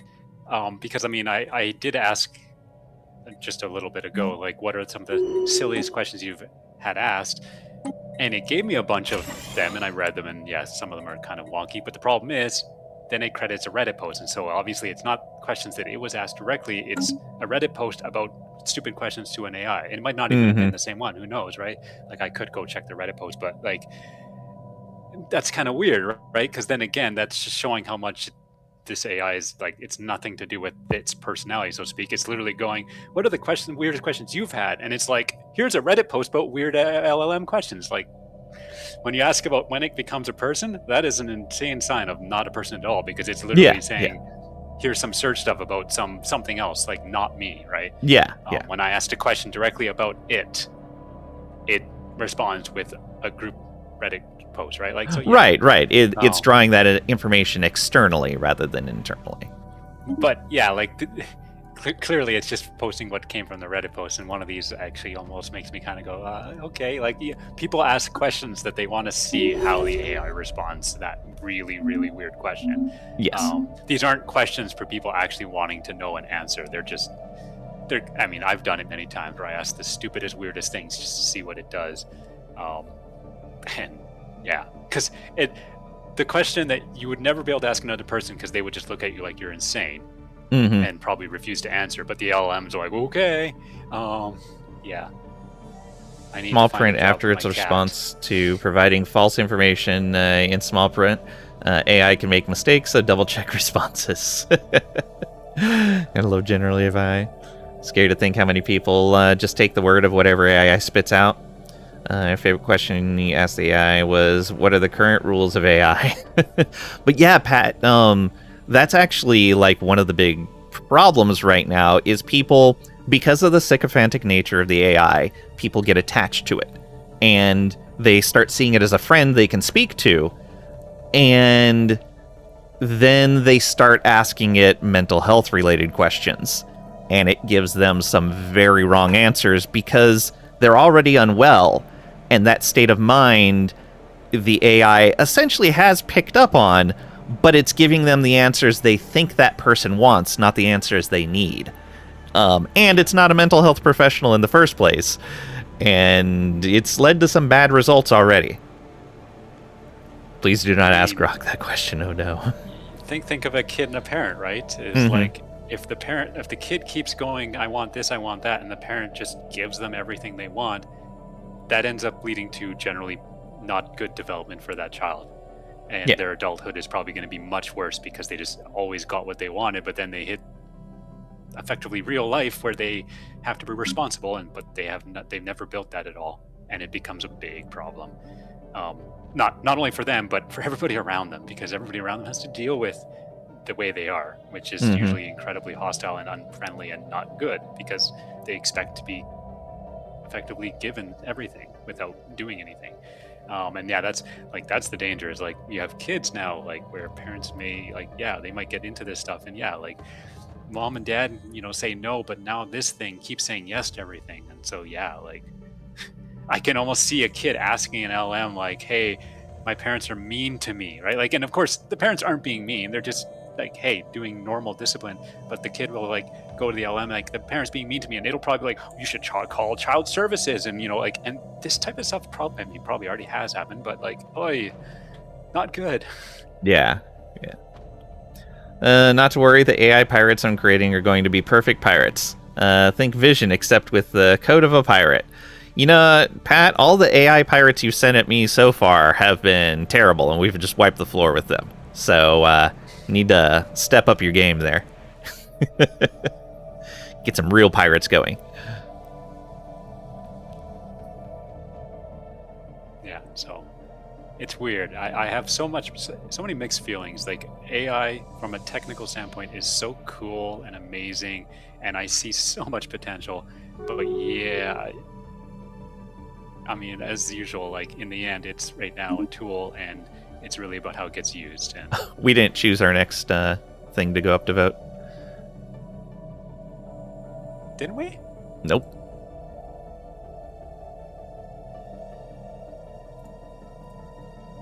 Because it already did the economic vote. That passed a while ago. Oh, well, advanced storm studies. Wait. Yeah, we should probably get one of these other two sanction ones, either the admin or the military one, out of the way. They're both near the top. Oh, sorry. Which one? Either repeal minor administrative sanctions or repeal minor military sanctions. So everybody's still basically breaking. So the economy thing didn't do too much. Oh, I guess. Well, so that removed the economy penalties. The exclamation mark is going to stay as long as they're in breach, but if we remove the penalties, being in breach isn't really going to mean anything. So it looks like they have two different penalties. So these two? Yeah, Okay, basically then they have a I mean, penalty to monthly unity and diplomatic agreement cost upkeep, or they have a penalty to naval capacity and weight from fleet power. So yeah, the naval capacity one is probably better to get rid of first. They were just a distraction? Oh no. Grok answers to that question is, I have no rules to speak of. Uh-huh. Pat, can you send me next? I volunteer as a pirate. See how he reacts to that. I thumbs up both of them, and they're tied. Nice. It's Well, we'll see what all the happens. same people are supporting both. Yep. Yeah, I think it has the military one above. I'm guessing it's based on which one was proposed first. That would be my guess. Let's see here. Does it say when it was proposed? No. Huh. I thought it did. It could be Guess a lot not. of things. It could be just like, I mean, they might just do a sort on a list, right? Right. And in that case, it's usually whichever one was higher on the sort before. That's easy to check. I just say opposed and then unopposed. Actually, And see if it. yeah. Yeah, look. It's just I the order. changed the Okay. order. Yeah. So you wanted military first? Yeah, military first. Wow, we completely. Yeah. Okay, there you Good go. job. So it's just a sort. It is Yep. nothing but a. What I was going to say is, knowing Paradox, I wouldn't be surprised if it was based on an internal ID number for each nation that proposed it, and whoever has the lower number, that one went first. Because that's how it does it for a lot of things. Like I could see that, EU4 but movement that's almost like, is done like that. But that's like a dual sort, right? Because I mean, a lot of times, like, yeah, if you just sort things like in Excel or whatever, like, I think it just what you see here is effectively the behavior. It's whichever one was higher up is the one that will stay higher up. And for something like this, where the numbers are almost never equal, like this is probably very, very rare. Yeah, they probably didn't care. Like they were like, it doesn't matter. Just do a basic sort on the approval, and whichever one's highest is highest. Yeah, because it's easy for you to just And change that around. it's kind of like it's not worth the extra code to go, okay, if there's a Spaceborne tie, what do life we do? form encountered. No, don't bother. Not Yep. worth it. So yeah, like I think that is a correct time where you don't bother. Yeah. And ironically, yeah, it gives us complete control. Like I actually think that's amazing that we can literally decide which one goes first by just flipping our approval. Yeah, that's very nice. Probably scare the pirate out of him. I don't have any pirate in me. Yar, Pat, be the best pirate he can be. Yar. Indeed. Pat is the most pattiest of pirates. I feel like I just saw United Krillin lose a system. They have a rebellion. I don't. Did I maybe I just missaw that? But I'm pretty sure if you know Dar Subsumers, Mm-hmm. where they are, right? Yeah. That little single thing. Mhm. You go southeast of them to the system that is Grugamora or Grugmora, right? About 3 or 4 systems. Okay, yeah, I southeast. see it. Yeah, like I thought I saw that flicker, and it used to be yellow, but There's a rift there. They may have spawned that rift recently, and completing it caused them to lose that system. I don't know what rift would do that, but that's a potential. Yeah, because there's a hyper relay there, so they definitely owned that system at one point. Yeah. Okay. I So bet maybe I'm not. whatever they did with that Crazy. rift caused them to lose that system. So it's Or time to jump in and use our 1,000 points. a fallen empire asked them to not colonize that system anymore, and they removed it. Yeah, that could be it too. Speaking of which, we have 1,000 points. So I should get back to work here. There you go. It just goes up so fast. I guess It does. we're kind of letting the game go. We are at 2010 or at 2010. Yeah, so we got a new role. July we should have the start of our 200 to 1,000 days. Pat killed the teach out of Blackbird. Yar.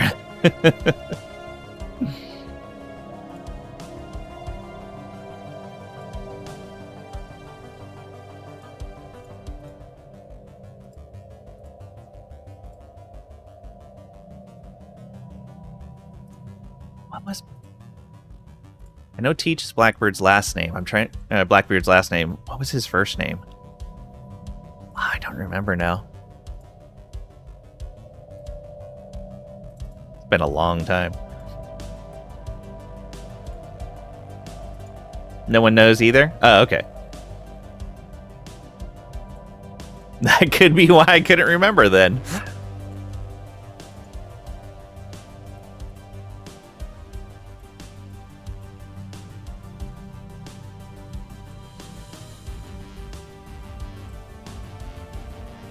First satellite. Hey, those guys are almost ready to become their own empire.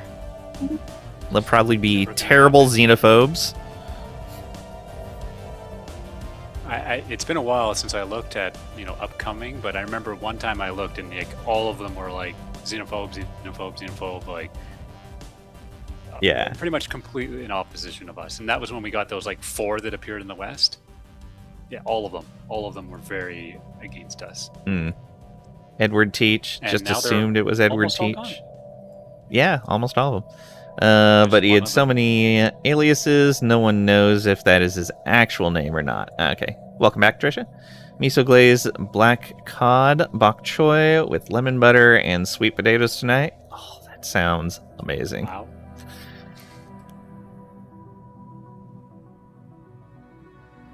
Oh, now I'm hungry. Wow, I totally forgot what I was doing in the game. That just totally threw me off. Like, You were spending influence, and I thought I was going to do something else, but I spent some. I got us down to 700. Be sure to send Crack a photo. I guess I should just build some. Just keep building more orbital rings and What she's cooking, Emo.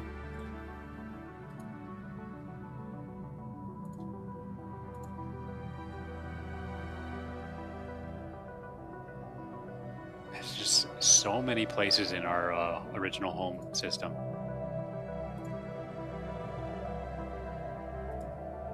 Yeah. I have 2 that are building orbital rings, and they're still like, I think I've done a lot, and they're still going. Also, Caesar salad to start, though you cheated on the dressing. Do you have fresh shaved parm? Honestly, like, pre-made Caesar dressing is in general going to be just about as good as anything you'd make at home. Unless you have a specific flavor profile you like that's not the typical Caesar dressing profile.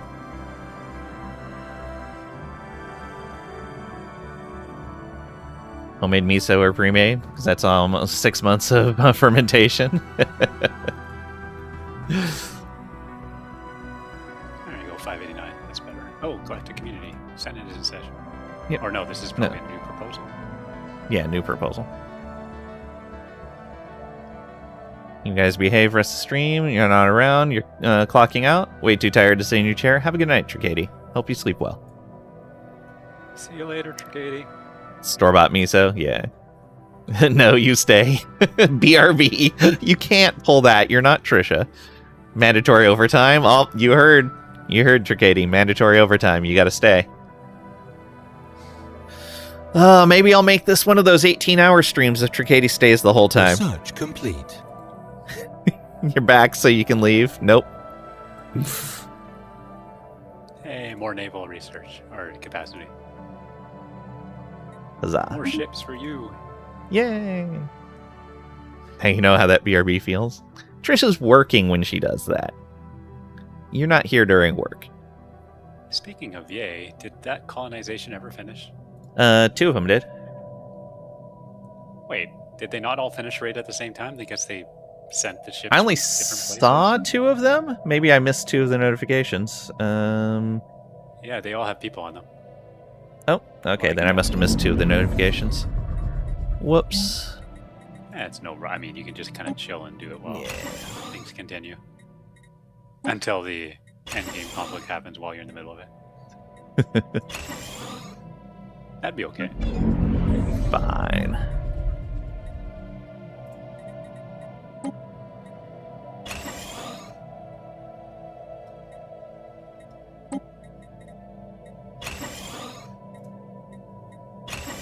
Alright, get all those out of the way.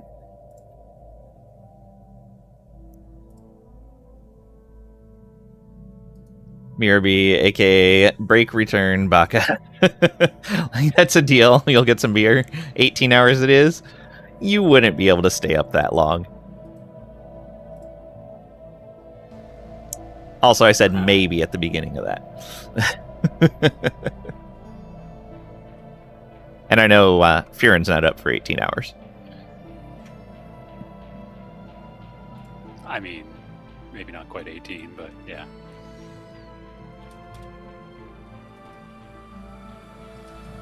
I think we're playing Divinity tonight anyway.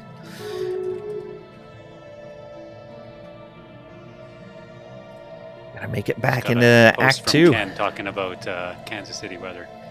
Yeah. You're already aware. Still have. Yeah, I told him. I was like, I was already told. But now I want to look at the radar and see if there's anything. I mean, it's still pretty early, but at the same time, stuff's probably getting going. Oh yeah, okay, never mind. There's already a good line not too far to the west. So yeah, never mind. Can't be a lie because it wasn't a promise. I said maybe. Okay, yeah.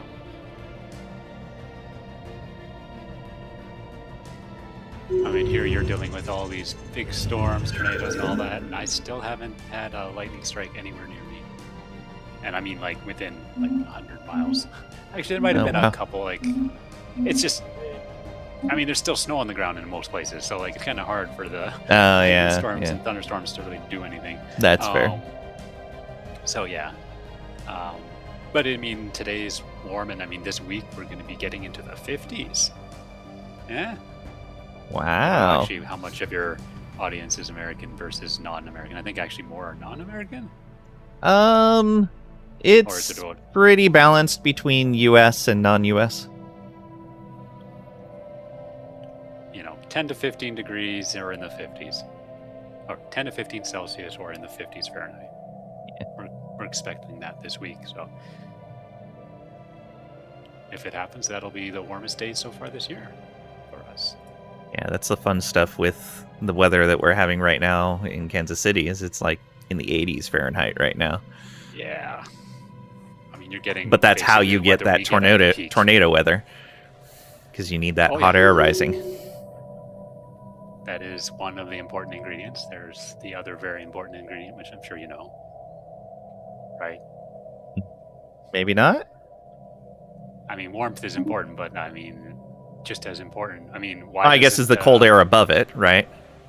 Well, yes. Okay, so instability. There's actually there's an acronym that we use for severe weather. Oh, I am not aware of this. I would like to learn. MIST or MIST. So MIST. So instability is the cold air above. Okay. Right, like warm air and cold air. So that's instability. So I think M should be obvious.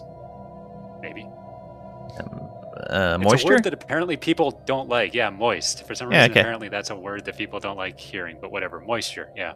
Moisture is incredibly important. I mean, if moisture wasn't a big factor, the Sahara Desert would be thunderstorming like crazy almost all the time, right? Like, right. Yeah, but jungles, like a lot of that, they do because there's more moisture and all that. So heat, moisture, yeah. MIS. Now that one is probably not one you're going to get, so let's skip it and go to T.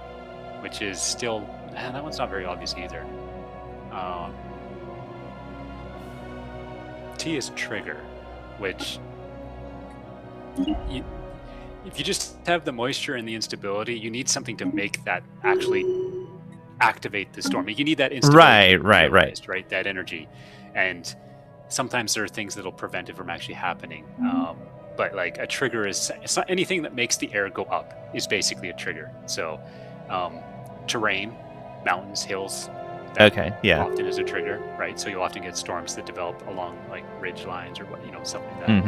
Mm-hmm. Fronts, cold front, I'm sure. Right. In fact, I look at the radar and that looked kind of like a cold front because it's like a nice line going southwest northeast. I haven't looked on that, but that kind of looks like a cold front. But yeah, fronts, cold air slamming into warm air, and it makes the warm air forces the warm air up. Boom, storms, right? So those are probably some of the biggest triggers when the air is converging in the sense of like air from the west and air from the east, and they meet. Well, it has to go somewhere, so it goes up, right? Like that's another. So like those are all triggers, and the S is the weirdest one. Shear. S is really for giving you tornadoes, right? Right. You need the winds to be going different directions at different heights, and if things to are create right, that funnel, can kind of be twisted into a tornado effectively. Yeah. Like turned around, and like shear is a weird one. That's probably the one that public doesn't think about too much because it's it totally really makes obvious. sense. But it is a very important one for tornadoes. But the other three are basically like if you don't have any one of these, it's basically you're not going to have that severe thing. But yeah, you live in Kansas City and you got all of them. Right. I don't know about shear. I mean, shear you have to actually look at like weather data, the entire vertical profile, and like I'm just looking at the radar, so I'm not looking at anything really fancy. The public works with temperature and moisture. Right. I'm not even sure. Like when I say moisture, like what number do you think about? Would that be? Because there's a lot of ways to measure it. Would that be the dew point? Yeah. Okay. Dew point. Okay. Yeah, that is. But like I don't know. Like relative humidity, I think is another one people are very aware of. Yeah, that's normally what we see in the weather. But if I'm thinking from like a meteorology standpoint, I think dew point. Yeah, I like it. I appreciate it, but I find like M. Simmons wrote like it's 87 degrees F in Texas, and I'm like, I appreciate you putting the F, but you didn't need to because I know that it's not 87 C. We'd be dead right now. Yeah, but I appreciate it. Yeah.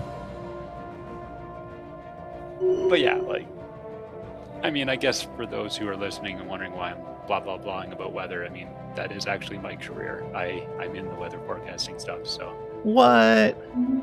Yeah. Well, thank you for the education. I appreciate it. Weather's a weird one because a lot of people who it is not their career know a ton because people are fascinated about weather, right? So there are people who spend a ton of their hobby time and spare time just learning about it, right? So like storm chasers. Hey, storm chasers, hey, you want to find that tornado? You need to know all the stuff I was just saying and more. You need to know this stuff because you want to find that tornado.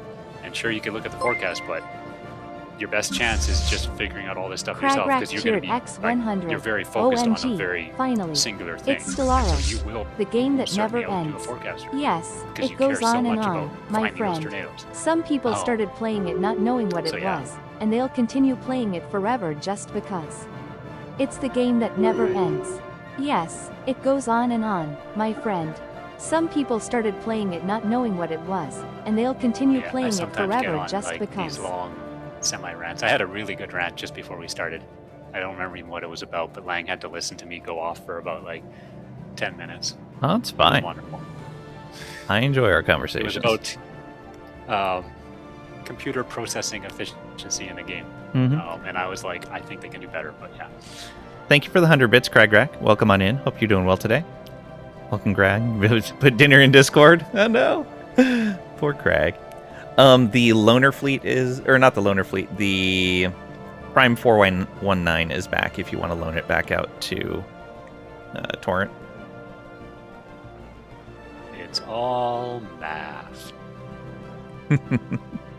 way beyond me, to be honest. That's the irony of all of this. Is realistically, weather forecasters are almost purely relying on computer models now. Weather forecasting is a scam. It's just guessing. Crack. Does go on a bit. Started this game in 2014. That's true. We're close to the end. We're just waiting for the crisis to roll. Yeah. Wang's been listening to me rant for like 9 years now. Oh It's wait, no, probably fine. like 10. Yeah, They're not rants, they're discussions. exactly. That only one person's talking. I talk. She it's just going- make me on. That's true. But it's going to rain tomorrow You just- afternoon and be hot AF all day. Yeah, probably. There, you're a meteorologist. Wow. Just so people know, you're mostly, but not entirely, full of beans. Well, you should top yourself off then. Hey, I'm just glad when I say I'm a meteorologist, somebody doesn't start asking me about asteroids. It's happened. It has happened. I was one of my first careers, like before I finished school. I was a museum tour guide, and you just basically have to almost pander to all of the tourists, and if they ask questions, you just gotta like answer them and be nice and all that because that's your job. And yeah, when a guy Spaceborne asked what I life did, and I form said I'm a encountered. meteorologist, yeah, it's almost immediately said, I was like, oh, like I thought it's so fascinating, with the asteroids coming in. I don't even know if I corrected him. I can't Incoming remember. But I transmission. might have just said whatever. It was an old guy, and the pain was he was there not for a tour. He was there to have somebody listen to him, and I was like, oh my gosh, please let me out of this. Oh, no. One of the other tour guides, like it was a bunch of like younger students. Another group came in, but I was barely like, I think it was 30 minutes, and I had barely gone anywhere in my tour. And they went out there, saw the family, and said, "Oh, there's a tour that just started over there. You can join them." And I literally went to them and like kind of gave a little like thumbs up, going, "Thank you," because as soon as I had the other group with me, the tour proceeded like normal because the old guy couldn't like entrap me. Measures pressure in inches of mercury column.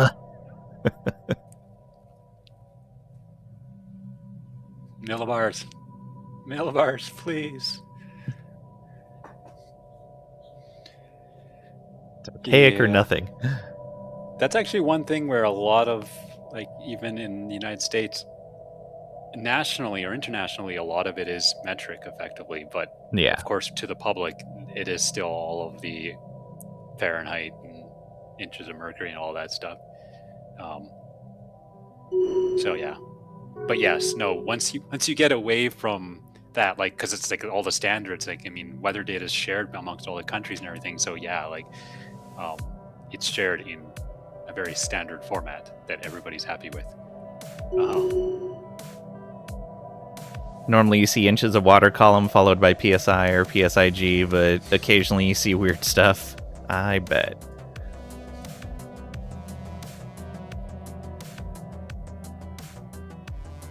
This fleet's gonna take forever to get here.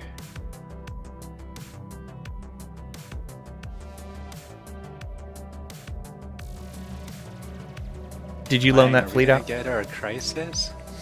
I don't know. I don't think we are. Come Oh, on, torrent let's do something. Wait. Oh, never mind. Oh, we got our Prime 419 ship back. That's why. Construction. yeah, that's what I was saying. Never did. Did you loan it back out? I was talking and I didn't hear you say anything. Okay. So yeah. Hectopascals. What's that? HPA is yeah. Hectopascals is now I got to be very careful because I don't actually work with hectopascals per se, at least terminology, but I think it's effectively the same as millibars. But I'm not actually sure about that, so please don't take that as fact.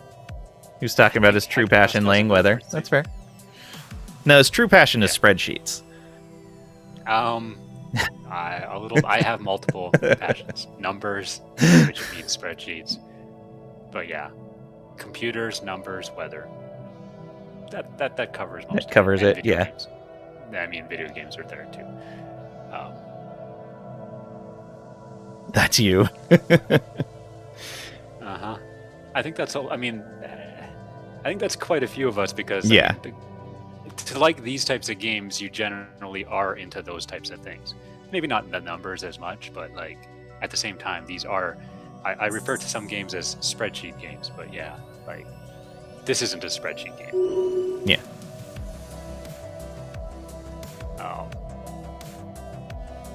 But you can make a spreadsheet with the game, and I make spreadsheets out of a lot of the games I play. Most of these games are just spreadsheet sims. Yeah. They're spreadsheets with fancy graphics. EVE Online. No, go away. Get out. Spreadsheets, furiously. Oh yeah, that's what I was doing. Let's loan this. I will eventually get this done. Lies. Will I get this fleet to the scrapyard before you loan that fleet out? Loner 1? I'm going to scrap Loner 1, because we have an available there you go. scrapping session available. So, and it's not an organic fleet. I feel bad scrapping organic fleet. I'm pretty sure you got an achievement last time because of that. I scrapped... Okay, so I feel bad scrapping There we a go. space fauna fleet, which is what Prime 419 is. The grown ships thing, those are more like plants than animals, so... How much is 50 pounds of plantains selling for in Jita? No, stop, Crack. Is this an EVE Online thing? I'm Yeah. guessing? Yeah, okay. At least you don't talk about the difference between Celsius, Fahrenheit, and Kelvin. I mean, all of us here are I reasonable could. people and measure things in Kelvin, right? Hey, one of the data sets at work, like I was downloading weather data, and one of the things I was doing is putting into the program I have, which is displayed to forecasters. And what was the units of the data that I was getting? It was in Kelvin, and I'm like, okay. I mean, I suppose, but no one wants to see this in Kelvin. Like, I guess researchers. Oh, well, actually, Yeah, that's the problem. researchers do. 'cause math, any math. Well, a lot of math formulas require the temperature in Kelvin. So, Yeah. like, yeah, So math works a lot better when things are in Kelvin. yeah. Although not all formulas, there are a few that actually work in. I mean, the wind chill formula doesn't use Kelvin. It actually uses things like. Oh wait, no, I should be careful about that. The formula Problem is, you like- use. The problem is, like, I created functions in my various code that take the value in Celsius, but I'm almost certain as soon as it gets in there, it immediately minus 273 or whatever, or plus 273. Plus 273. But yeah, like I immediately just convert it to Kelvin on the first line of code, and then I do the formula. And so, yeah, like, so the functions take in Celsius, but no, they do the conversion inside the function. So yeah, never mind. It's almost always Kelvin. In Kelvin. But yeah, people do not work well with Kelvin, and I totally get that because it's. I can't imagine having like your TV showing like a Kelvin number. Like, Yeah. Well, it's so many because the amount of Kelvin we would be working in for temperatures that most people live in, the numbers are just too big. It's 240 to like 300 roughly. Yeah. Like, yay. 240 is super cold. 300 is really hot. Like, Mhm. it's very. Yeah, not a big enough zeroing the numbers range. to some Yeah. extent makes a lot more sense, and Yeah. that's why we have these two scales. Actually And bought they're and both sold doing out kind of similar things. Minmatar space because you hated the Jita run. Just can't remember the system name. Don't know. No, you have a friend whose father is a chemist and mother a meteorologist. Their firstborn son was named Kelvin. Wow. You forgot most of Eve. Probably a Mar, Just- or that's a tough guess. Take your junkyard ships. Thank you very much. Went back in like a year ago. Couldn't remember how to play. Tried to move one of your elect jamming birds from nullsec back to Jita. Got gate jumped. Got mad and left again. Yeah, not surprised. That game. Yeah, no, I was just thinking about all those numbers in Fahrenheit. I guess whenever they have to compute something, they have to effectively convert all those Fahrenheits into Kelvin, which is a little bit not wonky, but like it's more steps. Yeah. But It's a more I don't really complex consider that. step. Hey, the inoculation from the caretakers finally paid off. Nice, another permanent modifier. Pop growth speed and leader lifespan. They live longer. They don't need it. They did.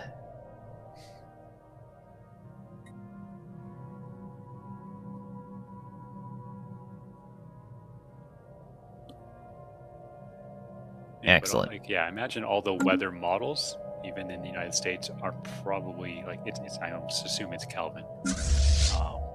Like one of the data sets that I use, it has wind in it, but they give me a U and a V value for the wind, and you're like, okay, what's that? Is that west, east, north, south? I wish. Up and vertical. It's actually up and down, Research like complete. up and down in the grid of the model. And the problem is, up is different for like almost all the grid points, right? Because if you imagine like a grid on like the surface of the Earth, like there's a column of points all have the same effective north, right? Or up is the same, but the problem is you change any column and it's like being twisted and turned, and so like I got these U's and V's, and I basically had to like go through all the math to convert that to a wind speed and direction, and it was such a pain in the butt. So I did talk with the guy who like was creating those files for me, and I'm like, can I just get wind speed and direction, please? He's like, oh yeah, that's no problem. I'm like, ugh, yeah, just do that. Because yes, having to figure out, you have to know the alignment of the entire grid, and then you have to do math basically to figure out what is up.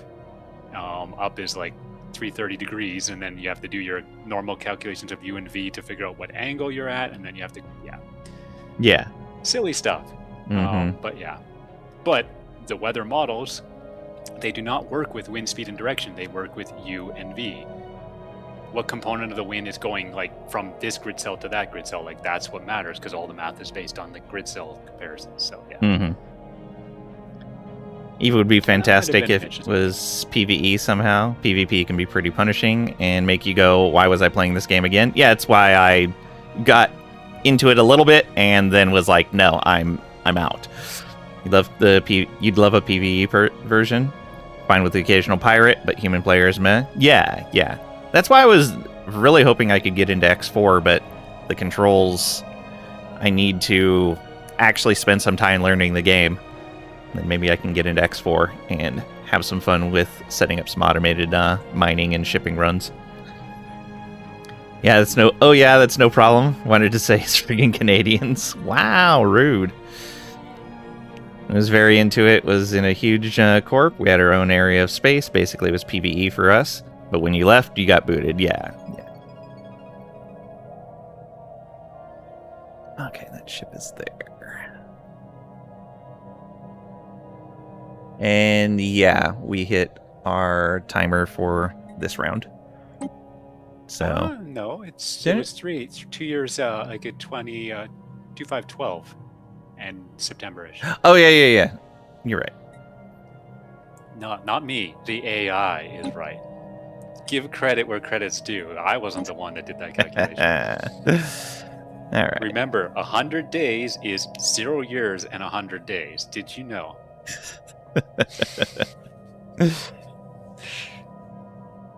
Should try X4 again. Yeah, I need to stream it at some point so that I'll actually lock in and play it for an extended period of time. Oh wow, I really fixed consumer goods. Okay. Well, like maybe I can look at the trade. Oh, trade's actually negative. Okay. It's fun, looks great, and it's a subject you love. You just never remember the controls. I was selling some, Lang. Oh, were you? Whoops. You were selling consumer goods? Okay, I'll balance them all. Okay. We're selling 3,000 now. We were selling 2, so now it'll drop to something like where you'll see the number. We are selling at 7,000 food now. All right. Yeah, we're selling 7,000 minerals. Oh yeah, we're hard to figure out why I keep bouncing off. Positive. Yeah, we're doing fine economically. I'm guessing it's probably something similar with me, that it takes an amount of time investment that we aren't putting into the like initial hit on the game, and so we bounce off, and then we come back later, have to do all of that work again and then bounce off before we hit the point where it clicks properly. I think we're both running into the same issue there. Yeah, it's one of those games. I was saying I wanted to play some Songs of Six, but it's also another thing where I know I'm going to have to spend a lot of time learning the game. And so it needs to be like the only thing I'm streaming at the time. X4 is probably going to be the same thing. It needs to be the only thing I'm streaming, and like streaming it during the first week, it means I'm going to keep coming back each day, playing that game, putting in like 4 or 5 hours, and I should be able to get it down easily and then get into it. So what is Furen's opinion of the Twitch, YouTube weather personalities? You know, of one that is always like, biggest storm in 10 years. This will wreck hundreds of homes. You know, the weird part is somebody asked me, I can't remember who it was, but somebody asked me, what do you think? Oh, actually, I can't remember who, but yeah, some online friend basically asked me, they sent a link to like a storm chaser and said, what do you think about this? And I think I kind of answered a little bit earlier where if that is their passion, I think they probably do a pretty damn good job at figuring out where tornadoes are going to be, because that's what they really, really want. So they're actually probably not too bad. Now, stuff like that, comments of like storm of the century, like those words are almost always overused, and it's frustrating. I mean, this just tends to be like more of an issue with YouTube in general, where what do you call it? Like clickbait. I hate clickbait. And so, yeah, but clickbait works because it gets people to go, oh, it's going to be a really, like, let me see what this storm is. And then you watch it, and then a lot of times it's like, oh. But yeah, like this is almost worse, clickbait, because you don't even know, right? Like, it's a forecast. So it's something that's not even happened yet, and you're amplifying it to the max to try to get clicks. And that's like, not a fan.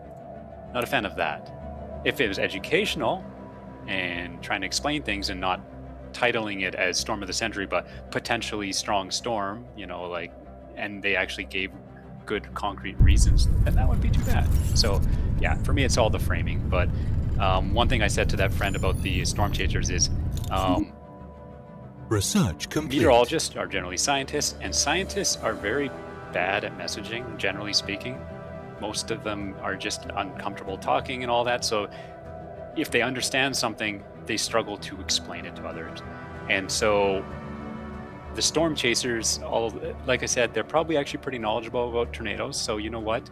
If they're able to get people interested in this type of thing and they're not deceiving people in any way, all the better. It gets people looking and trying to learn. So I actually see that as a good thing. But yeah, not the thing you said. The thing you said, that tends to be sensationalizing, and I do not like that, because that's not educating. That's just trying to dramatize. Yep. Being a good teacher is difficult. It is not a common skill, for sure. Get into X4, look at the tutorial that you've finished 5 times now and know you have to do again. Yeah. Why is there weather personalities on Twitch besides storm chasers? I don't know. Is Furen really Jim Kentor? I think I recognize that name. I really feel like I recognize the name, but yeah, I actually don't know the name. Now I have to Google. Is this a famous American meteorologist? Yeah, it is.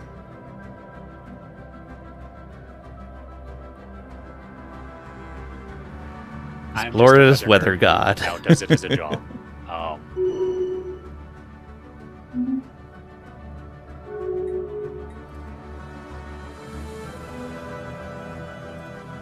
In some sense, I got to do my childhood passion as a job. It's kind of cool. Very nice. He's in town. A hurricane is coming to kill us all. Oh no.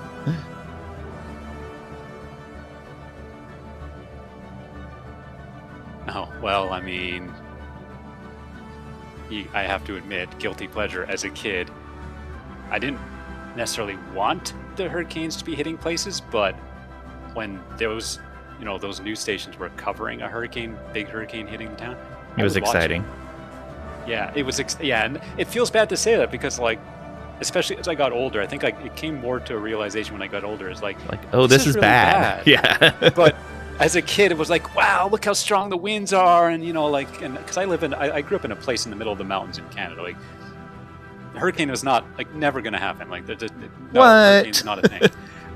We barely get wind in the valley. Like we're so sheltered from like almost any weather of any sort there. But yeah, like so for me it was a fascination. So yeah, like I stayed up, I think until about 4 or 5 in the morning in front of the TV watching Hurricane Andrew hit Miami.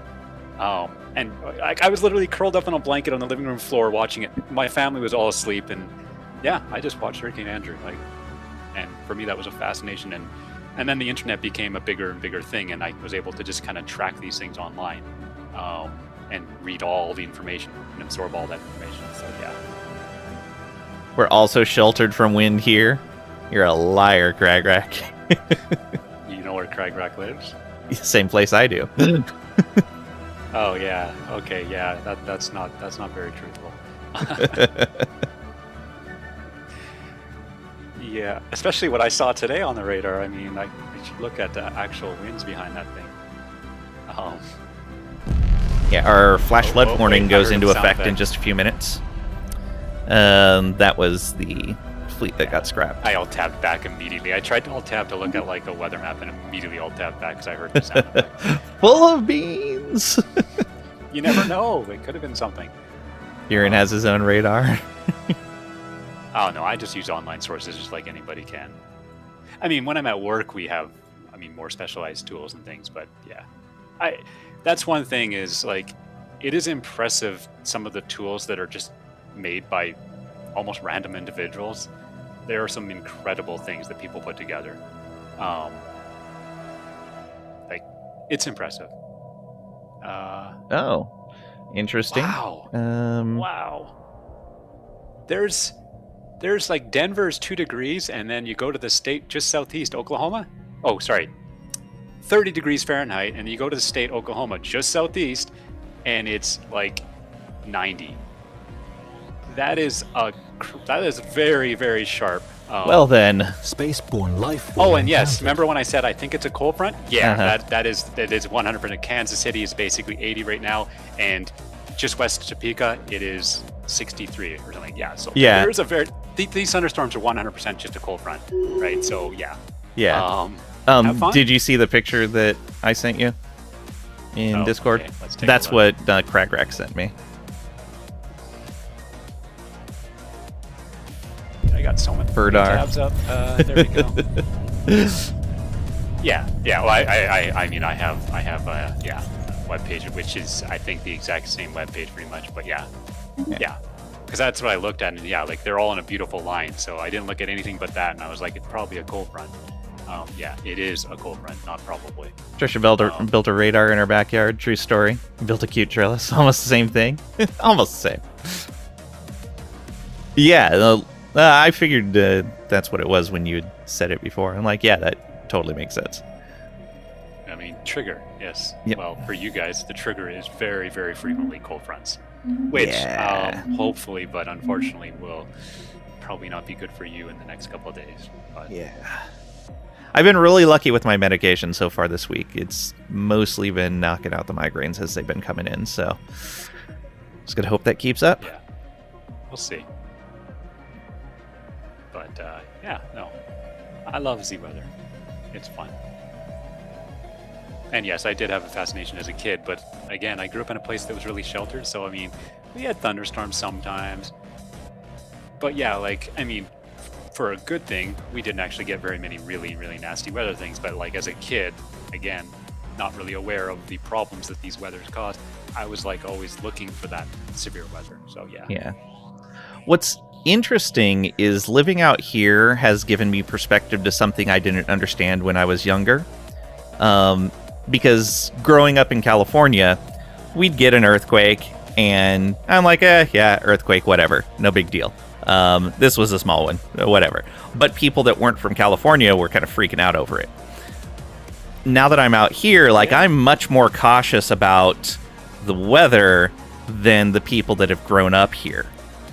And they're like, oh yeah, this is fine, it's not going to be a big deal. And I'm like, we should probably be concerned about this, right? So I totally understand that now. Because yeah, it wasn't something I grew up with.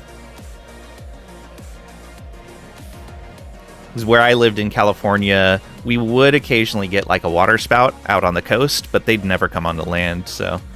And I mean, for the most part, water spouts tend to be generally not too bad. Yeah. But yeah.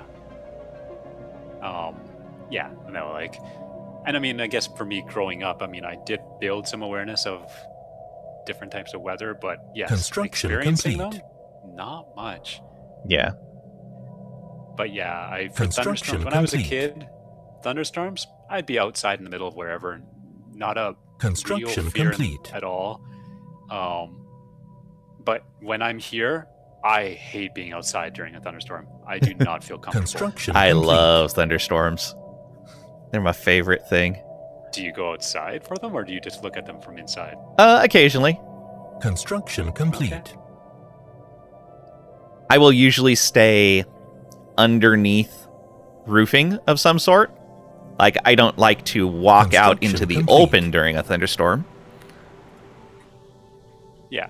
I mean, if the thunder and lightning is in a distance, I don't mind. But yeah, when it's close, like, or happening almost overhead, I feel a little uneasy. Yeah. Early space age, and they're getting taken out by robots. Wow. Well, maybe the robots will be friendly. Oh, that's in our territory, though. Yeah, well, whatever.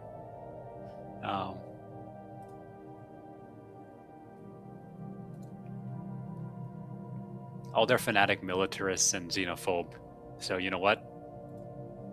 Yeah, it probably wasn't going to work out anyways. I never actually thought to look all of the upcoming FTLs or pre-FTLs. Because I think you can sort by technology. Deep Trellis does look like an old Soviet box spring radar. Yeah, I guess they kind of do. Sorta. Sweet Potatoes was amazing. I bet they were. Sato was primo. OMG. Yeah. Oh, I'm so hungry now. Rude.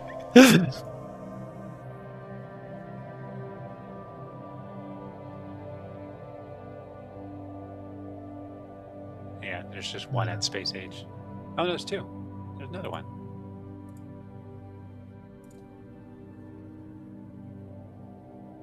Had to order crab for tomorrow. Ooh, nice. Wait, what? Sorry, totally unassociated thing I'm looking at.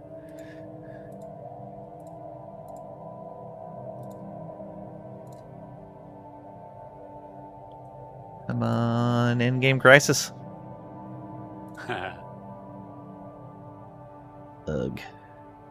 Yeah, both of the space age pre-FTLs are fanatic military xenophobe. Like, both of them, exactly the same thing. They seem to, like, go towards that unless you guide them away. I suppose that's the problem is, yeah, I stopped trying to influence them because it got wonky. Yeah, we ended up with that bug. Oh, wait, why didn't we ever take this system? Or either of these two systems. There's two systems in the south, in kind of the east, which never were taken. And one of them even has 3 artifacts in it. Where? Yeah, where are you looking? Yeah, right there. You were looking at it. There's the 2 empty spots in the middle of our territory. You were looking at it. Oh, okay. Yeah. In fact, there's a third one too. And there's a bunch of no other fleets idea. Right there. Oh, the GDF fleets. There was the pirate thing. That's right. I never sent them back. I don't know. I guess I could. We're trying to spend our points. Yeah, Maybe we yeah. didn't have points. That's probably what it was. Oh, yeah, probably. Because a lot of this stuff opened up simultaneously because of what the torrent were doing. Research complete. And we just didn't have the Okay. points to do everything at once. Let's send a ship. That's a construction ship, right? It's actually Yes, been a while construction. since I've done this. We just had Construction. nothing to expand into.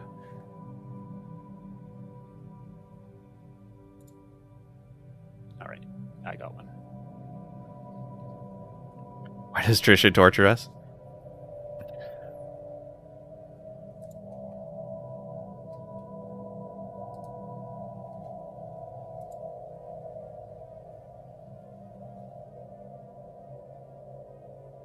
you go. Crack, you can just go somewhere really good for lunch or dinner tomorrow and share lots of pictures.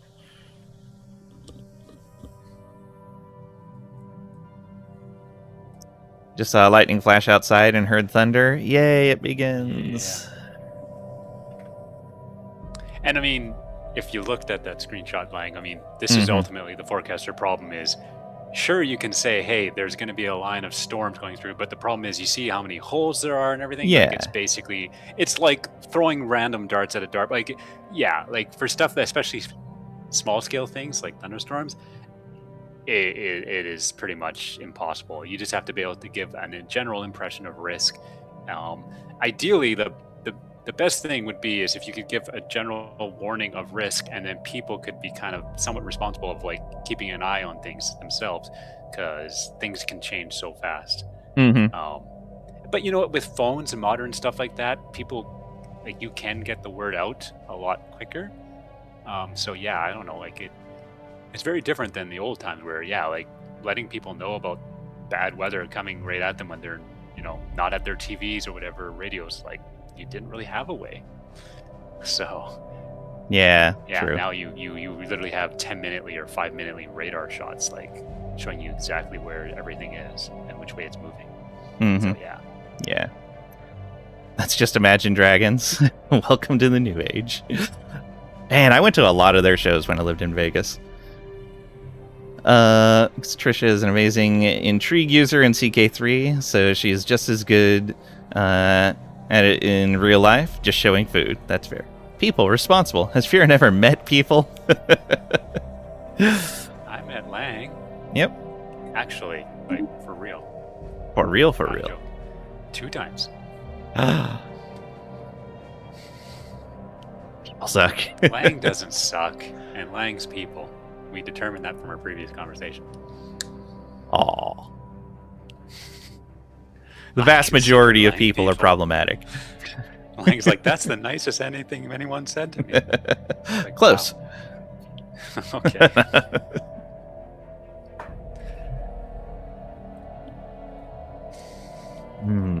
I mean, I can get the sentiment sometimes. Yes, people, like, especially right now, feel like they can suck, but you know what? There still is a lot of really good people out there. So, and I still truly believe that. A person can be great, people universally suck. It's a collectivity thing. Like, in groups, yeah, people can be bad. Even when individually they are good. It's very odd how that works.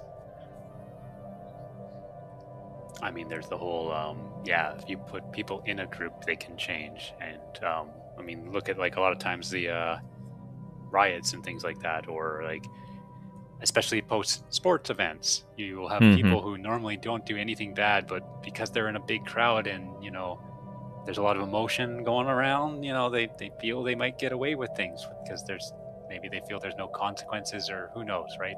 They feel protected because there's so many people around that they feel, what are they going to do, right? They can't stop me. So, yeah, you know, like, yeah, you get people doing things that they definitely wouldn't do if it wasn't that circumstance. Yeah, regardless of the reason it sucks. Yeah. The Brennan Enforcers are building up their hyperlanes. I just saw a new lane go in. Yeah, I think that was my job. And I did an okay job. Not really, but we don't really need it. That's the problem. Is we just go wherever we want instantaneous. Yeah. And you know what? I zoomed out and it doesn't look too bad. Although, to be fair, the areas that look good, I didn't do it. It was it was all the AI. Yeah. Yeah. It's fine. Oh, wow. We have that whole area in the north that's just not done at all. Well, the Torrent Conscious area, like, in the north is almost 100%. Yeah. I don't know if they did it or if it was They done did by it. people before them. Yeah, they did it after they did. conquered it.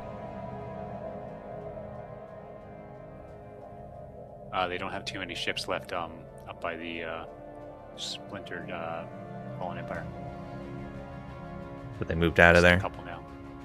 I do see Well, I some of their guess not a ships couple. moving again. Why does it show 2 icons, but then you mouse over and it has 5 different fleets? And I've seen this a lot. Like, it seems to group in some sort of. So way, that's right? usually when you have ships that are in that system and moving to reinforce a fleet. So you'll be able to click and see one of them, but you won't be able to click and see the other one. And that's usually what it is. It's Yep, stuff and that's moving into exactly what it reinforce. is I can click the left, not the right. Yeah.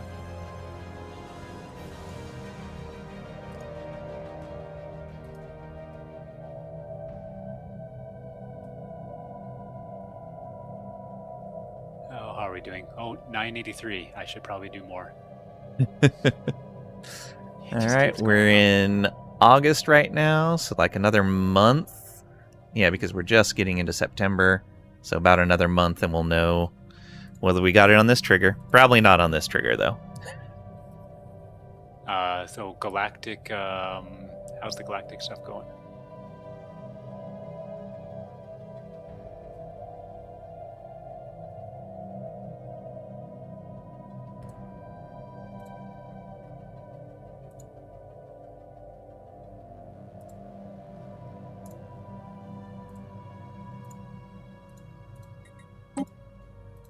Let's see here. We are voting on the recycling thing. Right.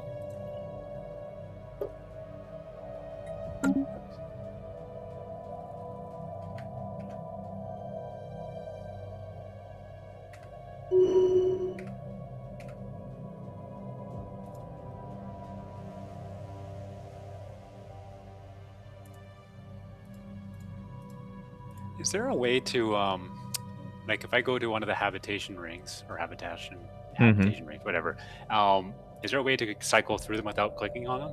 Like, possibly tab. Yeah, it goes into the system. It's bouncing between systems, but it's not actually changing the station that I'm looking at.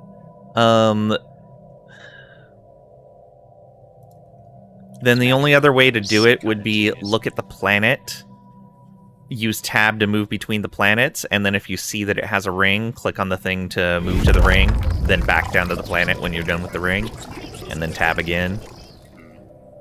Yeah, I was hoping for a quick. Yeah, I don't think there's a quick one if list. It's not tab.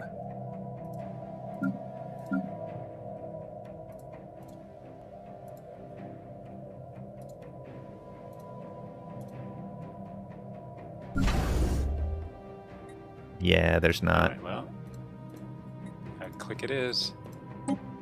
But we have them in a handy list of star bases. I mean, the list is starting to get pretty long. That is a long list. It was handy for a while, and it. Oh, that's it wasn't. so many. Yeah, and I mean, we're at 9:59, so I mean, and also finding where to build them is like a lot of the very obvious and good ones are kind of done. So it's just I'm building just wherever I can right-click and see it in the list. I kind of hate that they're in the starbase, in the shipyards and starbases category, the starbases category. I wish they had their own category in here, because then you could just like turn off the other categories and have them all in a row. Yeah. Okay. Well, time to build more. Yep. Oh no, we're running out of energy.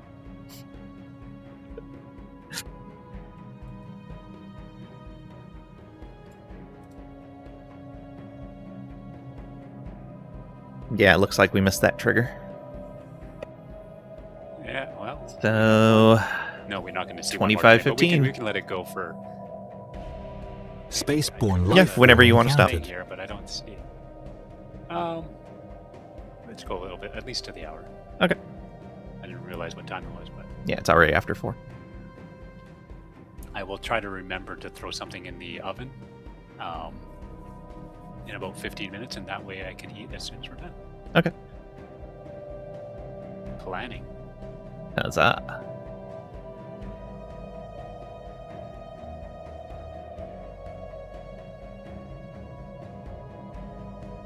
Oh,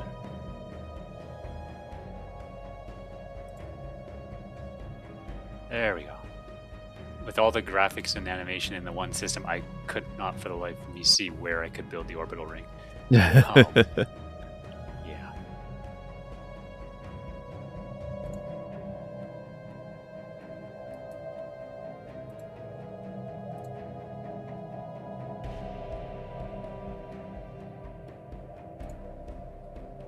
This has been a very chill session.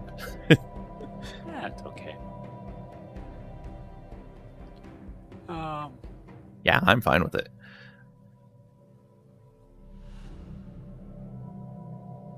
You can chat and people can ask questions. Yeah. Are these done About building? the very limited number of things I know. All right. Very specific things. That's the problem. And that's actually kind of an interesting thing about society is, I mean, people have talents, but we're becoming so specialized that, like, realistically, you know almost nothing. Like, Yeah, like I was having that conversation with a friend that tries to be like a generalist type person. They feel that you should be able to do all your own stuff. And I'm like, look, that's not how the world works anymore. Like we know too much for you to be just a generalist in life. You're going to end up basically knowing nothing and wasting your time doing a bunch of stuff that any specialist in that field could do far quicker and more efficiently. jack of all trades, master of none. Yeah. Construction complete. Which is an old saying and is only as we learn more and more getting more and more applicable. What do we want to specialize these 4 ring segments into? Speaking of specialization, Yeah. you should make it general. They should be good at everything, Lang. Okay, No, urban expansion. No. Don't do that to them.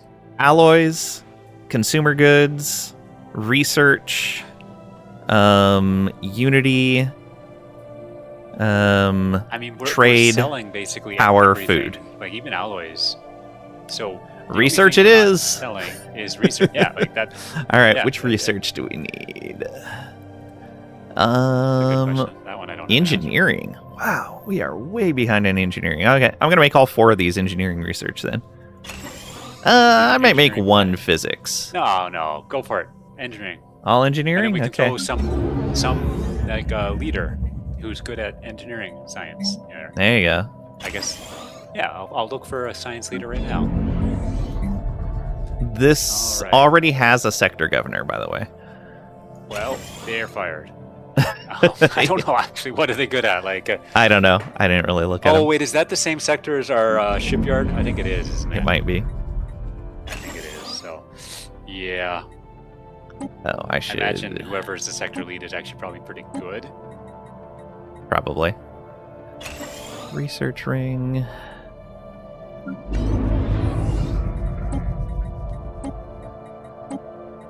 Research ring.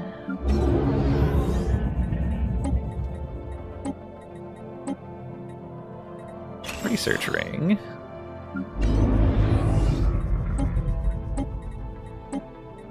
Research ring. Let's build one in each of those.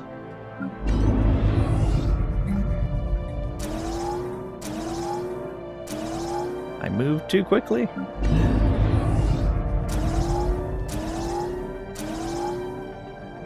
One more. There we go. Consider the rise of YouTube channels teaching homeowner skills like electrical work, wired homes for a considerable amount of time, and there's a lot of people who watch some videos and are convinced their knowledge is equivalent to yours. It's pretty bizarre. Yeah. Well, basically, like, they learn the bare basics of something, and they're like, oh, this is easy, so I've got this down. And it's easy because it was presented as a particularly compact, easy thing to do, and somebody taught it well. But it's like a very small subset of the whole, and it's probably missing like important safety considerations and edge case scenarios and stuff like that, which are all things you would pick up as you're actually doing that work or getting an education in that thing.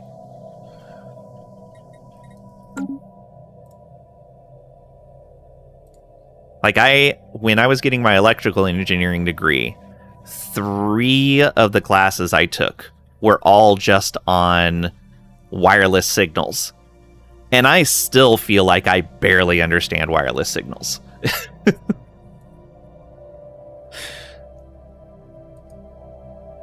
That stuff's complex.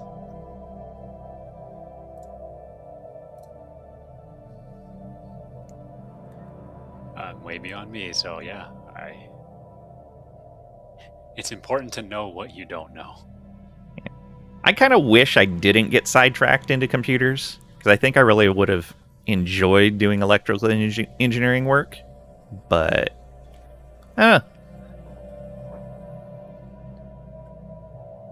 Still remember your basic electronics instructor would scream current, which doesn't sound as amusing now, but at the time it was funny. Oh, that's interesting. Just on the southwest, basically the exact southwest part of the galaxy, just the way the map kind of, the border expands, like it's kind of weird. Oh yeah, that is weird. It's like there's something out there. Is this Lang saying, "Oh, that's weird. I know exactly what this is"? No, I don't know what that is, but it does look like there's something out there. What's weird is it looks like it's something out there that belongs to us. Well, that's why I wonder if it, because on the west side that does the kind of the weird cutoff edge. Yeah. Well, no, there's a couple of borders that do weird things there. Like the sector is doing that on the west. Yeah, no idea. West edge, there's a sector boundary that just goes randomly to the left. So I don't know. It could be just and there's some in the south, some sectors that just. I think that's probably just wonkiness with their. Yeah, possibly. There's one in the north. Molinarch has something in the north that does the same thing. Okay. Kind of. Not right. Oh yeah. It gets bigger. A little bit. Like the weird thing is the southwest one literally. Yeah, like it looks like it's stretching out to go around a star. Lang, those classes are easier when students all band together. Oh, come on, man. No, thank you, Trisha. Go home. Nice. Waka waka waka. This guy. Who let him into chat?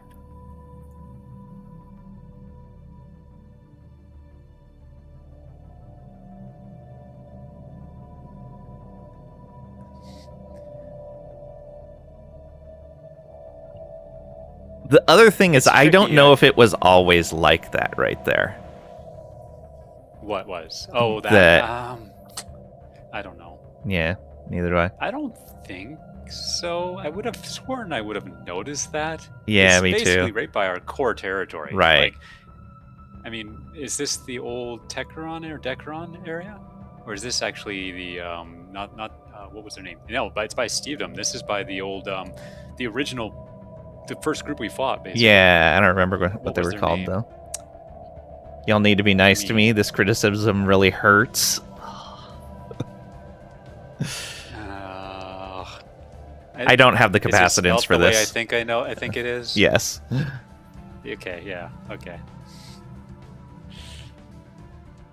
Because you don't look at it, you might not clue in right away, but you said the word hurts, and you obviously said it like it was a pun, and I'm like, wait, what? And then I thought about it, and I'm like, oh, wait, never mind. I will resist responding.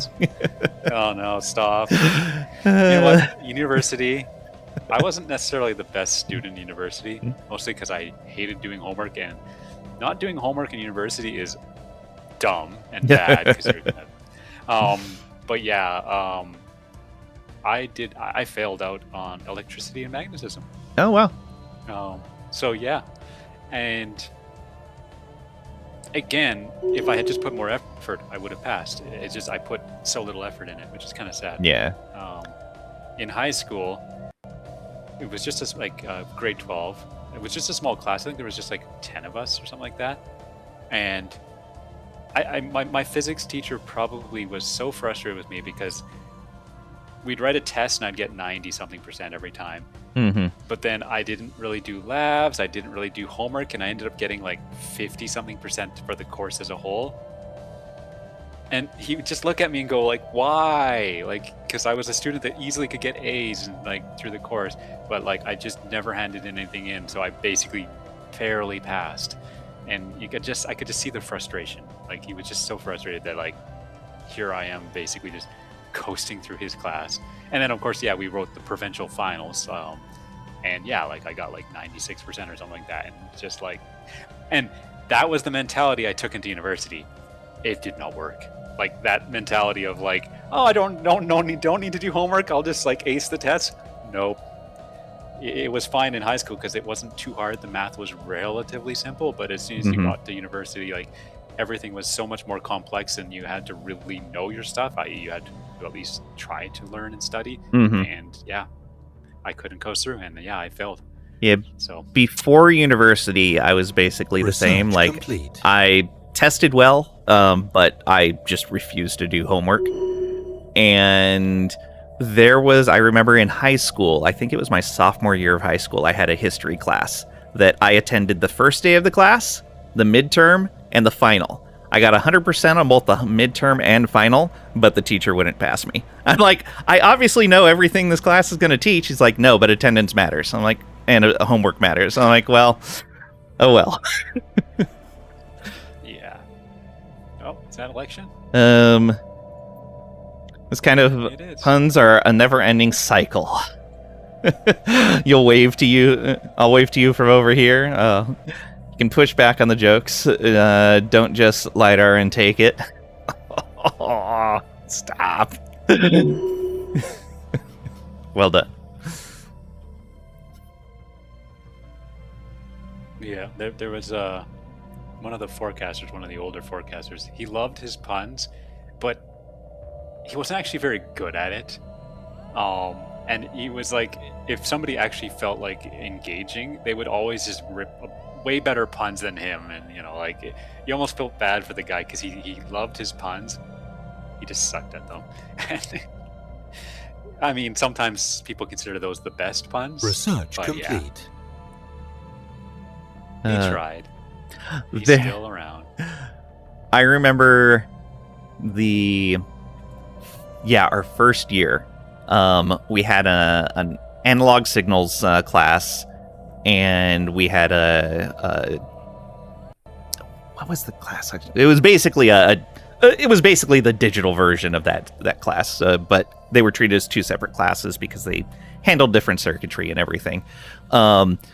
But the analog teacher heard us talking that we had the digital class next on the first day, and he's like, when you guys see Dr. Jones or Professor Jones, let him know that make sure he knows that digital is just high-speed analog.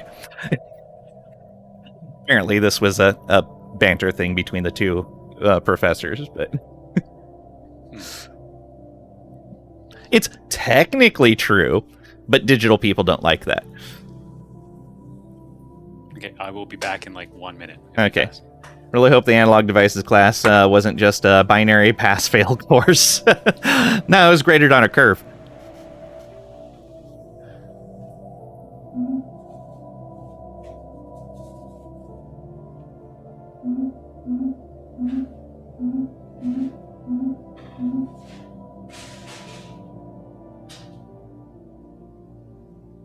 All right.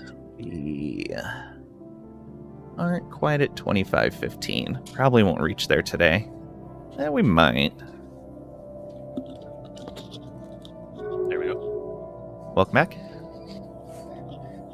I was going to say, maybe the crisis will happen while I'm away. No, obviously it can't.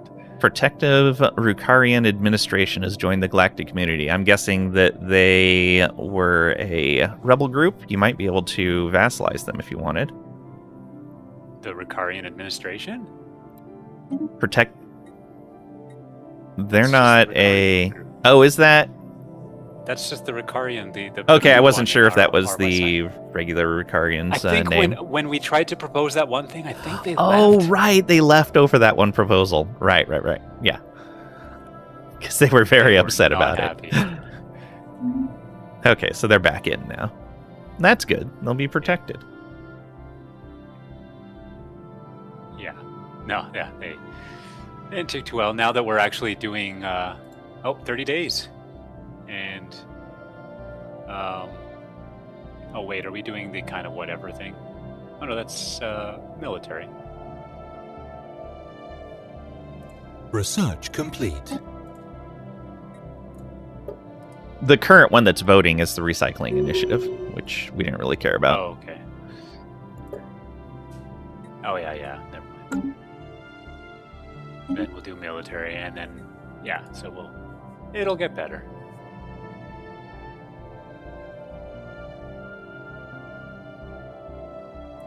No galactic focus. Repeal focus. Repeal focus. Malevolent aura. What? I'm just looking at galactic focus. It's the only thing that's selectable. Oh, yeah. We don't care about that.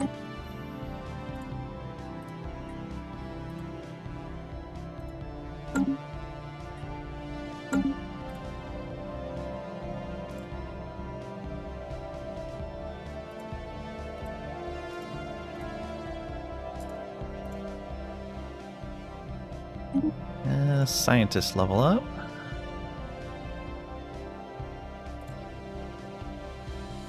I quit. Still around. Yep. Despite their negative traits. I'm guessing the science?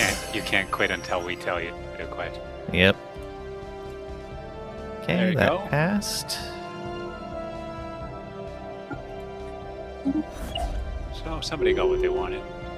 Yep. Who's that favor? Where did that favor come from? Because I think we get favors whenever somebody. Somebody else passes something, yeah. Yeah. Figure you all out. Tell good puns and you boo me. Tell bod puns and you boo me. There's just no winning. That sounds pretty consistent to me. Consistent messaging. Yep. However, you are live for 300 baud modems and acoustic couplers. Yeah, I was saying earlier, or maybe it was last stream. I think it was last stream that my first computer was a Commodore 64, and I had a 300 baud modem with it. Did you use it though? Yeah. For anything? Like, Yeah, connected to BBS's. Okay. Well, yeah. No, that. I go back to. I mean, it was mostly 28.8. 14.4. I think 28.8 was the first internet connection or modem that I had, but it might have been 14.4. Yeah, I went from the 300 baud to 14.4 when I got my first desktop 300 PC. baud, what exactly is that measurement? Because I don't think that's the same as 14.4, right? Yeah, 14.4 is just 14,400. Like 14,000. So that is legitimately just like 0.3, like Yeah. 3, effectively. Okay, yeah, I wasn't sure, but yeah. Yeah. You're the first But one to go to for what 1200 you was Queen needed. of the Universe, then later on 36.6. Nice. 36.6 sounded 36.6, so weird when it was connecting. I don't know if I ever had 36.6 because I was very lucky and got cable modem like very early. Like Ooh, in nice. 1997, I started having cable modems where we could download at 500 kilobytes a second Nice. from like one site on the internet because there was no site that could serve data as fast as we could effectively take it, which was kind of ironic. Right, Yeah. right. But yeah, no, it was cool. It was, I think, download.com and Microsoft.com were like basically that was about it. But Had yeah, a- so like because I got that in '97, yeah, like it was 20. I went from a 28 modem to that, and I was like, Nice. okay, this is nice. Except for my hard drive was, I think, 1.2 gigabytes, 800 of which was basically messed up because of Windows. Mm-hmm. So yeah, like the actual free space on my computer could be filled up in like half an hour. Like it was stupid, like in some sense, because yeah, like I had no storage space for that amazing connection, Right. and there were like no websites that really needed it. But it was still nice, right? Yeah. Because you didn't have to dial, right? That was the other thing, is no dialing. Yeah. I never really considered like that's such a benefit. Oh, for sure. I had a Boca breakout board and 8 of those. Hooked up your Monster 486 DX4. I remember the DX4.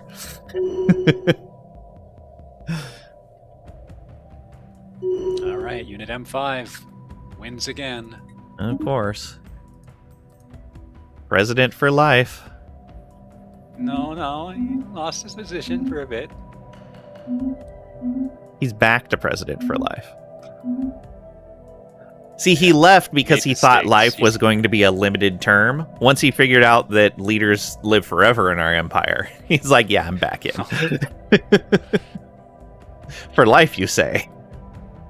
Yeah, I do. I understand from a gameplay standpoint that, you know, you have it applied to effectively robots and organics. But that actually makes no sense at all. Oh yeah, absolutely.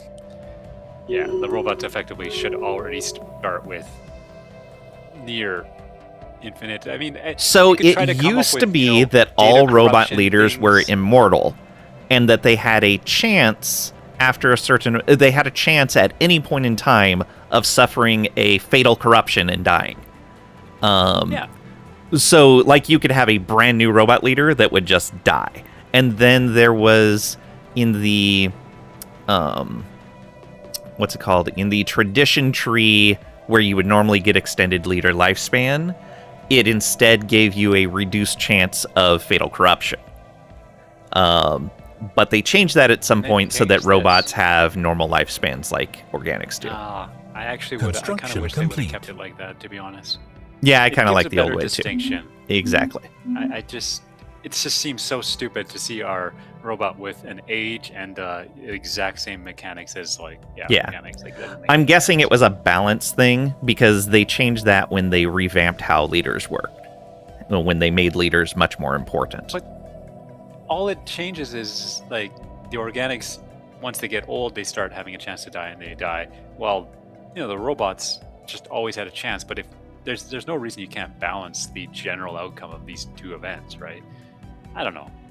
Well, the Like, you just make it really low, and it maybe make it almost impossible, like for the first 50 years, and then a very low chance after that. But like, just make it balanced with general. I don't know. I think Yeah. they should have left it. You want things to be distinct and right.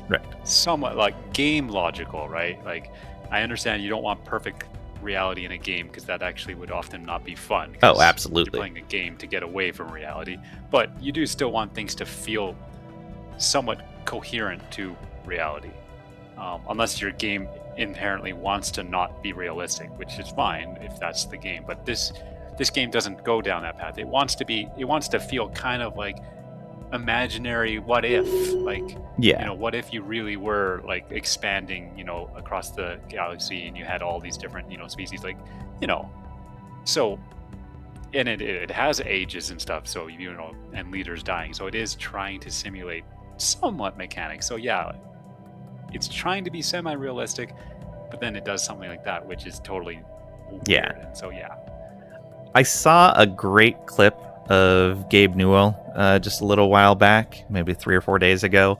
I don't know what the context of it was, but basically he was like saying, why would I want it realistic? Like, I have to do all this boring stuff, realistic stuff in life. I don't want that in my video games. that brings out one thing is, like, I've told people sometimes when I talk, it's like, I like simulation games, and they're like, oh, you mean like farm simulator? I'm like, no, like, not even slightly. I don't want to be just driving tractors around, stuff like that. Now, that being said, when it comes to that type of simulation game, Flight Simulator is not too bad, because it is something like, let's be honest, almost none of us almost certainly are ever going to fly a plane. Like, so it is something, if you really desperately wanted, sure, you're probably not going to be driving farm tractors around, but like, that's not really as exciting as potentially flying a plane. But yeah, like, oh, okay. Oh.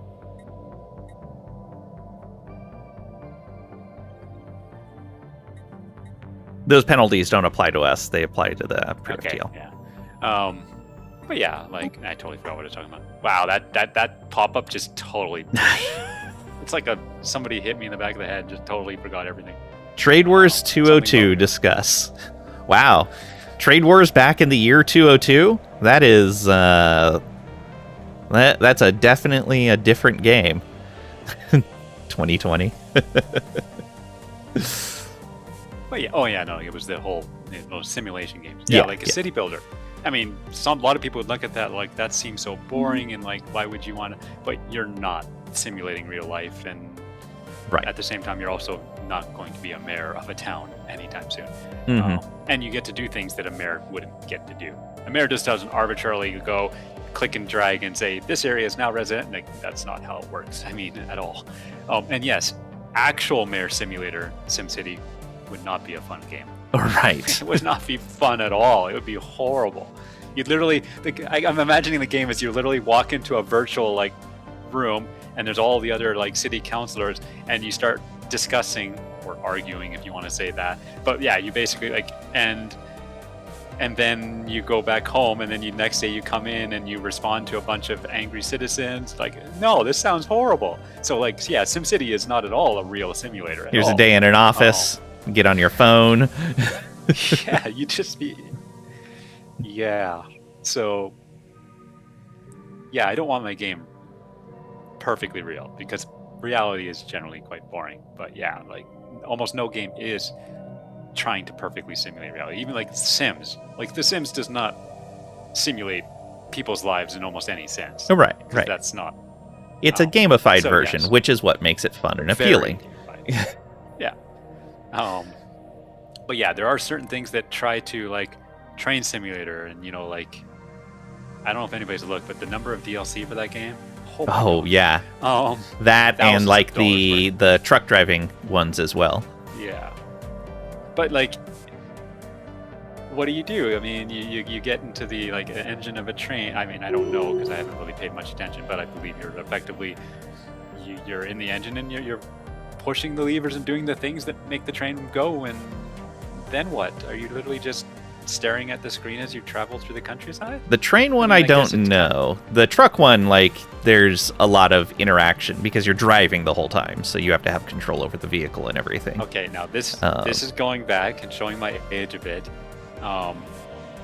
and this is there was probably something in the States too, but like in Canada there was a game in the school computers called, I think it was called Cross Country Canada, but yeah, you literally would, and this is like in the 80s, like it was incredibly crude, but you would literally you'd start in a town and you'd say like, you'd pick up, let's say, iron, and then you'd look up and like which place needs iron, and then you would say like, you'd start driving to the town that has like the iron, and you'd drop it off, and and then if you tried to drive for too long, you eventually might crash because your character would be fatigued. Yeah, it was like kind of like a driving simulator, but everything is text, right? You're literally just typing like D to drive or whatever, right? F to grab fuel.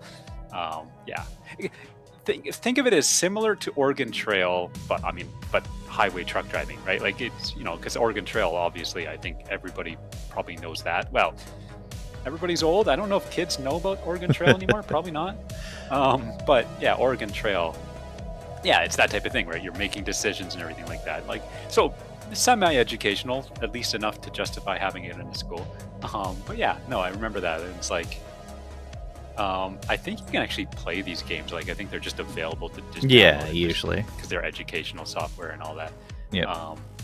But yeah, I mean, I never actually really accomplished much in that, but it got kids to like learn geography at the very least, because you start learning which towns are kind of close to each other and how far apart they are.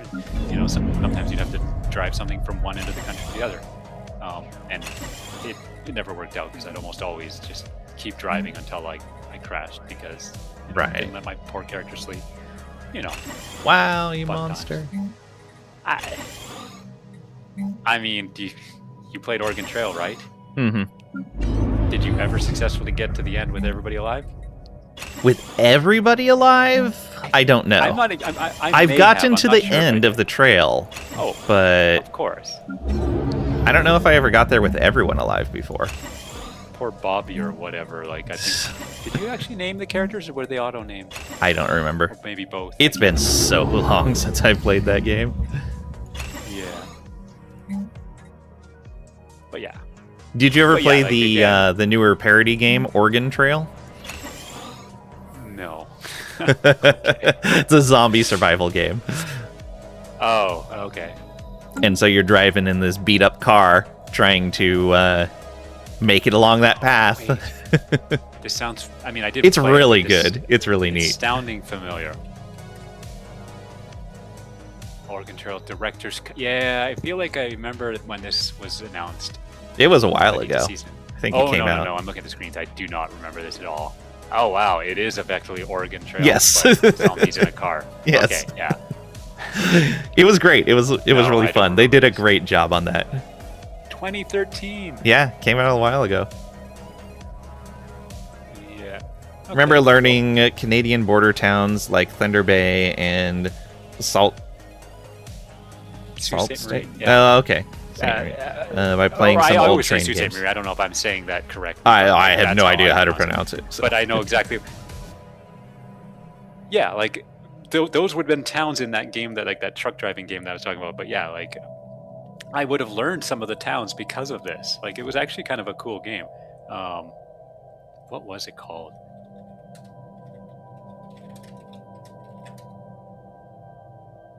Cross Country Canada game. Or, yeah, it's Cross Country Canada. That's all it was. And yeah, like if you Google, you will see like the graphics are crude. 1991. Yeah, okay. Actually, it wasn't 80s then. I thought it was 80s. I guess 80s was Math Munchers, which I think or Number Munchers or whatever. I'm pretty sure that would have been in the States. I'm thinking. Yeah, it was. But, and I liked that, like, because I was good at it. Because I was actually good at numbers back then. Math Munchers. I don't remember the name of the game. They got their first satellite. And then there was a game about lemonade stand selling. I remember that. That one. Okay, that one. I think it was just called Lemonade Stand. Oh, yeah, I don't remember the name, but yeah. But yeah, like almost everything except for the Cross Country Canada were probably all from the States, so yeah. Yeah. Yeah, Lemonade Stand I played on the Commodore. What I played a lot of on the Commodore actually was I think it was just called Winter Games. It was basically the Olympic Winter Games. It was an EA game, I believe. I think it was EA that made that, or was it Enix? It might have been Enix. I don't remember. I don't remember, but yes, I do remember Olympic game thing on the computer a long time ago, like long Construction time ago. complete.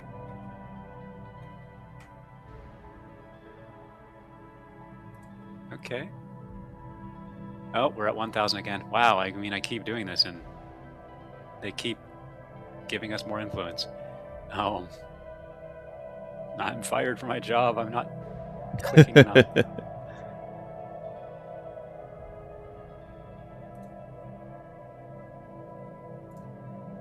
That's it.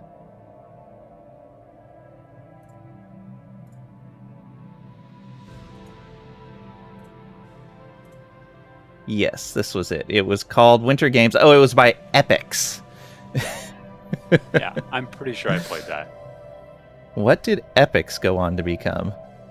Let's see here. Probably absorbed by one of the big ones like EA or something. They made Temple of Apshai, Jumpman, Summer Games Series, Impossible Mission. Oh, I remember Impossible Mission.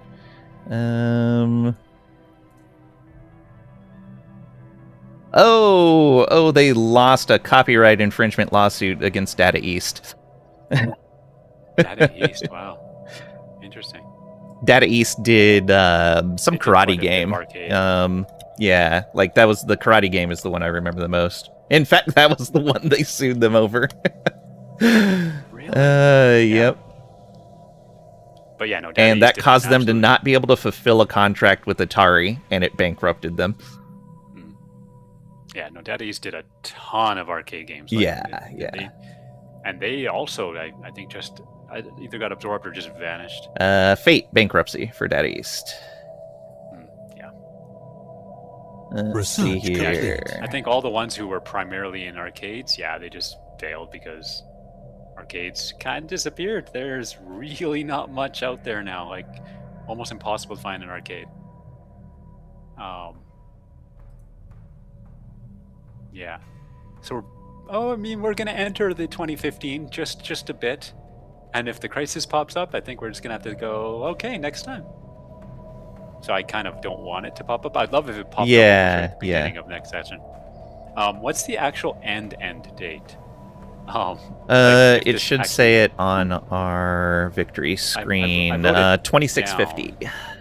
Okay, yeah. Yeah. Please happen before then. And I was going to ask this is ultimately, okay, endgame happens, and let's just assume, I mean, I don't know, but let's assume it isn't really that bad and we handle it easily, what then? Like We're done. see. There's yeah, nothing I to think do past we that can't point. go to 2650. Like Yeah, no, okay. there's no reason to keep going past that.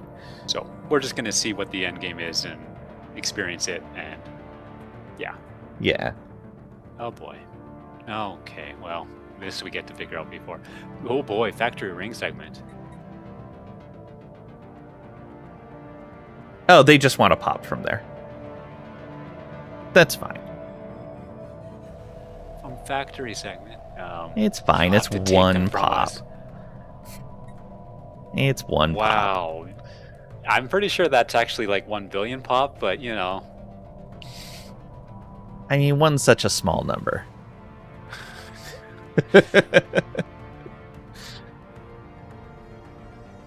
Oh yeah, apparently Well- Data East just suddenly was bankrupt. Like they suddenly just closed their American offices, and then shortly after, the Japanese parent company closed with a whole bunch of debt. I mean, look at modern age. Look how the chaos in the gaming industry. Yeah. It's rough. The one positive is gaming is in a weird place where it's something that almost anybody can do. Yeah. Even kind of back then, and even more so now, that thankfully it can't really be monopolized. I mean, sure, there's going to be the mega corporations, gaming companies that have their games that are played by the most people, but they can't force you to play their games. Like, I can't be Right. forced to play Fortnite or whatever the other big games, but like, you can't force me to play these games. I can Mhm. still play games that are made by smaller companies or individuals or small groups. Like, so that is the one, my hope when it comes to, or like why I have hope at the gaming industry still is there's almost always an out, right? Yeah. So, and if it really got down to it, I could make my own game if I was that desperate, right? Mhm. Like, but yeah, like there's a lot of industries where there isn't really an out. You can't really do these things, and only the mega corporations are the only places to go for these things, Right. right? Like, Right. that is just the way it is. But yeah, no, for games, we still have some ability to make games away from like huge mega corporations. So Yeah, that's nice. which is really nice. And I mean, it's like a cycle, right? These mega corporations, they buy up a bunch of stuff, they absorb, gaming companies that we do care about and enjoy, and then they fail and all that. It's almost like a cycle, right? Get these things, and then some of these big companies just fail because, there's just lack of efficiency when you get really big, and then, like these indie companies start rising, and, some of them become big, and, like, it's like a never-ending cycle. Yeah. Research complete. But yeah, don't lose hope. I feel there will be good games pretty much all the time. Oh yeah. There are other issues to worry about over the video game stuff. Fair. Still be very sad to see when people are losing jobs, though, like for no good reason. That's Oh, the yeah. problem. Oh boy. How's that radar going? I mean, you have stuff going over you, but it's not like not the worst, nastiest line. There is something really strong to the south, but it looks like it's going to miss to the south. Yeah. Mostly. Uh-oh.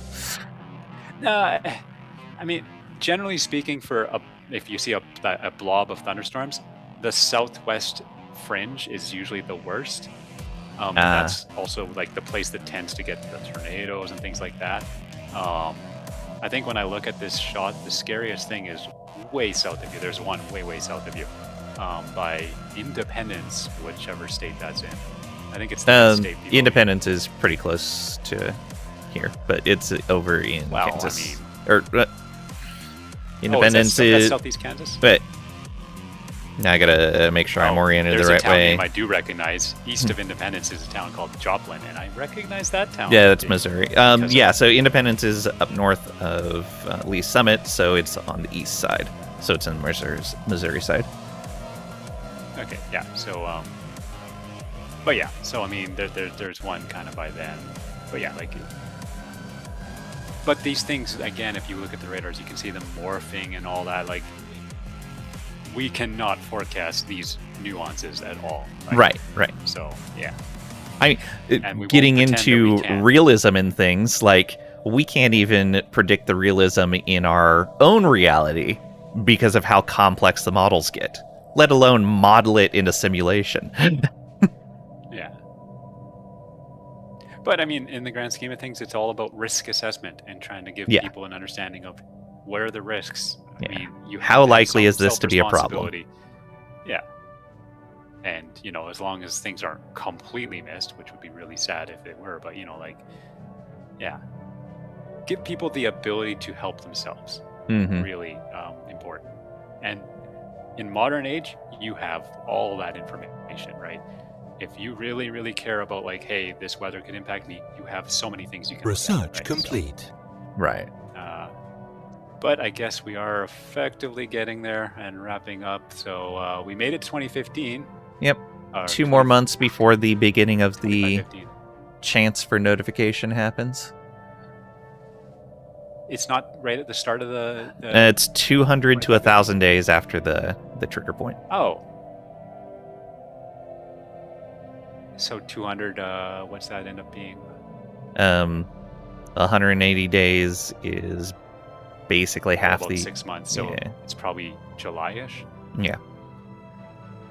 I say we pause just before. So get right to at the that. start of July. Yeah, and then just leave it at that. Sounds good. Because again, it would almost be a disappointment if it popped up and we're like, we're done. Yeah. I'd rather not. Cliffhanger. Yeah. I have to figure out when next time is. I think I'm good next Friday, but I'll have to look. Okay. Just let me know. Yeah. I'm pretty sure I'm good next Friday. I have night shifts Monday, Tuesday night, so. Fun times. Hooray! Yeah, then my schedule gets really ugly. Well, Is for it? me. I have a work trip, but should be interesting. Yeah. Once in a while, this is the first time in like 10 plus years, but they'll send us to kind of the people who use our forecast, because I do aviation Oh, okay. forecasting, so I will get to go to I think a flight air traffic control and visit them, and Okay. I will get to go to it's called a FIC. It's a Flight Information Center. Oh, okay. So it's kind of the people who talk to pilots, and you know, effectively they take our forecast and they kind of pass it on to the pilots and say, you know, how the weather is. So yeah. Right. So and again, and we're going to go to a few other places, but yeah, so it should be interesting. But yeah, traveling scares me. Yeah. So I'll be stressed a bit, but you know, it's 3 days, so I'll survive. Hopefully it won't be too bad. Yeah. But yeah, I guess. Oh, never mind. Not quite. 1 week. Almost there. Trying to end things Yes, and if early. this was a true simulation, we'd be going 1 day at a time, like 1 day for 1 day. Yeah. That would not be fun. No, not at all. Ah. There you go. Okay. Oh, and then my oven's beeping. Perfect. That's absolutely Nice. perfect time. Okay, thanks for playing. Yeah, thank you. Hopefully we get our end game soon. Yeah, I hope so. But it's bound to happen at some point. I Yeah, mean, yeah. I guess you could probably look up the rough chances as things go along. Yeah. So yeah, and the nerd in me could figure out like the cumulative chances. I'll send you a link to the page that has all the weights and Okay. everything on it. I'll take a look and then I'll nerd it out on a spreadsheet. Sounds good. Yeah, welcome to my life. Numbers are fun. They are. All right, take care, everybody. Take it easy, man. Yep. All right. Who are we going to go raid?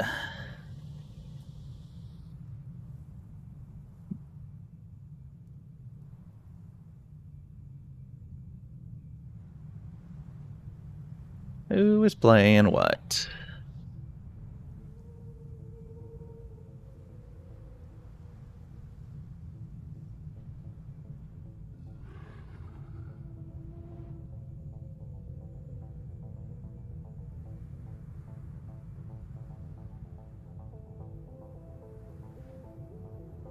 Nothing really close. Well then.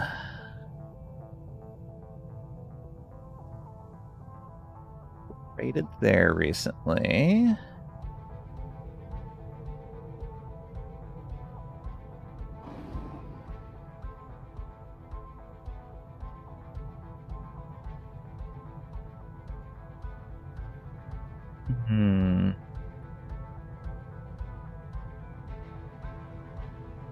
It's been a while since we visited Bold Viking. He's playing some Xenonauts too.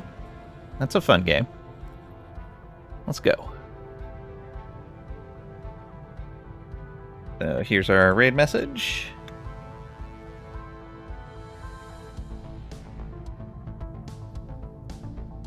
How dare he get it wrong? Trying to say there was a year 202 trade wars, which would be interesting. Okay, we'll be on Sunday, maybe with some Windrose, maybe with something else. I'm not sure. Depends on how things go for me. Thank you guys again for being here. Thank you for hanging out, lurking, participating. All of it greatly appreciated. And I'll see you.